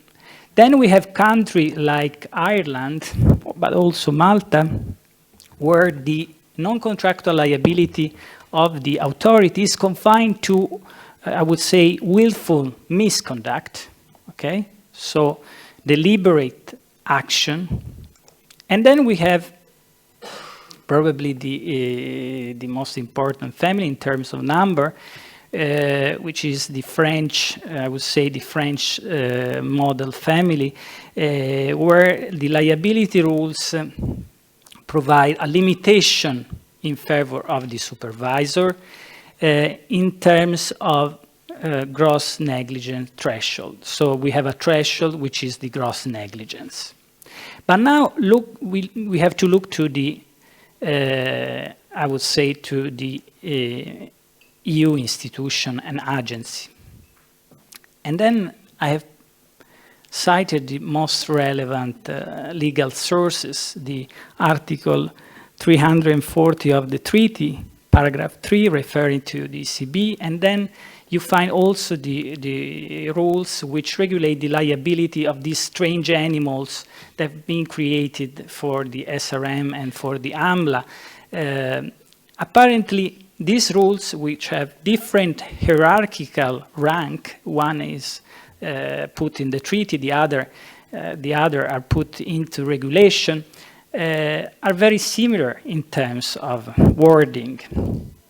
And these rules apparently do not provide any particular limitation of liability in favor of the institution, the EU institution or the EU agency. But in practice, these rules have been interpreted by the Court of Justice as very protective, meaning that as you probably know, the Court of Justice, when dealing with the non-contractual liability of EU, have developed a jurisprudence based on three key conditions.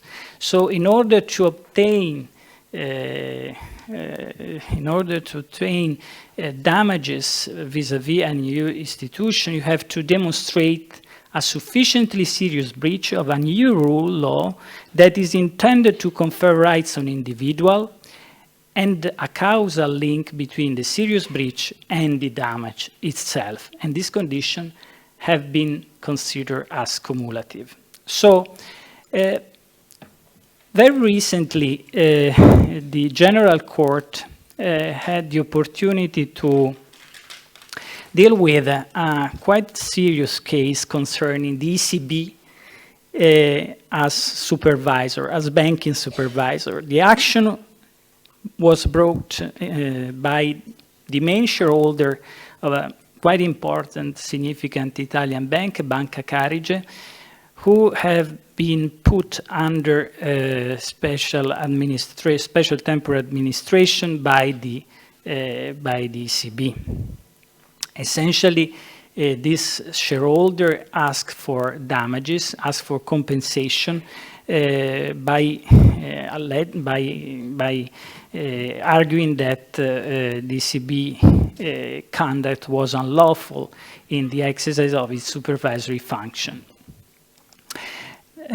Now, in its defense, the ECB had tried to put an argument, to raise an argument, by asking the General Court to refer to the law of the member states to define the rules of non-contractual liability applicable to the ECB itself. In particular, the ECB had argued that the majority of the member states of the Union limit the liability of the supervisory authorities to gross negligence or intentional misconduct, and that such approach could have been applied also to the ECB in that context. Actually, the General Court did not endorse this suggestion. General Court, but it's a case which is still pending because it's under appeal before the Court of Justice, clarify that the attribution of non-contractual liability to the ECB should be based exclusively on the case law, the ECJ case law on EU liability under Article 340 of the treaty. So the three-condition test that I was just mentioned before. By the way, in the case at hand, General Court found that the action brought by the Malacalza was not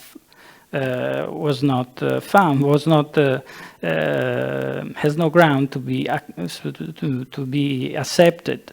More precisely, the court concluded that the first condition had not been proved, and also the second condition has not been proved. I don't want to go into the details, but essentially, the Court of Justice, the General Court noticed that the rules which regulate the early intervention measure merely confer powers on the supervisory authority in the pursuit of a public interest. So they are not intended to confer rights on individual. First condition, not respected. Second condition, according to the General Court, the applicants have also failed to demonstrate that by adopting the early intervention measure, the ECB had seriously and manifestly breached the principle of equal treatment and proportionality. And why this? Because in assessing the serious infringement condition, you have to consider the extent of the discretion that the institution has been granted. And from that perspective, the General Court interesting noticed that the prudential supervision of credit institution is not confined to a quantitative and mechanical comparison of isolated and extrapolated figures, but require an overall prudential assessment of the credit institution situation, which goes hand in hand with a broad discretion. So this just to demonstrate that the case law on the serious infringement test is very protective for institution.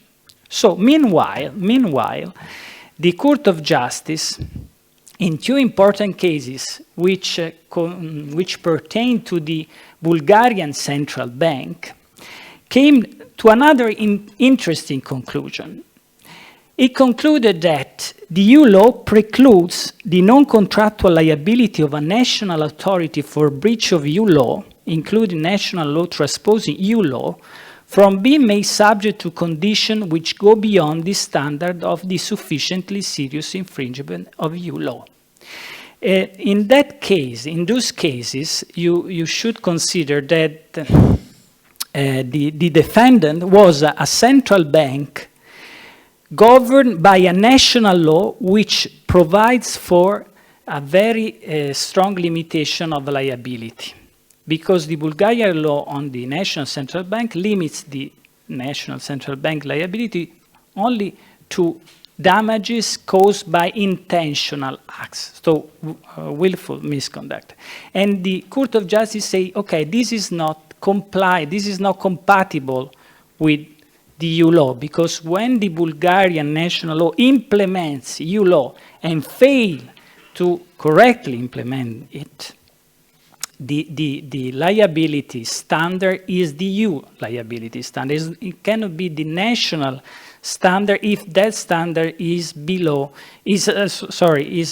up to, with respect to the sufficiently serious infringement of EU law.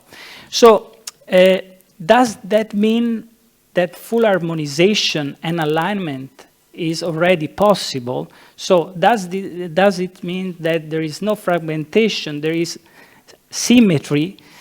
The answer is no, because according to the same case law, the three conditions which stay beyond the sufficiently serious infringement standard are necessary and sufficient to found a right in favor of individual, but this does not mean that a member state can provide for less strict conditions on the basis of national law. So it is not possible to provide for stricter conditions, but it's possible for national law to provide for less strict conditions. So there is still the problem of asymmetry. So how to solve this problem? Essentially, there are two options. Option A, which is my favorite option, which we have tried to advocate also in a paper that we are going to publish quite early in our series of Quaderni di Ricerca Giuridica, is that an easy solution would be to introduce in the EU directive, in particular in the CRD, the Directive on Banking Supervision, and in the BRD, which is the directive concerning the crisis management, a rule expressly dealing with the civil liability of national authorities, and providing in that context that the civil liability of national authority should be aligned with that of EU institution and agency based on the standard of the sufficiently serious infringement of law. The other option, which I consider less efficient, would be to introduce a rule always in the CRD or in BRD, but the same is true also for the directive for anti-money laundering, that harmonize the civil liability of a national authority by finding a sort of reasonable midpoint within the range of liability regime. In both cases, the outcome would be beneficial, because the Court of Justice would be able to ensure consistent and homogeneous interpretation of the liability rule regarding the supervision authority and the supervisory authority, and also the resolution authority across the member state. And it is interesting to note that the United States, for instance, all the lawsuits concerning the Federal Reserve Bank belonging to the Federal Reserve System fall within the federal jurisdiction. So you don't have this fragmentation of the jurisdiction which exists for the national authority in Europe. I have another very quick point to make, which concern the allocation of the non-contractual liability. So The problem is that this system have been designed to facilitate collaborative practice, collaborative work between the EU institution and the national authorities. In many cases, the national authorities adopt administrative act and decision on the basis of instruction, on the basis of guidelines received from the EU institution, from the EU agency. But then you don't have a rule that allocate correctly the responsibility between these actors within this system. So in theory, you have only a quite old case law which concern an extreme situation. According to Kron, the NCA, the National Competent Authority, cannot be held liable when it comply merely with binding instruction from the EU, leaving no room for discretion. So if the NCA receive a sort of request, a binding instruction, which do not leave any discretion to the national authority, then the national authority cannot be held liable. But let me say that these are very extreme situations. The reality is that the question on the table is another, and the question is, what about activities that the national authority carries out in close coordination with the EU institution with a limited margin of maneuver, but a certain margin of maneuver? I don't have the time to go into the details. I just want to say that in theory, this is a problem of joint liability. Before Professor Fabri was referring to the problem of collective liability, of shared liability. And this is exactly the same problem. But the case law of the Court of Justice does not offer clear-cut solution, because you have to consider that according to the Court of Justice, the European Union, the joint and several liability is not acknowledged as a principle under the treaty. So this means that an EU institution cannot be held liable jointly and severally because of an action taken together with a member state.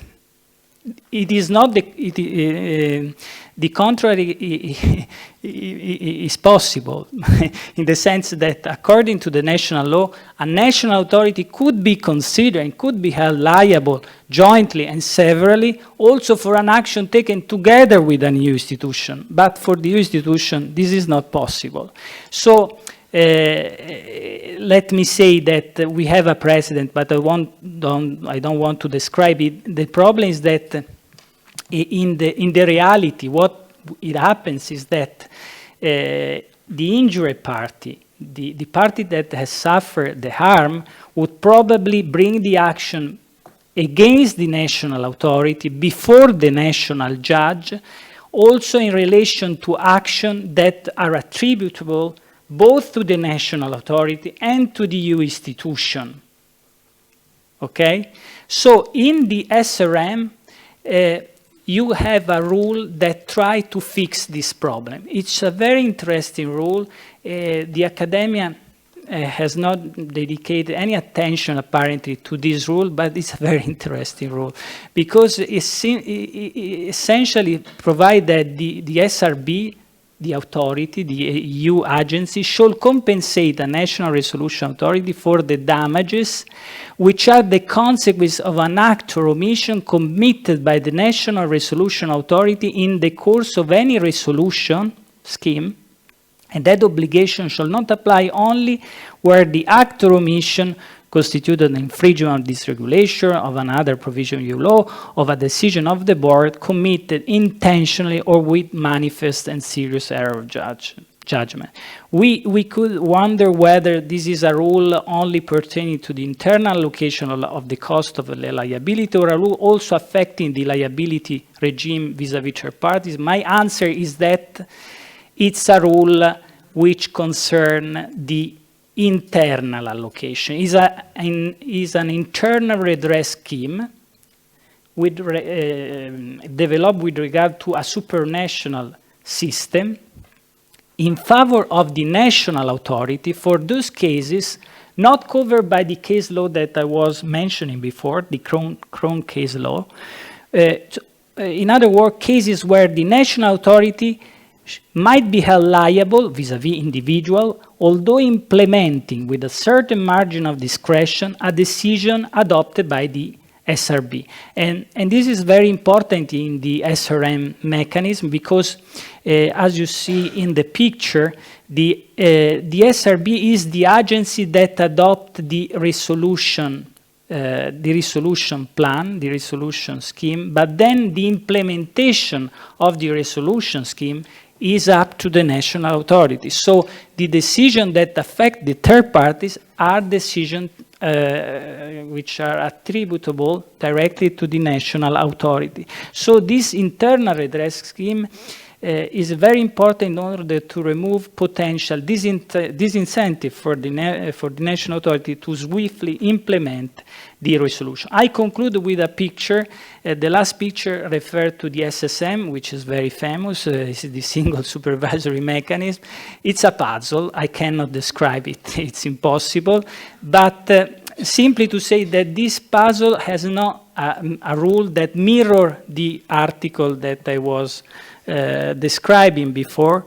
So it's a beautiful system, beautiful mechanism, but where there is no any rule allocating the cost of the liability when the liability is shared, when the liability is joint between the national authority and the ECB. And let's consider that also in relation to the less significant institution, where the national authority has direct supervision, a direct supervision mandate, the NCA could still receive guidelines, general instruction from the ECB. So the problem still exists also in this context. And so my question, I conclude with this question, is why we cannot think about a solution similar to the SRM also in the context of the SSM, probably by amending the SSM framework regulation, which is a regulation that specifically deal with the, I would say, the collaboration between the ECB and the national competent authority. Thank you. Thank you very much.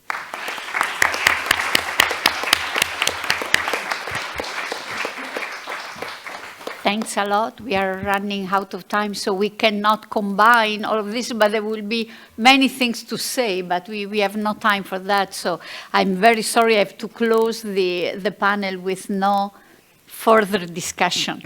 And so I give the floor to the people of the next panel with one announcement, which are delighted to make, which is that the next panel will be Moderator, chaired by Gabrielle Kaufmann-Kohler, who made us a big present in being here and accepting to moderate the panel.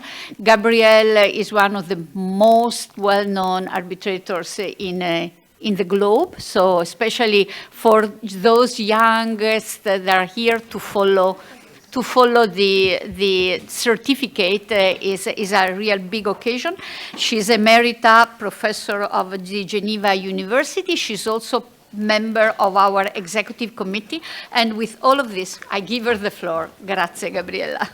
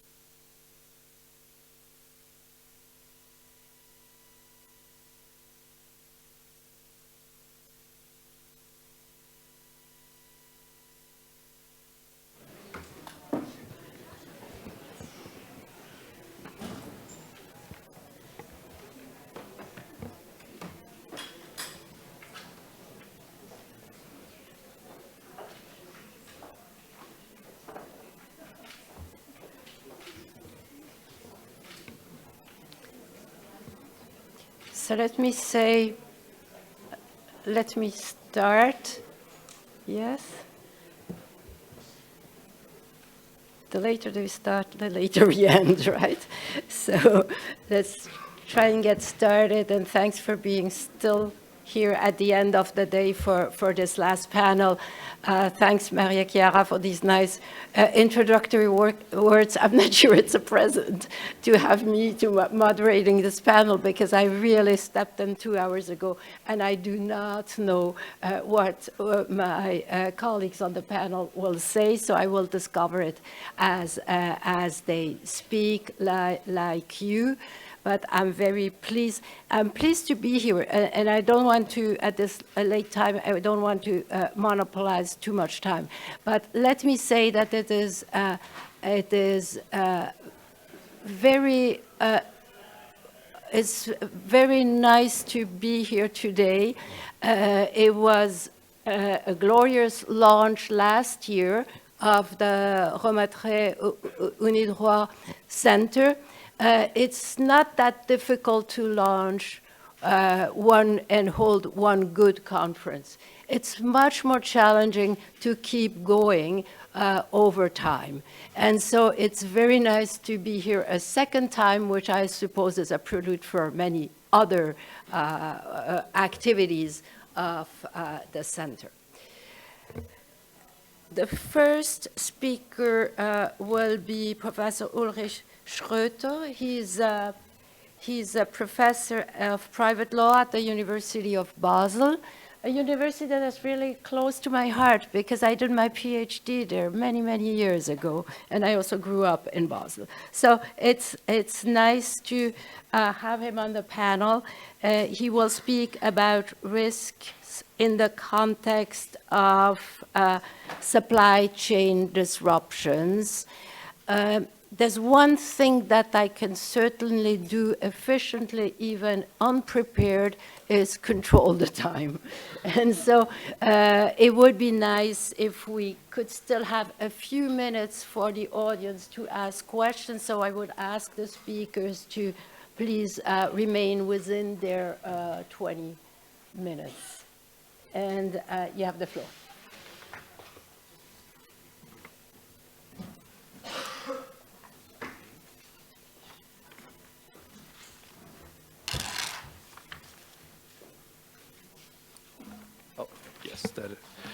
That is helpful so that my voice doesn't have to fill the room. Ladies and gentlemen, I thank very much the organizers for inviting me. It's a great pleasure to be here, even more with a chair of the panel from my current hometown. It is my task, ladies and gentlemen, to speak about risk causation and remote consequences amid supply chain disruptions. As we all know, international trade is a risky business. In case of international supply chains, which may be long and may link suppliers and sub-suppliers from various countries in different parts of the world, the likelihood of disruptions caused by risk multiplies.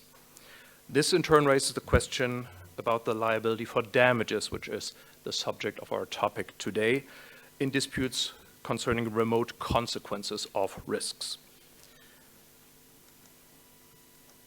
I will, if I manage to move the magic slides, which, oh, here we go. I will be addressing this topic from the perspective of two transnational commercial law instruments, namely the UNIDROIT Principles of International Commercial Contracts, with a nod to our co-organizers, and the United Nations Convention on Contracts for the International Sale of Goods, the CISG.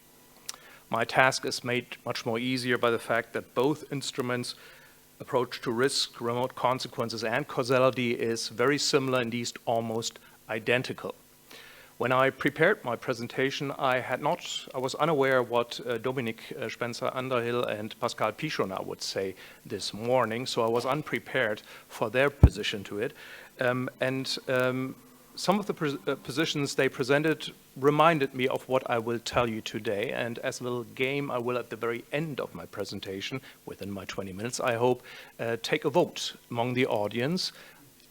Are the two instruments closer to common law or civil law in the approach they take? I'm looking forward to hear your position.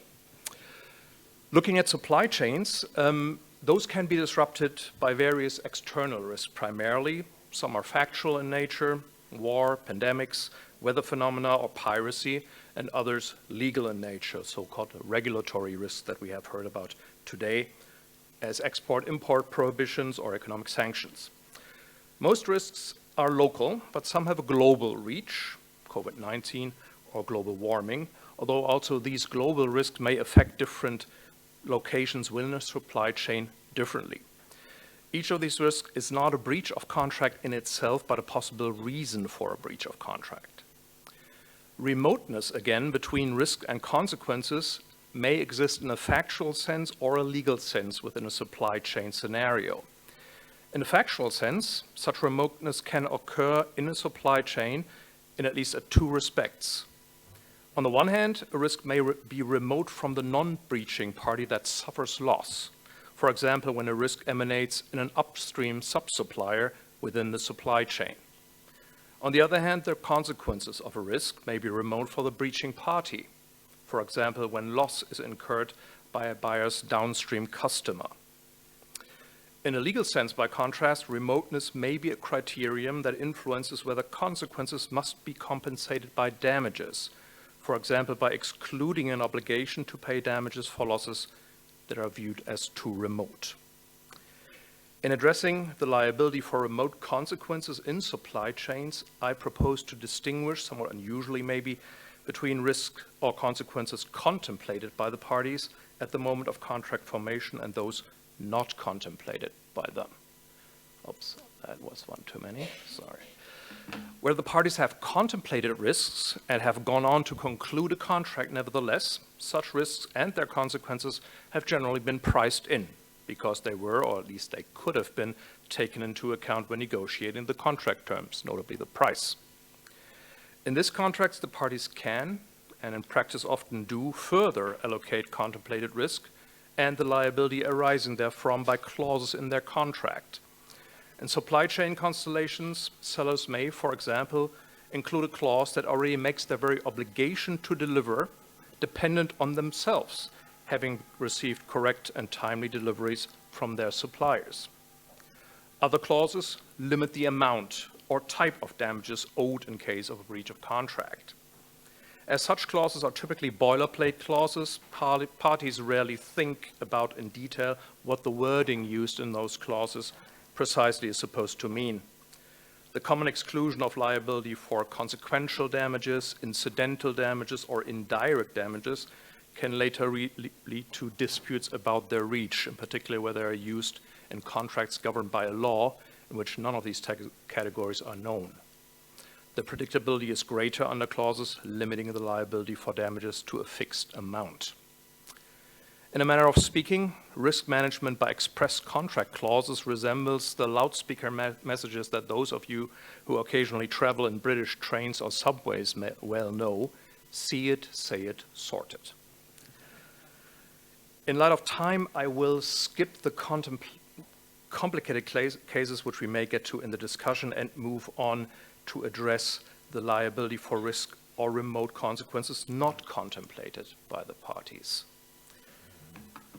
Those risks have not allocated by the parties in their contract, at least not expressly, and therefore we turn to the default rules of the applicable law.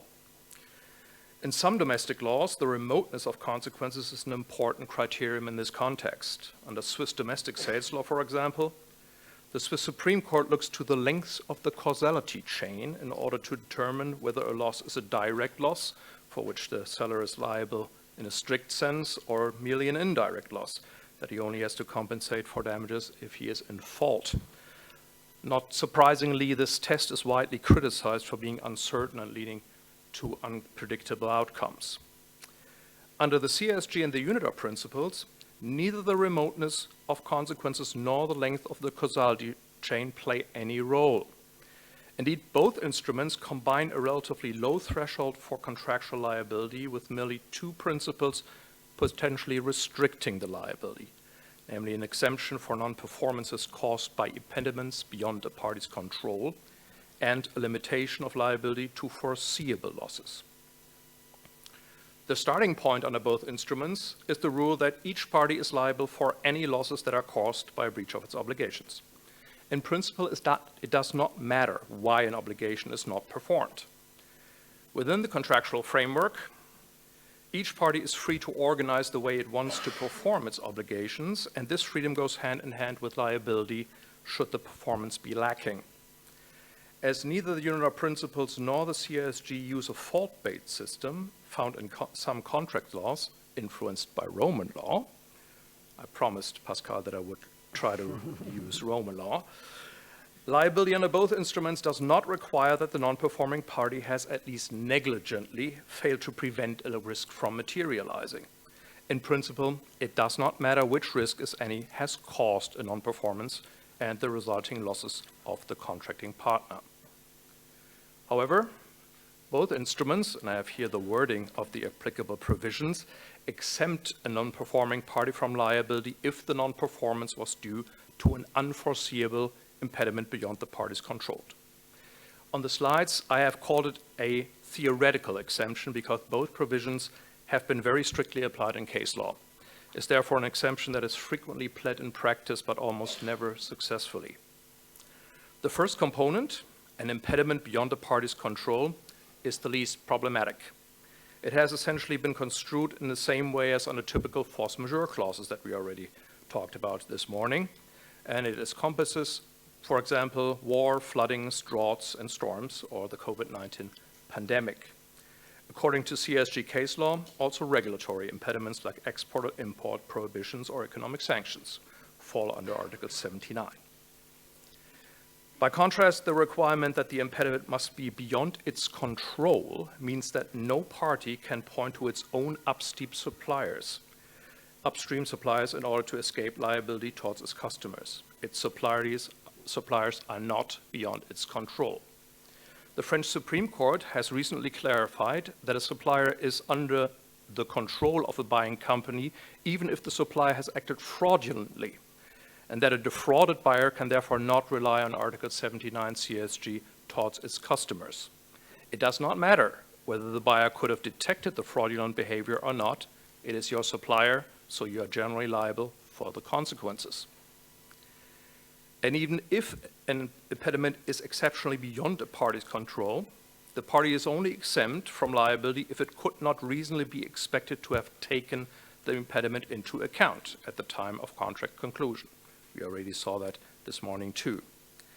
Judging by case law, this is by far the highest exemption hurdle. Under both instruments, it is not decisive whether a party has actually taken a possible impediment or risk into account, but whether it could reasonably be expected to take it into account. If you reasonably could have taken a risk into account when concluding a contract, then the risk is yours.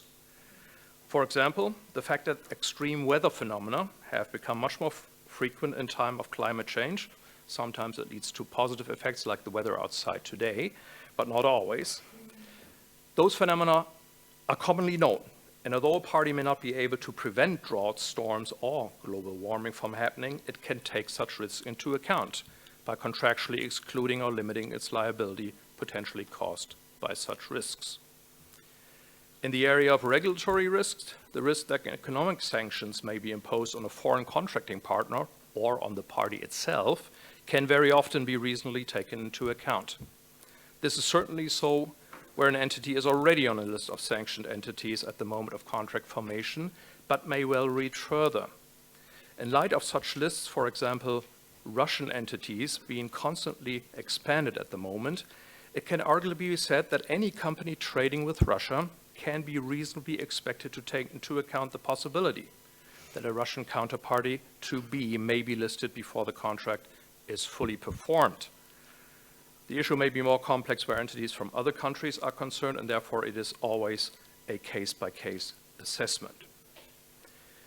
Indirectly, the taking into account hurdle also introduces a difference between two types of transactions where longer-lasting risks are concerned. The outbreak of COVID-19, for example, could arguably not be reasonably taken into account when one-off contracts were concluded before the spring of 2020, even though pandemics had occurred before, like the Spanish flu 100 years earlier. However, once COVID-19 had started to spread, parties could increasingly be expected to take it into account when concluding new contracts.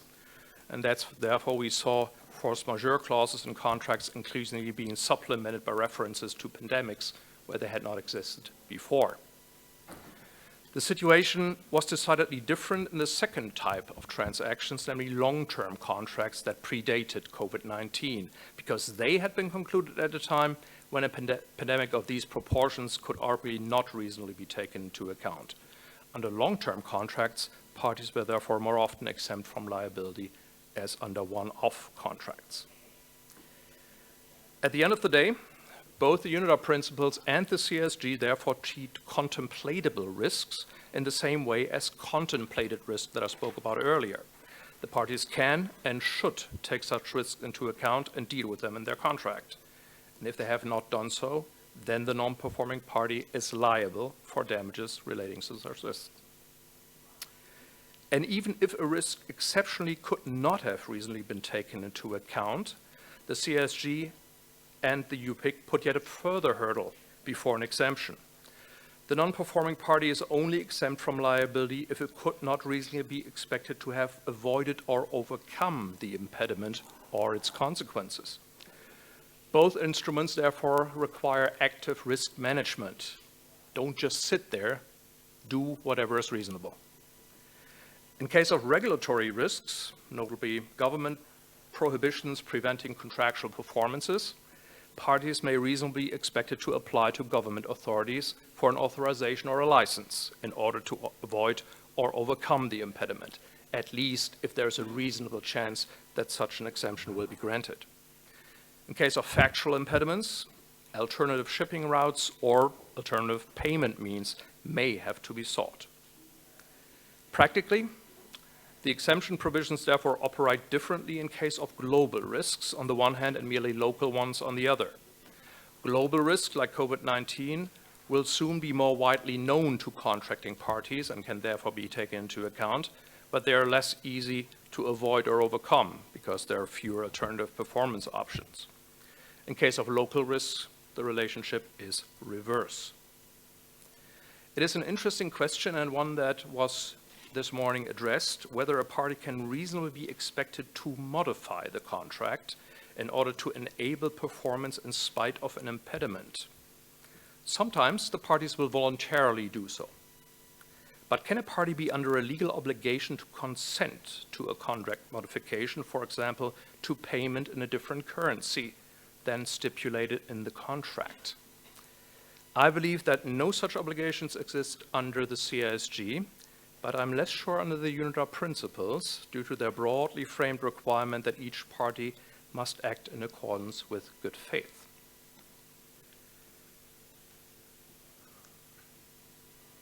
Let's just skip over that, and yes. In the many cases where no exemption from liability kicks in, damages for remote consequences caused by a risk are capped under the CSG and the principles to the loss with the party in breach foresaw or ought to have foreseen at the time of the conclusion of the contract. The so-called contemplation rule is similar but not identical to damages rules in some domestic laws. Its purpose is to protect the non-performing parties from being saddled with compensation for loss, which it could never have foreseen at the time of contract conclusion and against the risk of which it could not have taken out insurance. And that's a direct quote from the official comments of the UNIDROIT principles. Under both instruments, it is the innocent party's loss that has to be foreseeable to the contract breacher. It plays no role what risk has caused the loss or whether this risk was foreseeable.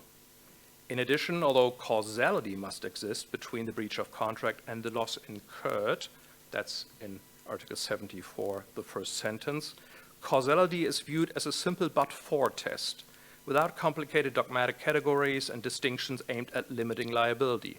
This task is left to the foreseeability rule. In practice under the CSG, most losses resulting from contract breaches have been considered as foreseeable. Only occasionally, courts or arbitral tribunals have reached a different result. In a case decided by a Dutch court, it was regarded, for example, as unforeseeable to a seller of construction materials that delivering the materials a mere 3.5 hours late would result in the buyer losing an important customer, resulting in a significant loss of profits, not only from the contract concerned, but also from various future business projects with this customer. Under some domestic laws, the same issue would arguably be treated as a matter of causality and the adequacy or remoteness of consequences. Under Swiss and German law, for example, adequate causality exists if the consequences could be expected in light of general life experience. Instead of focusing on general standards like the general life experience, the transnational instruments we're talking about look at the contracting party in breach and what it ought to have known. That party's actual knowledge comes into play if the other party had before contract formation informed the later contract breacher about the purpose it wanted to conclude the contract for, and thereby about the consequences, remote or not remote, that a breach of contract may have. Informing potential contracting partners therefore creates foreseeability. The contracting partner so informed may in turn insist on contractual clauses limiting his liability, or he may choose not to conclude a contract at all, if he considers the transaction to be too risky. In all other cases, it is for the foreseeability for a reasonable third person that is decisive, and that reasonable third person, as we all know, is usually the judge or arbitrator. I have seen the sign that my time is running out, and therefore I will skip these complicated cases also. I'm shying away from complexity here, and I will conclude. And my conclusion only has 2 sentences. In allocating risk and liability for remote consequences, both the UNIDROIT principles and the CSG primarily look to the parties' contractual agreement, because commercial parties are best suited to address risks today and in the future in accordance with their risk appetite. Only if they have not done so, and under relatively strict standards, a party's liability will exceptionally be excluded for unforeseeable risk or consequences. Thank you very much. Thank you.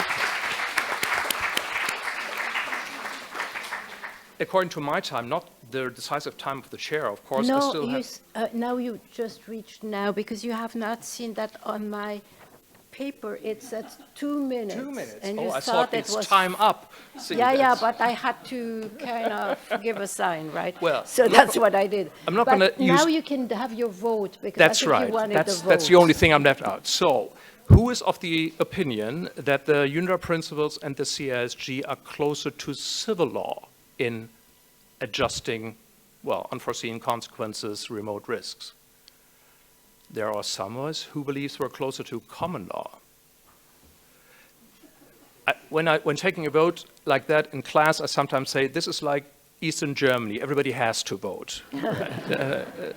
But I see a slight majority on the common law side, and well, I think we have something of both, and that's also something to be done. Thank you very much.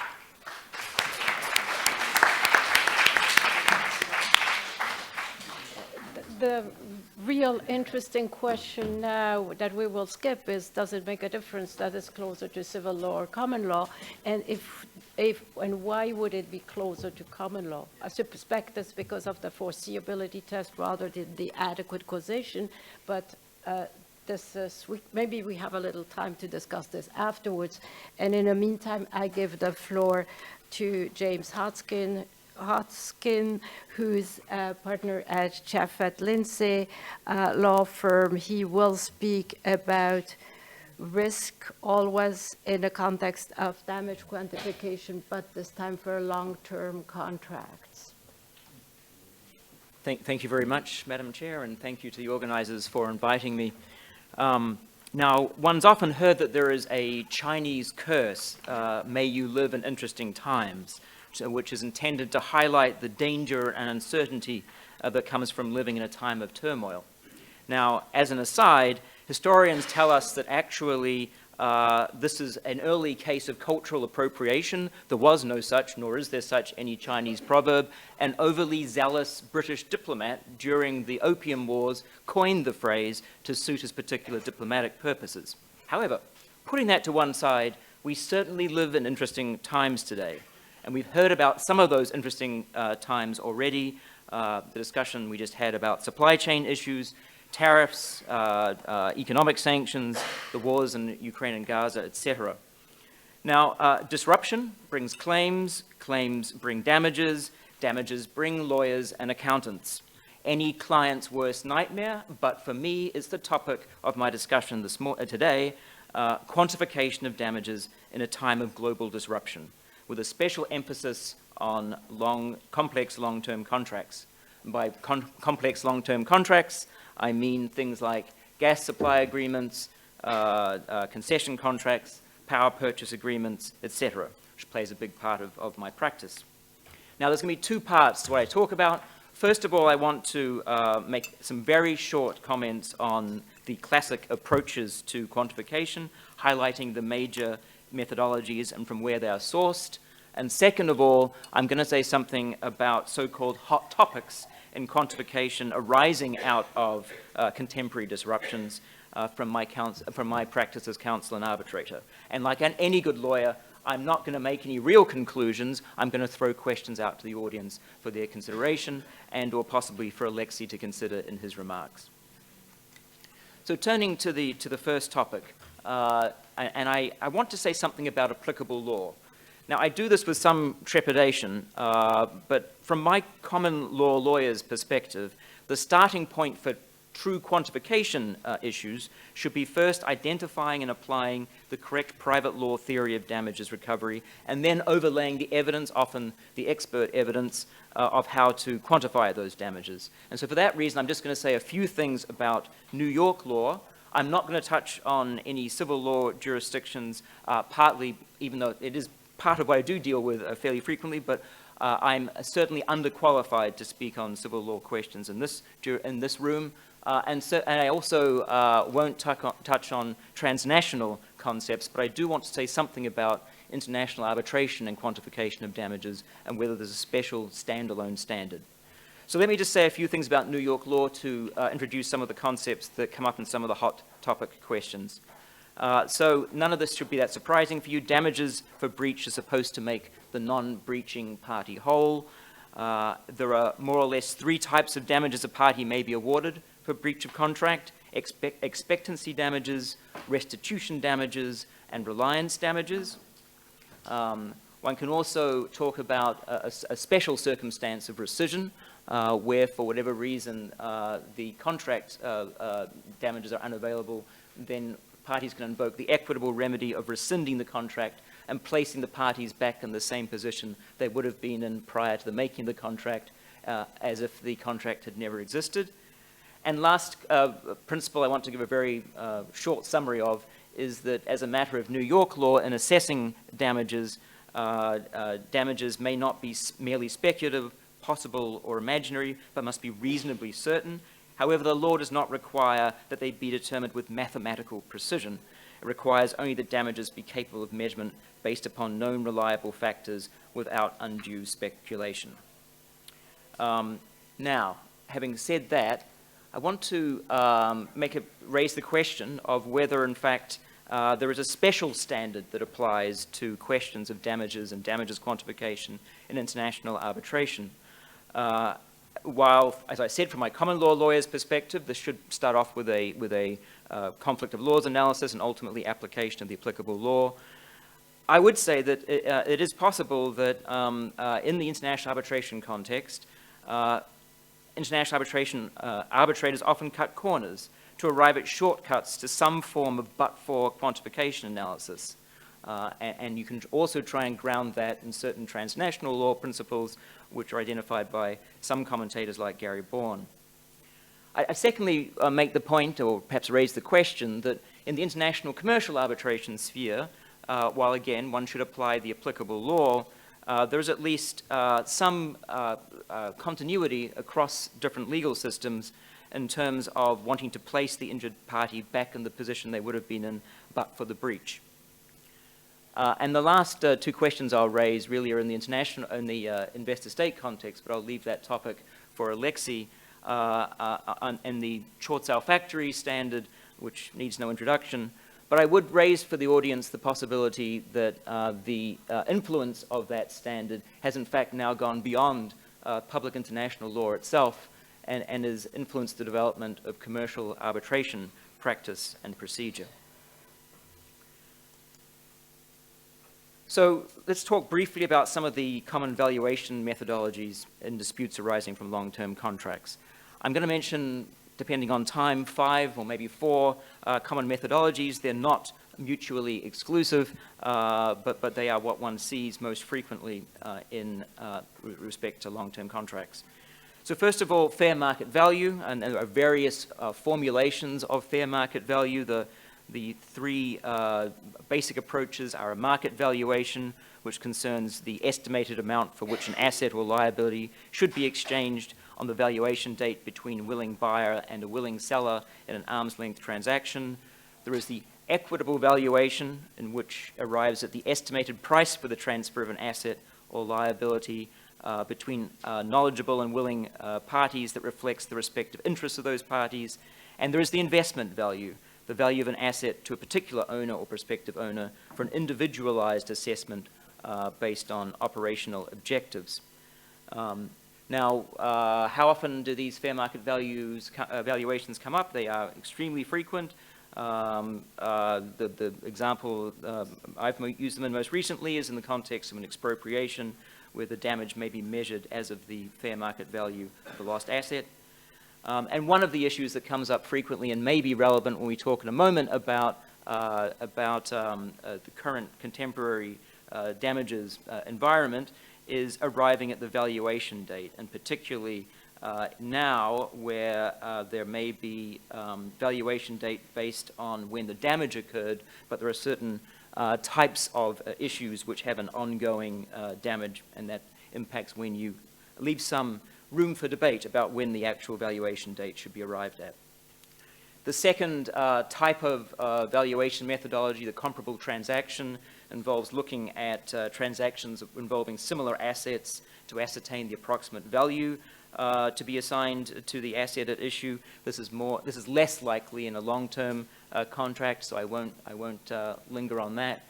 The third, and probably most important for our discussion, is the discounted cash flow analysis. That could, of course, be an entire lecture on its own, but I'll simply say that the underlying concept is that the DCF estimates the present value of future cash flows that a company is expected to make over a certain period of time, based on the premise that the value of an asset directly flows from the ability of the asset to generate profits over time.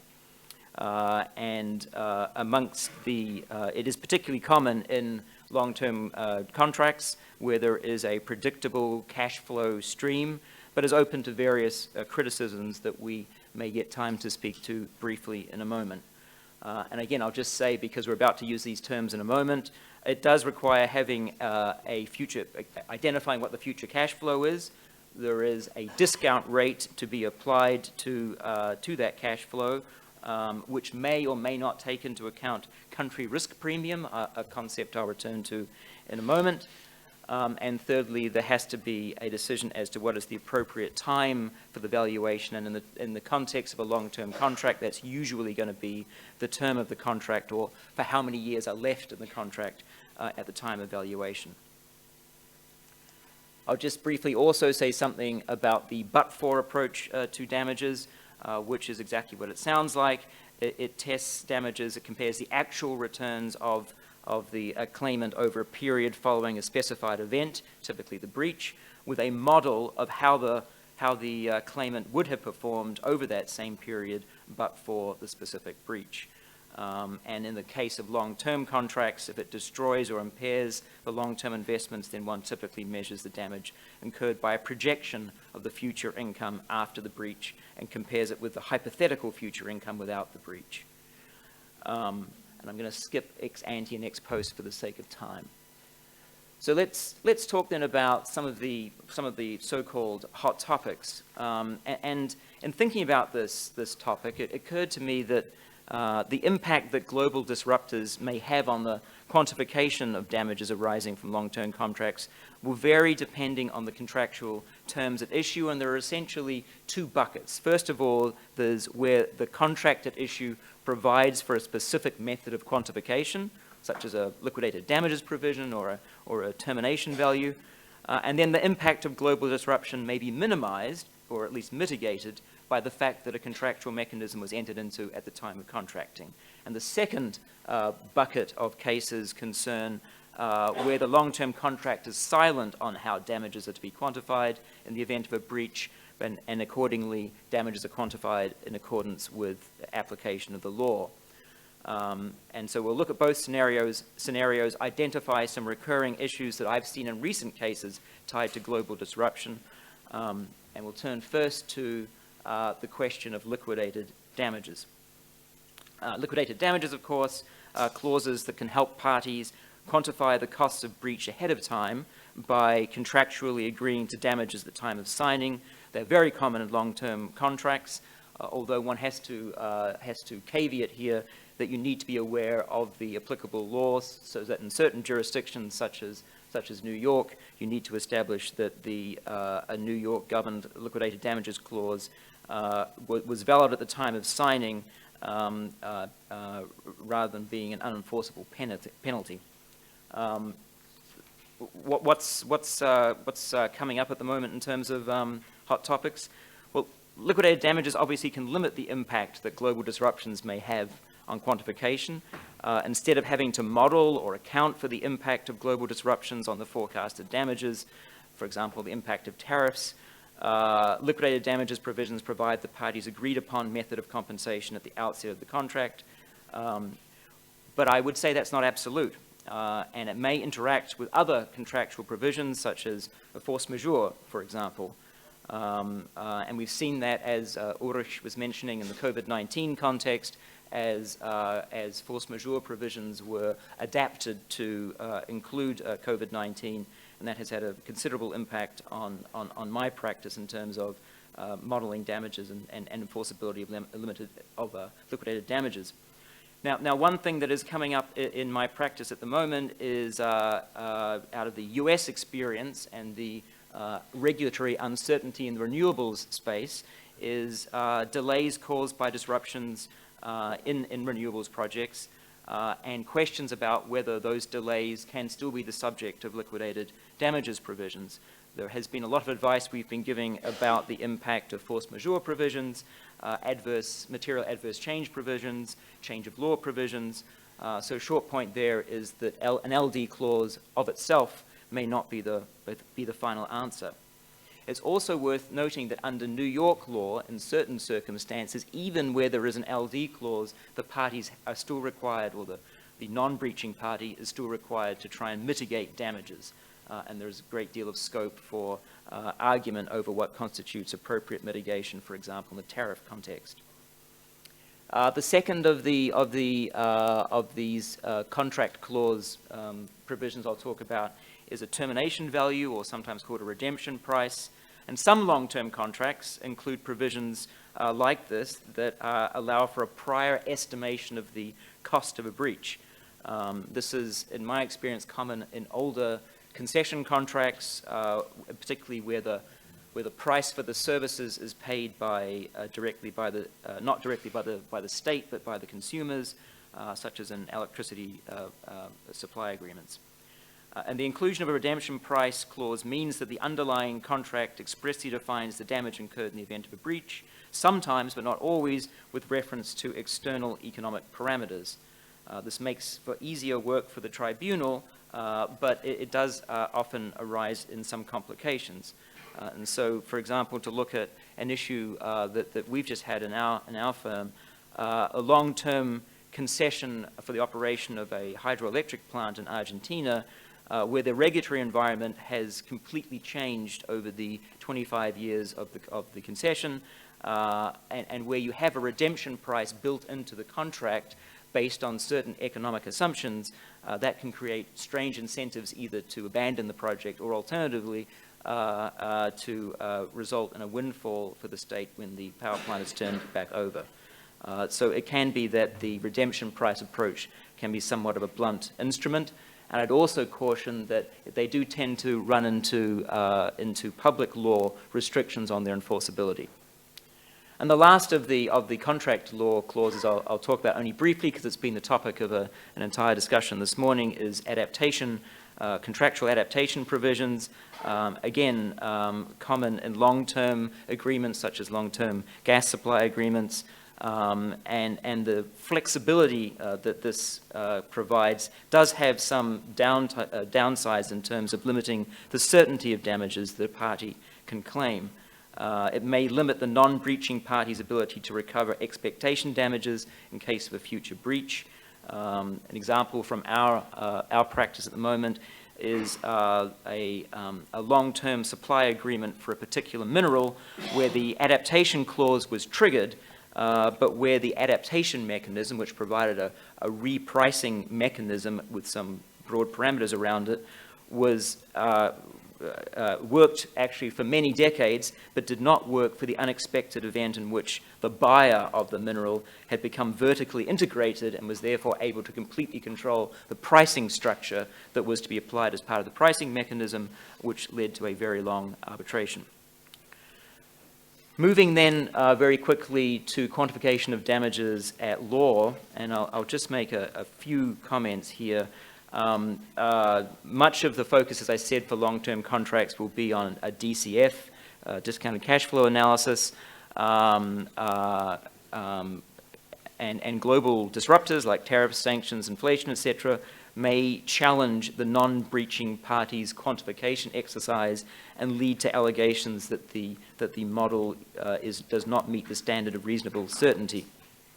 The tribunals may deem the quantification too speculative.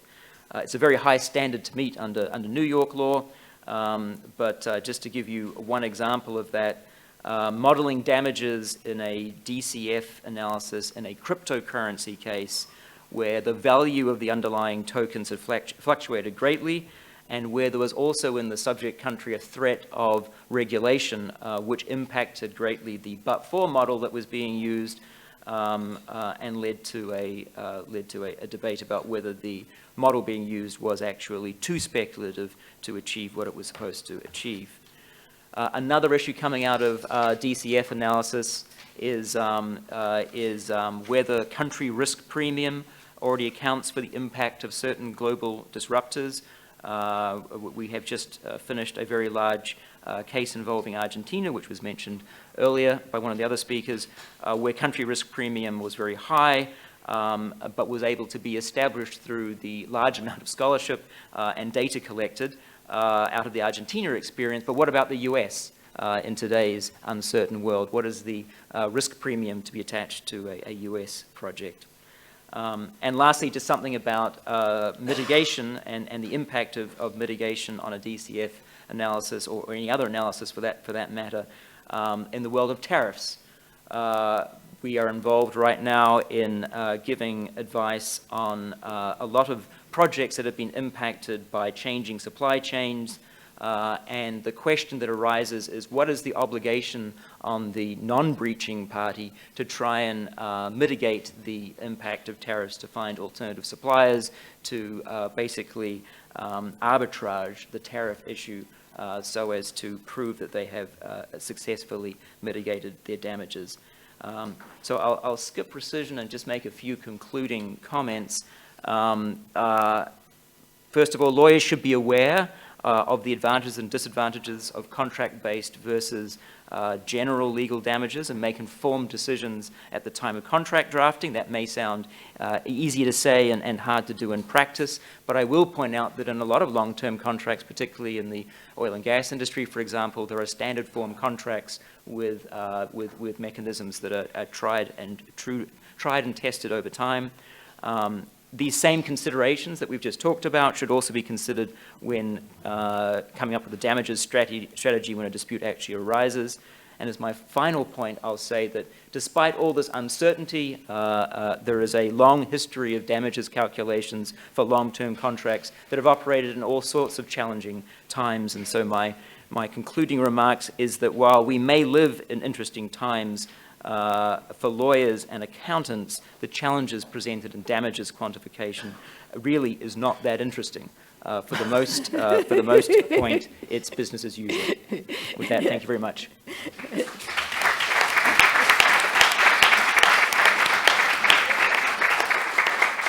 No, I can reassure you, it was quite interesting. And it's interesting to see from the two presentations that there is a real distinction to be made whether you have a contract clause that can be used or you don't have one. And then you are actually on quite different tracks. So interesting. There's many other issues that one could now discuss, but we will not. And we will turn to Alexis MOURRE, who's a partner of MCL Arbitration and also a professor at Sciences Po. And Alexis told me just when we sat down that he would not speak about what is in the program, so I don't know what we will speak about, but he is the best placed person to say so. Alexis, you have the floor. Thank you, Gabrielle. Well, as the last speaker in the last session, I guess that I have a duty to be as short as possible. And as you noted, I will not address the issue that is in the program, which is ensuring credible damages, quantification, as this will be in large part duplicative with what James said. What I will do is address briefly two questions that are specific to international law, and that's the standard of full compensation, and the second one is our question of double compensation. So first, on the standard of full compensation, of course, that's the factory at Chorzo case, and no presentation on valuation of damages in ISDS can avoid starting by that. And these words, factory at Chorzo, you will see them over and over in virtually each arbitral award, almost in a boilerplate manner, and not always with due consideration of the circumstances of the case. The quote is the following, you all know it: reparation must, as far as possible, wipe out all the consequences of the illegal act and re-establish the situation which would, in all probability, have existed if that act had not been committed. Chorzo, as you know, is a 1928 decision of the Permanent Court of International Justice, the predecessor of the ICJ, and the dispute was about the taking of a German factory in Poland in the aftermath of the transfer by Germany to Poland of Upper Silesia pursuant to the Geneva Convention of 15 May 1922. And the court started by distinguishing an expropriation, which might be lawful upon the payment of fair compensation, and the taking which the German owner of the factory had been the victim of, which the court characterized as a seizure of a property which could not be expropriated even against compensation. That was based on the finding of the permanent court in an earlier case, which is the case of certain German interest in Upper Silesia, and that finding was based on Articles 6 and 7 of the Geneva Convention of 1922, which limited Poland's right to expropriate to certain categories of assets. And the court concluded that, and I quote the court, it follows that the compensation due to the German government is not necessarily limited to the value of the undertaking at the moment of dispossession plus interest to the day of payment. This limitation would only be admissible if the Polish government had had the right to expropriate. So it follows from Chorzo that first, states have the right to expropriate. Second, that right is subject to the payment of a just compensation. Third, that compensation has to be assessed based on the value of the undertaking at the time of the expropriation. And fourth, an unlawful taking, to the contrary, gives right to damages, which, as I said before, would, again I quote, wipe out all the consequences of the illegal act and re-establish a situation which would have existed if that act had not been committed. In other words, the right to full compensation applies only in the case of an unlawful taking, not in the case of a lawful expropriation. In the case of an unlawful taking, the court identifies the consequence, again I quote, the obligation to restore the undertaking, and if it is not possible to pay its value at the time of the indemnification, which value is designed to take the place of restitution which has become impossible. Damages, therefore, have to be assessed in that case at the time of indemnification, that is to say, at the time of the award, not at the time of the taking, and they are to compensate the totality of the loss suffered. And that distinction between lawful and unlawful taking has not always been applied with rigor in all awards. For example, in the case of Philips versus Iran, which is an award of the Iran-US Claims Tribunal, the tribunal held that the standard of just compensation applies regardless of whether the taking was lawful or unlawful.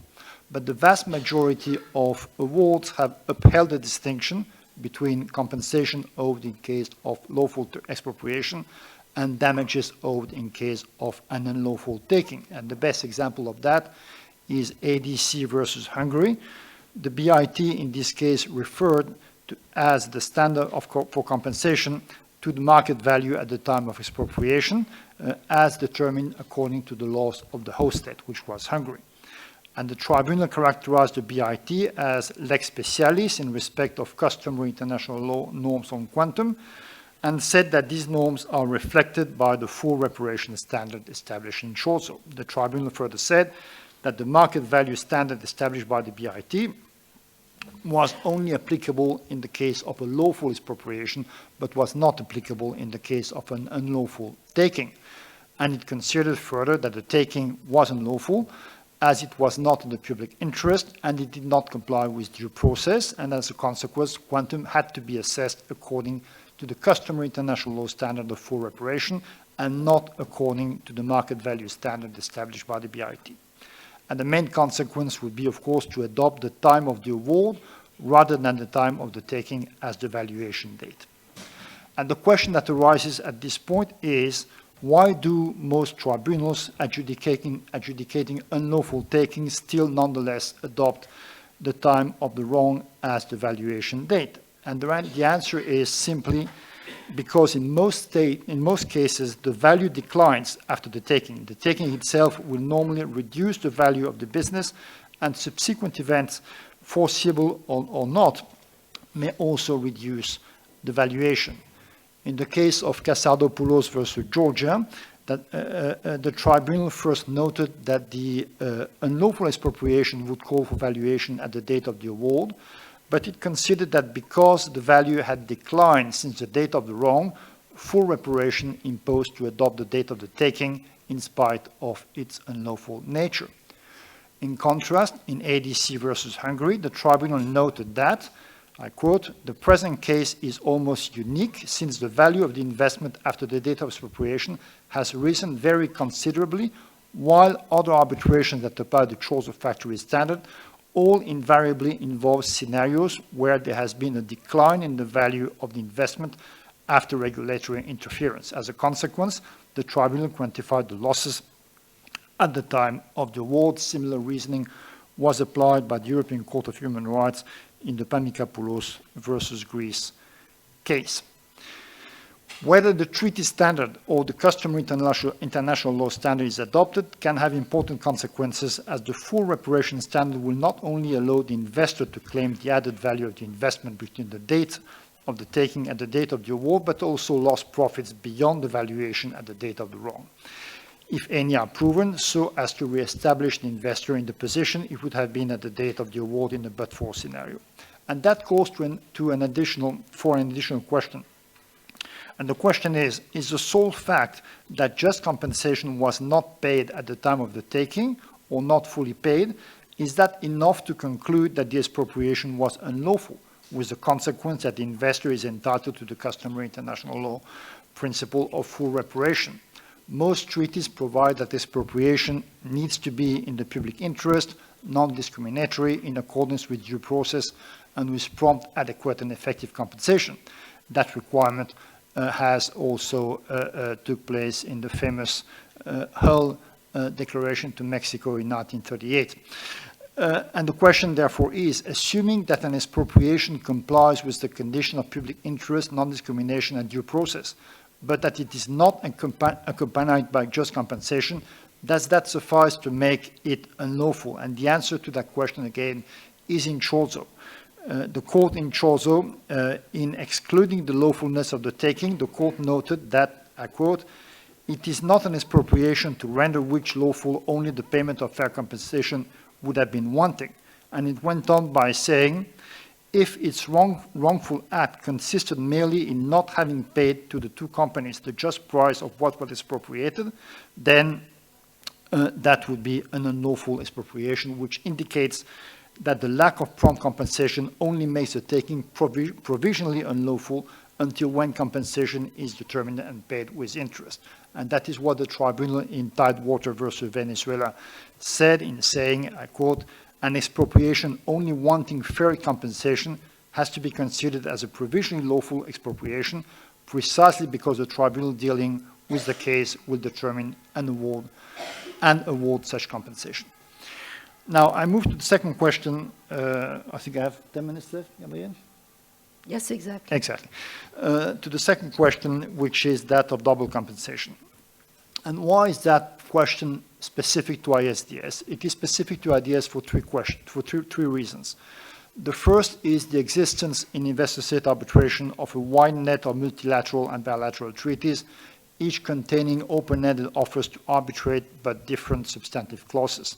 And that creates the potential for one given wrong to be adjudicated in different ways before a multiplicity of potentially competent arbitral jurisdictions.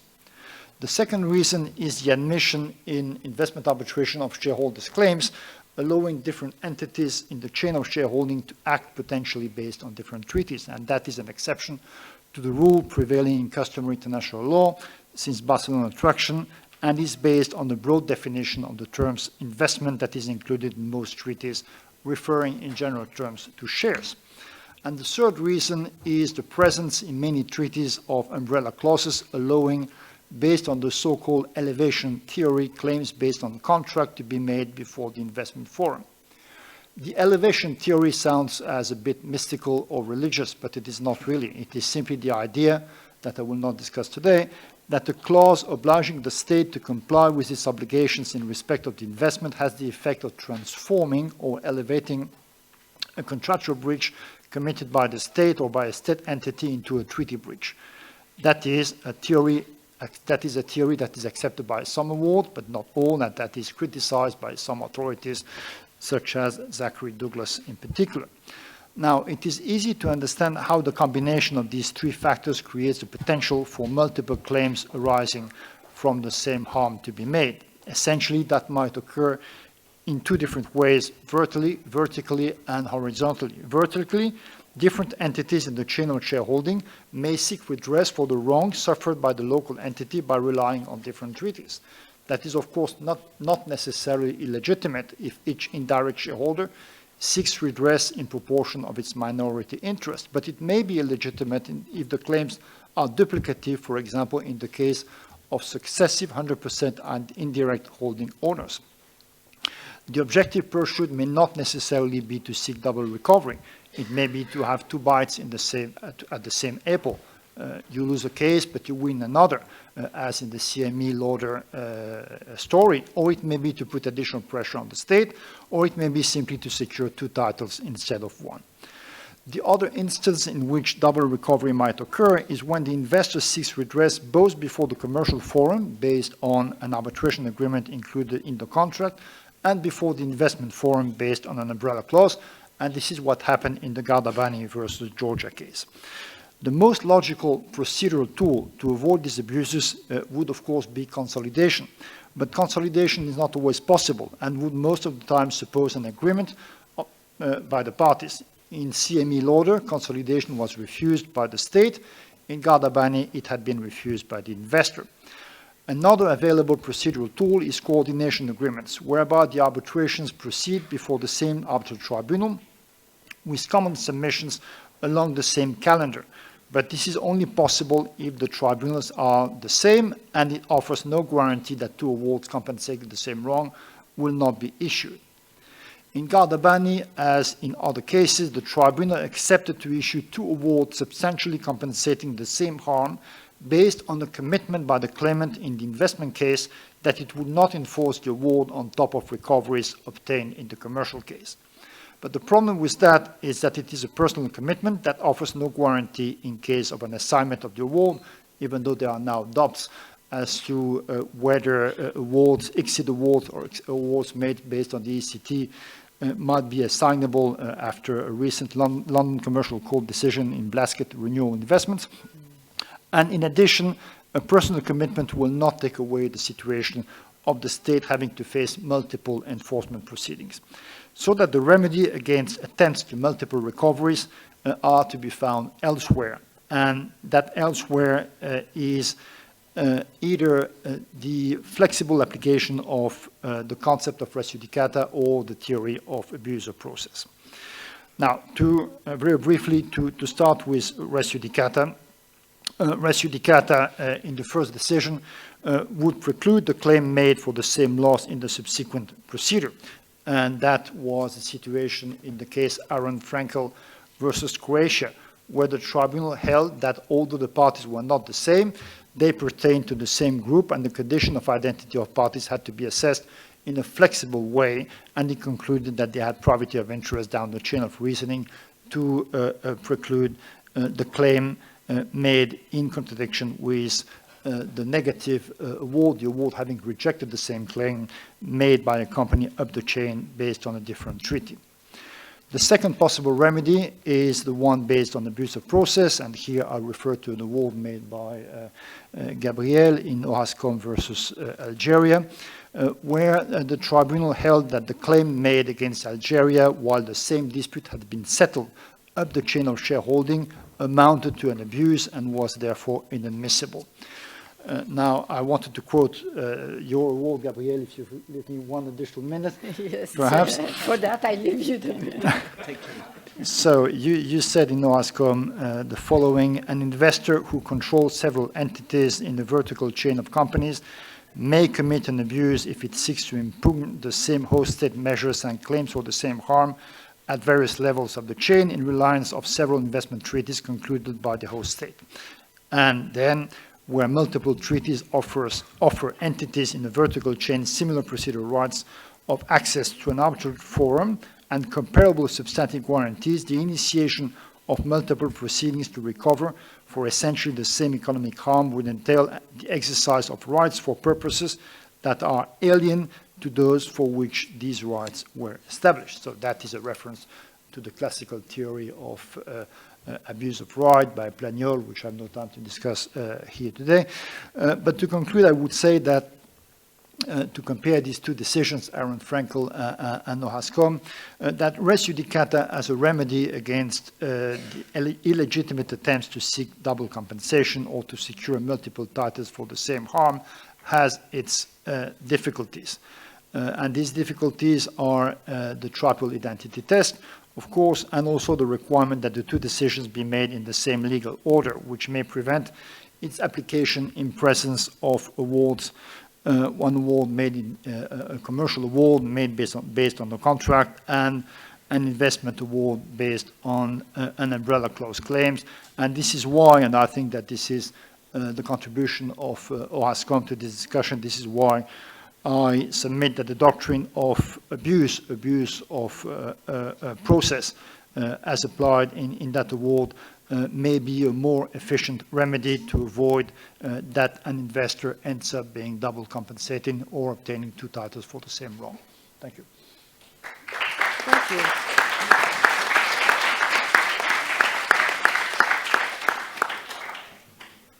Thank you so much. You even did it below the 20-minute threshold. So, and you raised a number of interesting issues. I'm looking at the organizers. We have passed 5 o'clock, but can we take a few questions? Good. So let's give the floor to the audience eventually. The audience is tired. The audience should please wake up and ask questions.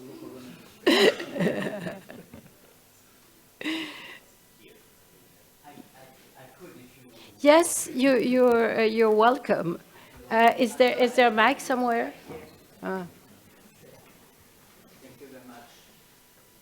Just a short question, in fact, directed mainly to Ulrich SCHROETER, because you mentioned this issue of, and it was mentioned later on again, this issue of modification of a contract and, for instance, exclusion clauses or modification of what has been integrated into an adaptation clause, taking into account the COVID-19 pandemic.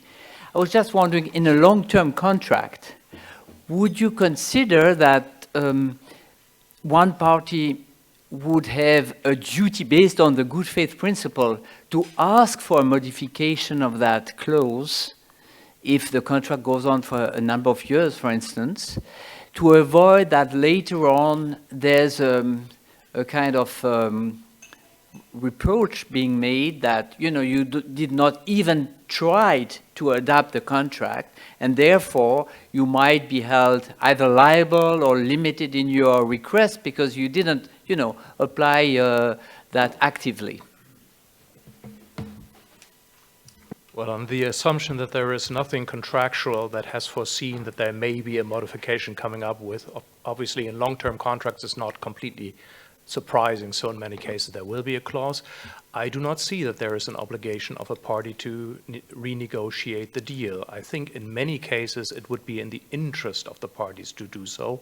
If the situation has fundamentally changed, then very often commercially reasonable party says we will adjust the deal simply because we see that that was unforeseeable and it moves against our contracting partner.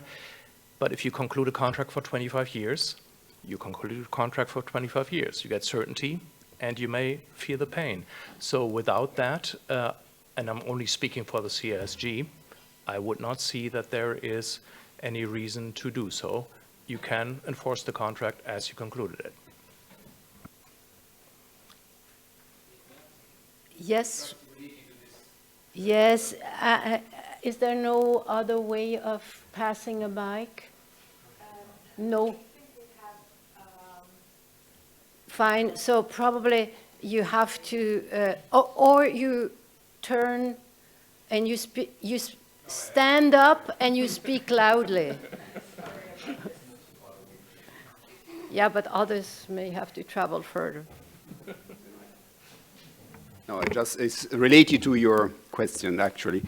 In the case of that the party, due to the supervening and unforeseeable circumstances, have adapted the contract, and after maybe 2 years, the one party realized that the adaptation of a contract is not sufficient to cover the unforeseeable events. Do this party still have, is entitled to claim the resolution and termination of a contract due to the same unforeseeable events that has been taken into consideration for the adaptation of a contract? I don't know if it is clear with my question. I address to all of you, of course. You want to start, or you want to start? I'm just, well, yeah, I guess it comes down to the reason for the adaptation and for the termination later on. If it's the same reason, then I would believe the party would be precluded. You could, of course, make the argument that 10 years down the road, the reason for now terminating the contract is not the same that existed for the adaptation 10 years ago. So that would be a matter of interpretation according to the circumstances generally. But yeah, that would be my short answer. Any different answer? One of you wishes to add? I saw someone getting closer to the mic. Yes, please. You can proceed, yeah. Thank you. Another question for Ulrich on Article 74 of the CISG. So I think it said something like, and I'm not a lawyer, so forgive me, but damages are limited to those sort of foreseeable when the contract was signed. So what happens if you sign the contract and then 5 years later it becomes very valuable in a way that couldn't have been foreseen, and then there's an interruption to the supply and that causes damage? Does that mean that you value that damage based on prices that were present and the value of the contract when it was signed? Or is the foreseeability limited to the interruption, but you apply the prices that actually emerged after the signing of the contract. So to what extent is the sort of foresight limited under Article 74? Well, these are all difficult question, and I'm not sure it's a good sign when a presentation raises many questions, Mary. But it is a complicated topic. Generally speaking, the fact that market prices can change is foreseeable. You may say that completely crazy market price changes are not foreseeable, that when we occasionally have a hardship. I'm not a friend of hardship, and the CSG says nothing about it. There's a broad variety whether it should be read into that. I'm very skeptical. But I would say that if it's a long-term contract, if we're looking at the CSG, it's not been written for long-term contracts. There are long-term CSG contracts, but the majority is one-off. They're concluded, performed in many ways. So maybe we have to adjust it there. But generally, I would say if the prices go up, they go up. Good for one party, bad for the other party. One could say, if you don't want to do that, don't conclude a long-term contract that has no possibility of you to terminate it, to adjust it. Be careful, otherwise you get the good side and the bad side.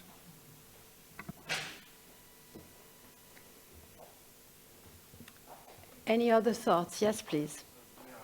Yes, please.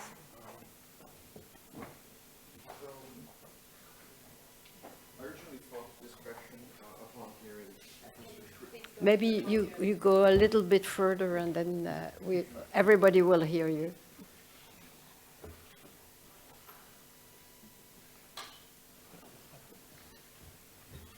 Okay. So I originally thought of this question thinking Professor Schroeter's intervention, but I think it could be appropriate for Mr. Haskins too, Professor Haskins.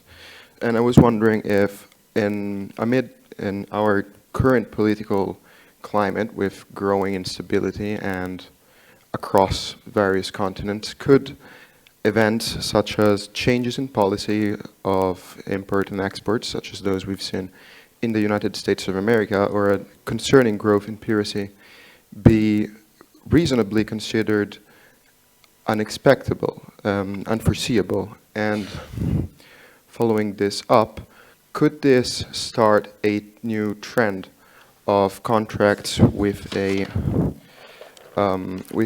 clauses that completely exclude the opposability of the exception of unforeseeability of an event? That's it, really. Do you want to answer this? So, one answer from a New York law perspective is that foreseeability or unforeseeability is already a part of several texts. That there's something. There we go. Speaking from a New York law perspective, foreseeability is relevant in several different ways, calculating damages, but also, for example, in a typical force majeure provision. And so in terms of changes in regulatory regimes, it's certainly a very live issue and is creating a lot of work for lawyers and experts as we speak. You would like to speak about? No, just to say, in France, we used to say, le pire n'est jamais certain, for those who understand French. But nowadays, we live in a world where the pire has become pretty much certain. Yeah. You want to say something about change in regulatory policies and investment arbitration? I think we heard Diego Arroyo before speaking about that quite extensively. Is there something you wish to add to this question? Is there any other burning question? Yes, please. You want to come to the mic? Yes, please.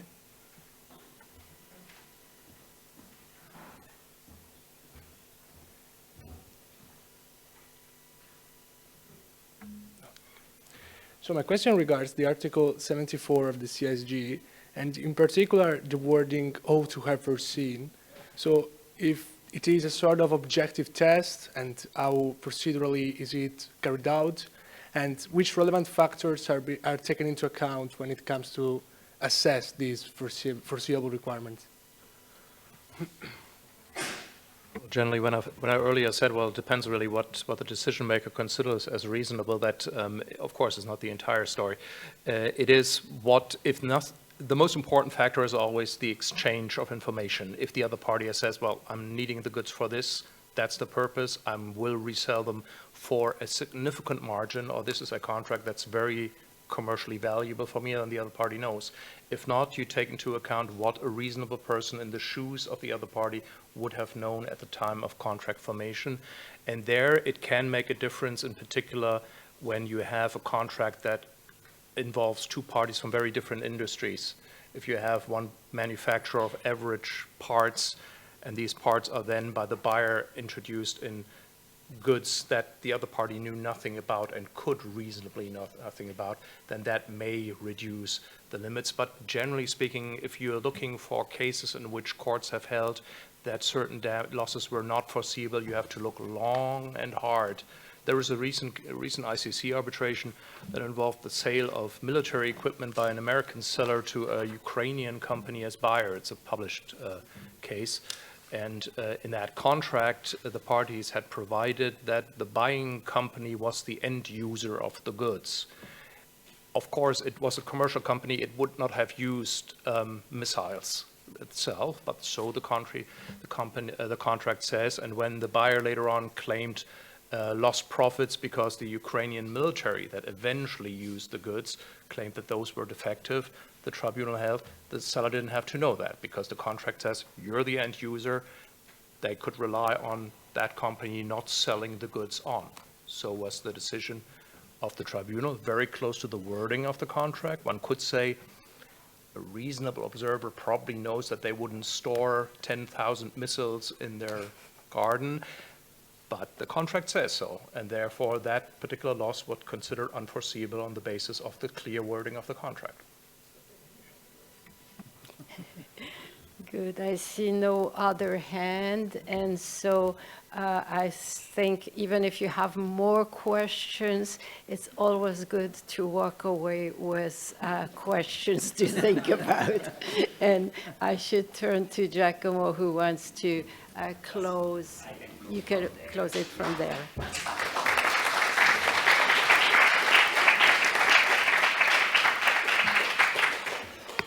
Also on behalf of my co-director, Chiara Malaguti, just a few words to thank all the attendees, all the speakers for contributing to this second annual conference.